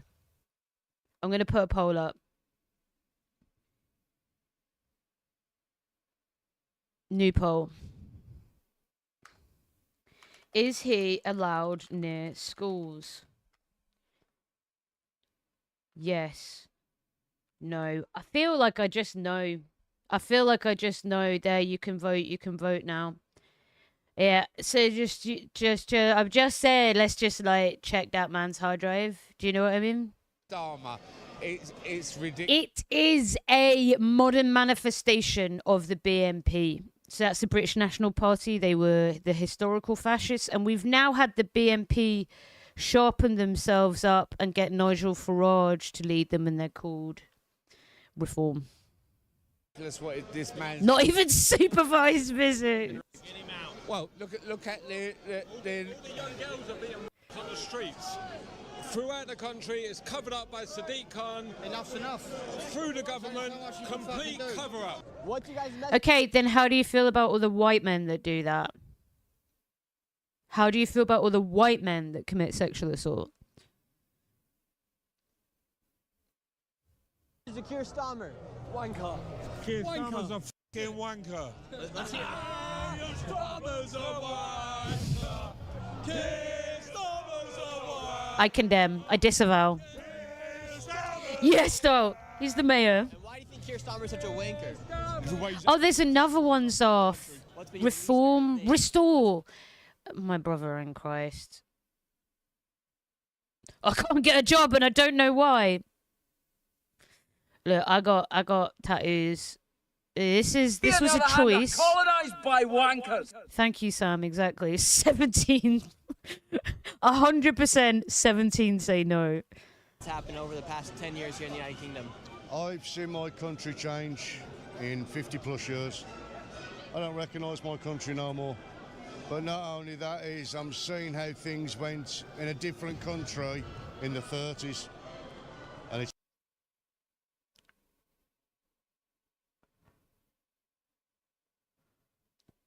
I mean, you're my enemy then. You're making that very fucking clear. You're making that very fucking clear. You are a Nazi. You're telling us you're a Nazi. You are a Nazi then. We won't be British, but Nazis. You are the one war that we were the good guys in. Many fucking people in fucking Britain died fighting Nazis. What the fuck is wrong with you? I'm not even like a patriotic person. I do think that you can have pride in where you're from and care about where you're from. But when it's in a nation state, like the nation state of Britain, that is about fucking imperialism, it's just Nazism, isn't it? His tattoos are shit as well. Let's call it what it is. He looks like a fucking idiot. White colon. Colonialist. He's a white bumhole. Like, I mean, he's at least been like, I am a Nazi. Okay then, mate. Terms of service. The fecal tattoos of colonialism. He tried to tattoo himself on the... he looks terrible.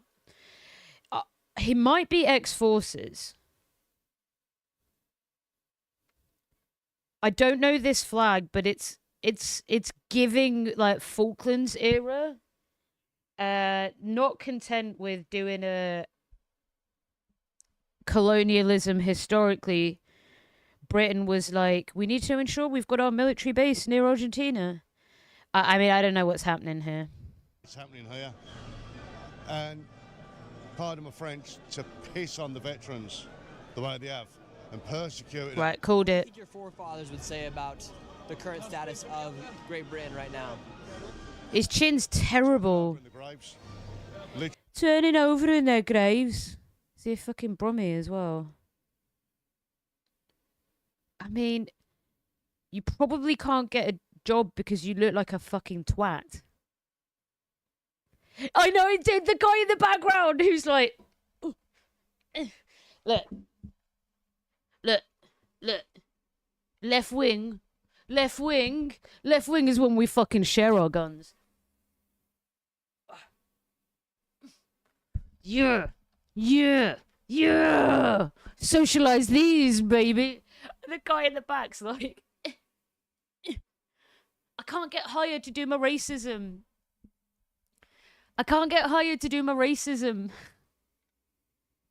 Literally turn it over in the graves because Scottish flag, unionist scum. Oh, yeah, 100% said that man's not allowed near schools. I agree. Friends have died for this country. No, mate. Okay.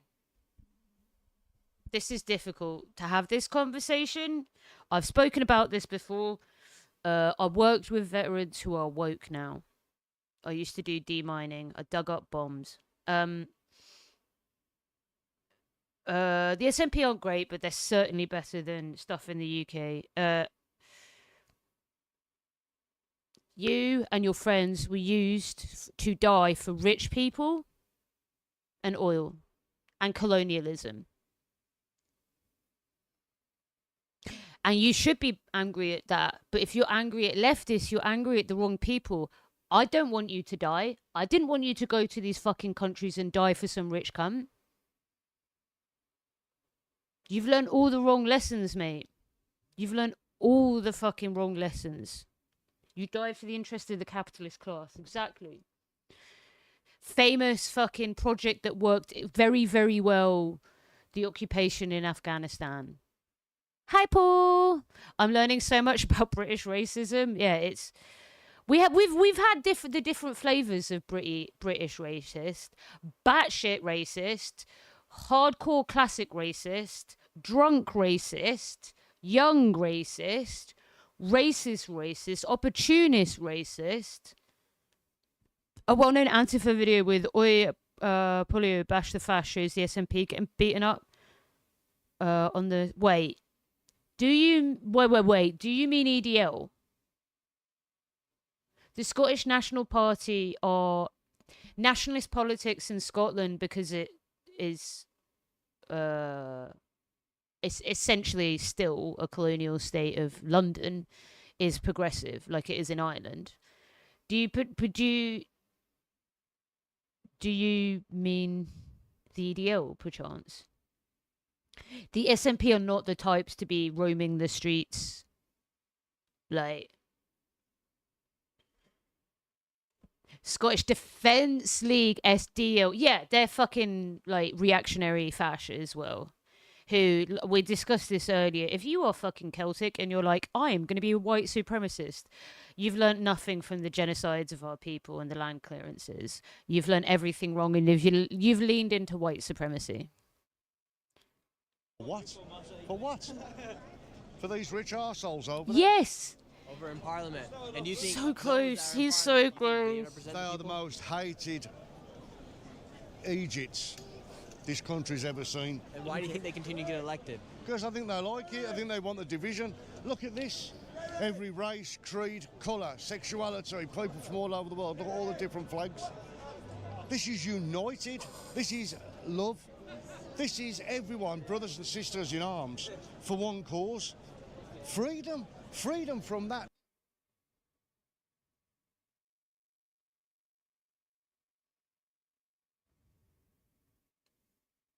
That better not be what I think it is.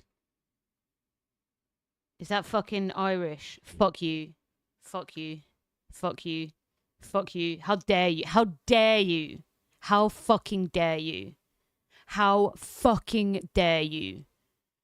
The people who are flying the Irish flag at this, there's a few. It's fucking Irish tattoo, mate. Just because your fucking nan was Irish. Fuck you, you white supremacist. You piece of shit. Fuck you. Fuck you. How dare you use the flag that, to be fucking blunt, was us capitulating to the fucking Brits anyway, right? It's not a fucking star and plough, is it? It's that fucking trifecta, right? Tricolour, sorry. Fuck you. Fuck you. Fuck you. You fucking piece of shit. That tyrannical bunch of bastards over there. That's what it's about. People have died for this country. They've bled. They've blood soaked. In this, every part of this country, it's blood soaked. Of men and women and children of this country that have fought for thousands of years. For what? For them bastards.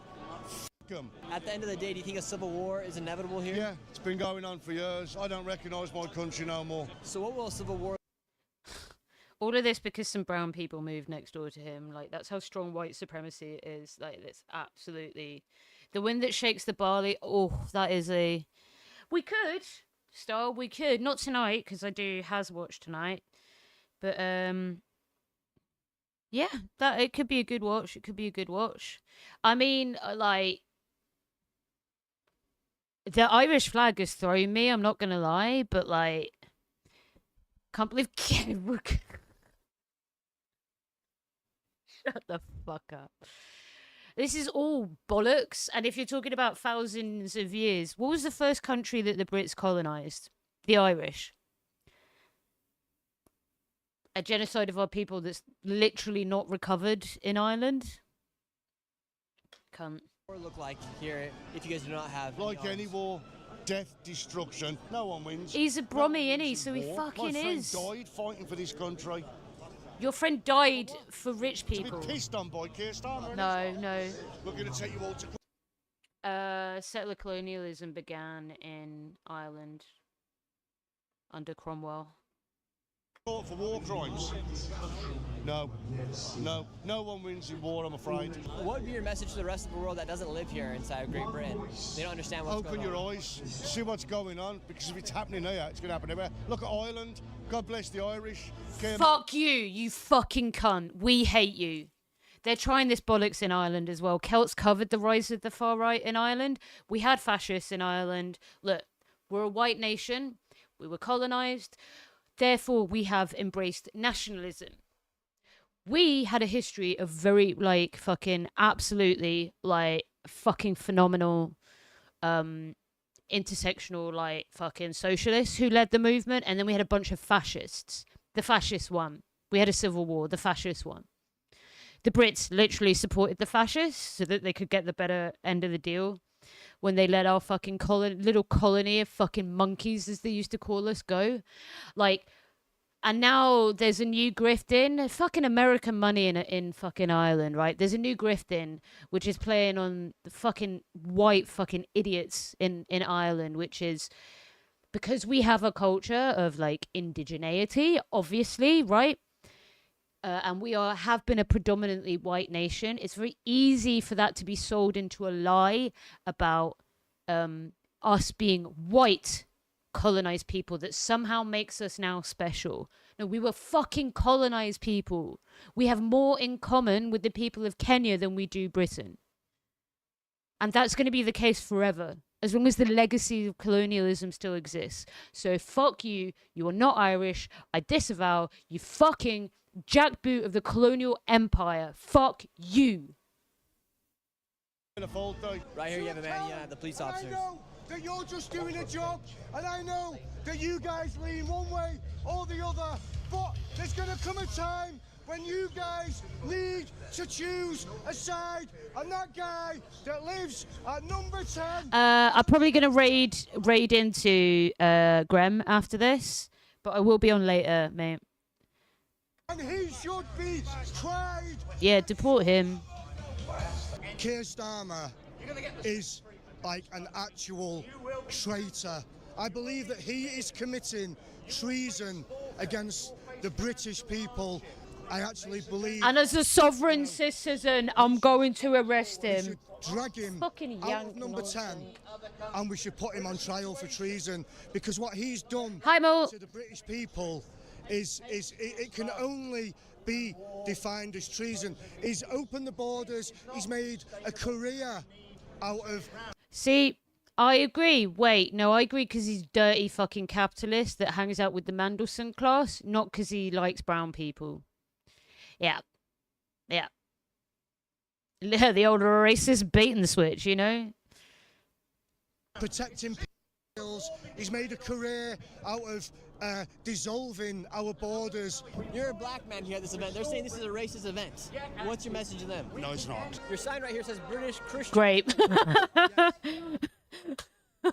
Well, what an in-depth analysis there.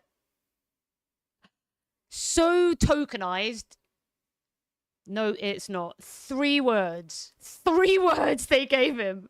3 words. No, it's not. Thank you. That's all we need you for, mate. Thanks. Fuck off again. Fuck off again. You know? Oh, my God. Yes. We're sleeping. We've had our language has been numbed by... Obviously, they... Oh, yeah.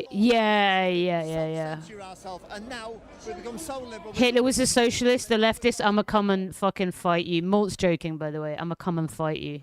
To how far we've slipped. Our children are now being aborted one day before birth. And we've now made this massive imbalance, and into that imbalance we put Islam. And it's been done... Bro, what? Wait. Bro, what the fuck kind of yank crazy is this? Yeah, we have an NHS. You can get meds, my friend. Hitler was a socialist! Christian proverb. All right. Sadly, you've been self-censured. You must have put on the armor of a Christ. I mean... Do you know what it reminds me of? Like...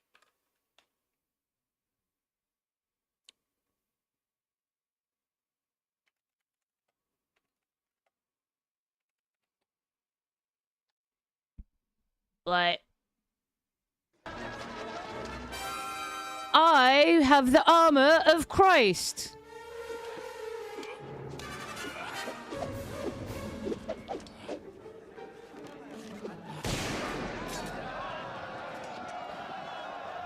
Good luck with that. Yes, we're sleeping.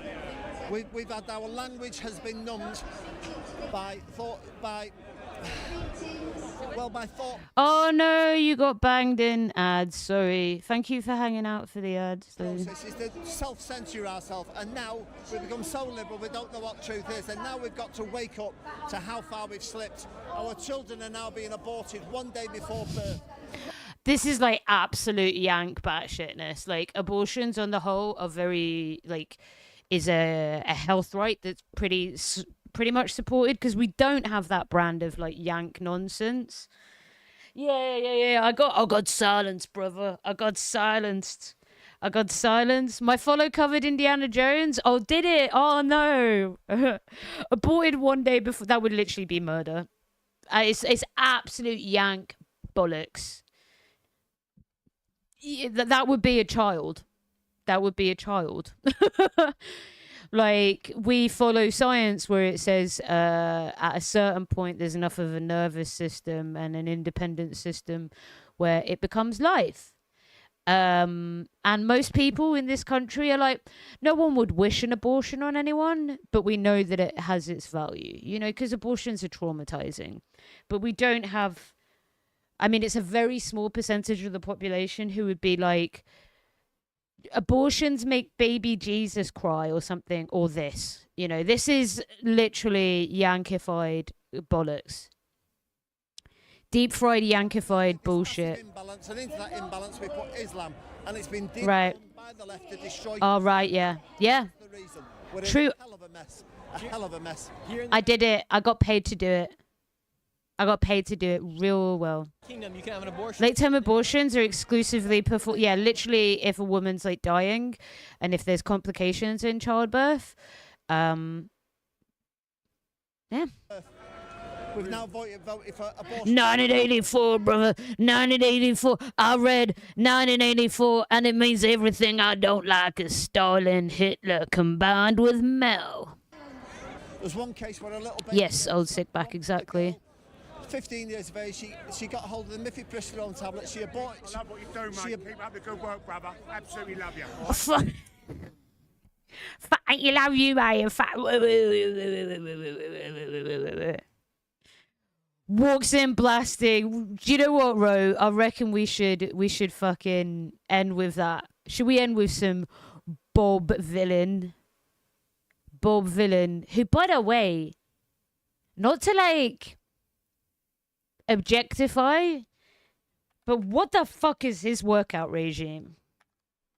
Like, I presume he just writes music and works out, because holy fucking shitballs, he's so hench, like, strong. Sorry, British slang. He, like, that's ridiculous. Fuck yeah, W. This is... My gender is this. I want this, and it's confusing. Want that, but also boobs. It's confusing. Thank you, Sam. Like, he's so fucking stacked. Sorry, Jim. Somebody give me the protein fucking sponsorship I've asked for ages. Like, come on. Huel. I don't know any other protein brands. I would if some bitch out there would sponsor me. I could get a terrible tattoo, you know. Thank you. She aborted a baby, they cut the baby's head off, arms off, legs off, put it in the food blender, hit frappe. The police did nothing. Are you fucking kidding me? That's I fucking read on Facebook that a foreign came and had the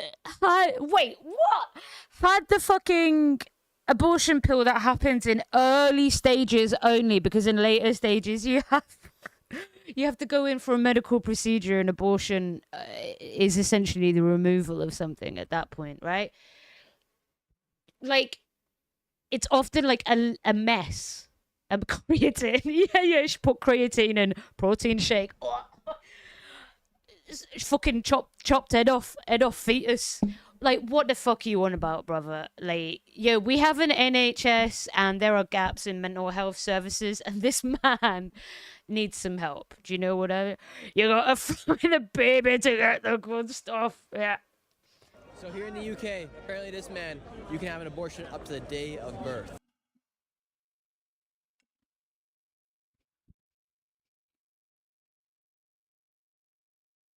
And if only that option had been available for your mum, you know, like, come on.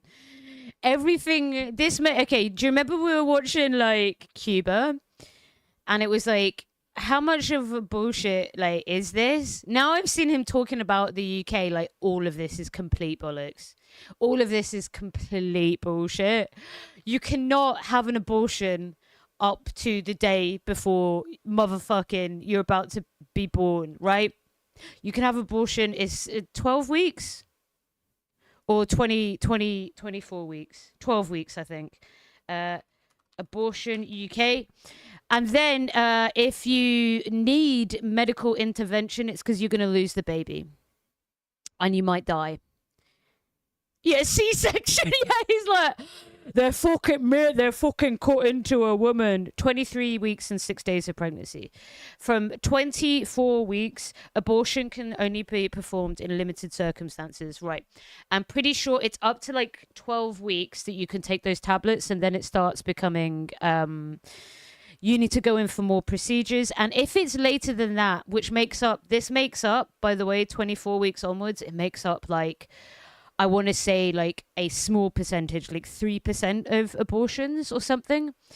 It's because you're going to die and because there's medical problems. One of the worst memories I have is waking up at 2 a.m. to a phone call from my friend, because they're very close family friends, and his sister had to have an induced abortion because she was about 26 weeks in, and they'd done some scans, and the baby was going to be born and would have to be on like a ventilator, so it wasn't going to survive. There was like really abnormal... I don't know what happens, but like, dude, it had like a name and stuff, and I had to get up and like just spent the entire night talking to him, both of us crying, you know. It was very much a wanted child. Very much. She's had a child since that's healthy, happy, and growing up, and it's beautiful. She had to have an abortion. She'd have died. She'd have fucking died, mate. She would have died. You realise having something that's dying inside of you is a huge infection risk. That's why women are dying in America of sepsis. This yank bollocks is fucking belongs in the bin. When it's either going to kill the parent of the scans, and like I can't tell you the specifics. There was some like major developmental problems that meant that in essence this child couldn't survive outside of the womb. Like it had to be aborted, and it's highly likely that it would die inside her, and then there'd be a whole host of fucking complications. Absolute bollocks, full of complete fucking dumbass shit. Crazy. Son, oi! Yeah. Come and save f***ing England, son. Now everyone is gathered here.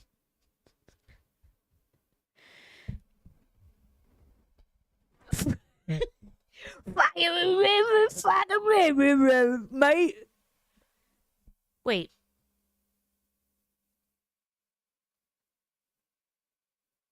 What's that flag? Is that some crusade shit? Guys, look at the diversity.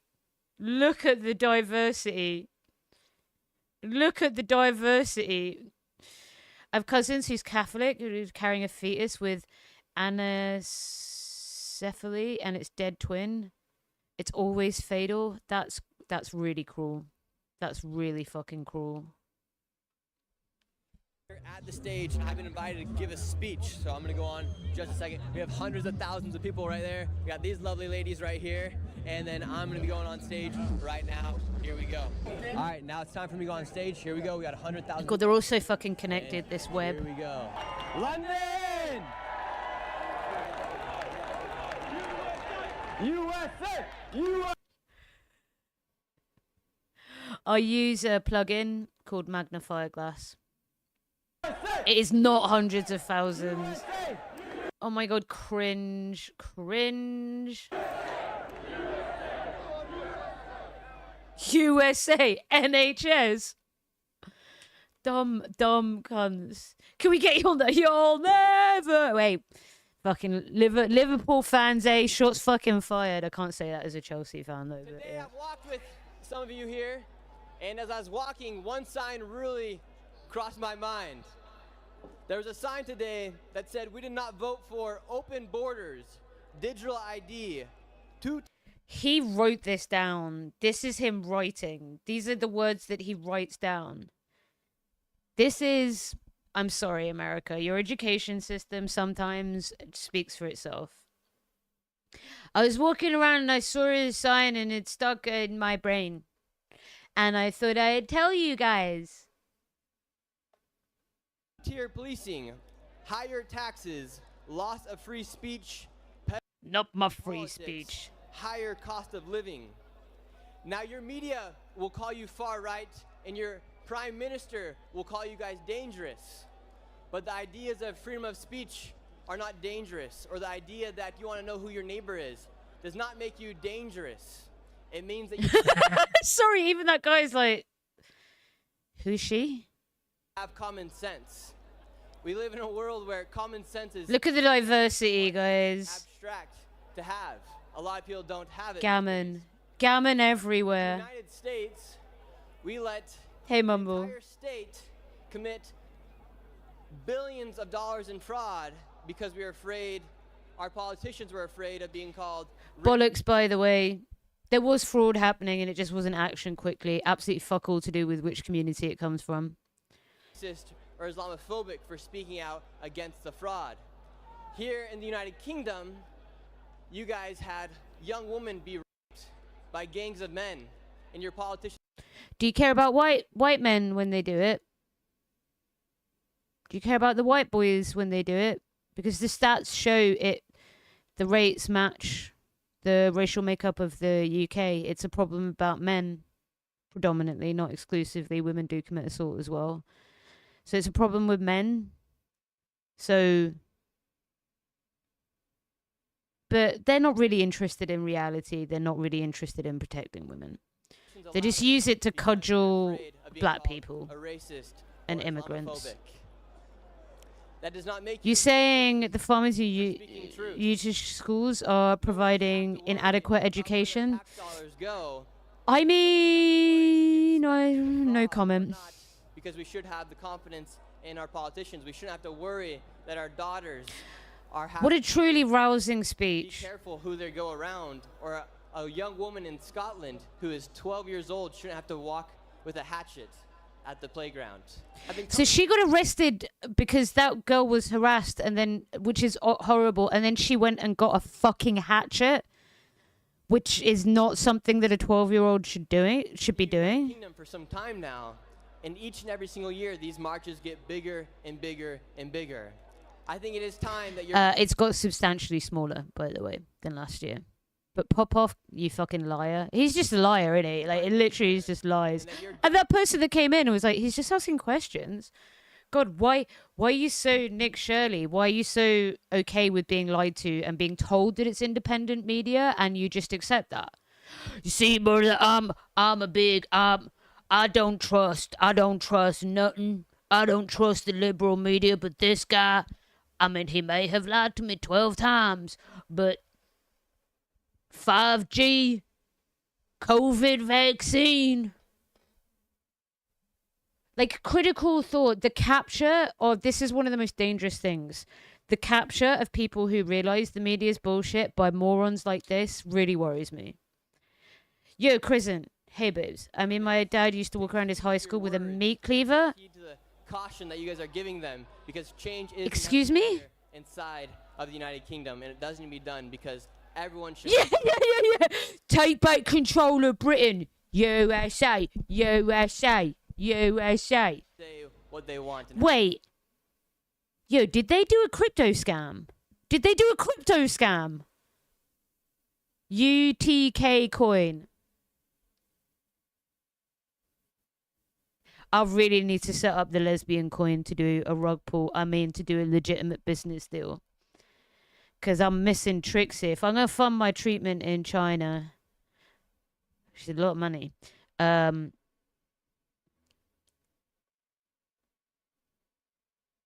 Yo. My dad's nickname in high school was Buzz because he was always buzzed. He was a real character. I just feel like he didn't need a fucking knife though, mate. We're fucking going to the moon, lads. Jesus Christ. The freedom of speech. And may God bless you all. And thank you, Tommy Robinson. Thank you. How did I do in my speech? You were excellent. Excellent. Approved? Approved. Perfect. We need you and we need Trump in the UK. That is the end of this video. Make sure you like and you subscribe to the channel. If you want to get yourself an anti-fraud taxpayer hoodie, go ahead. Oh my God. Right, Bob. We're going into Grem's. Going in Grem's stream. Bob Villain. Yeah, plant. Fucking plant. We live here.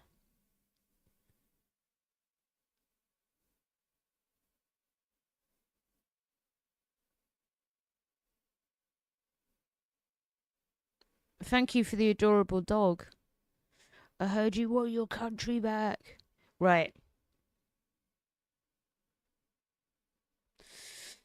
Okay. Thank you, folks. I will be back later. Yeah, sorry. England. Sorry for ruining your days with that. I'll be back later.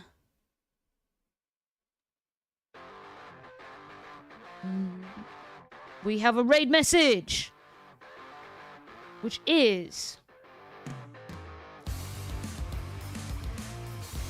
fucking banger of a track. Yeah, it was a banger, another banger. Thank you, folks. Socialism with lesbian characteristics. 1 second.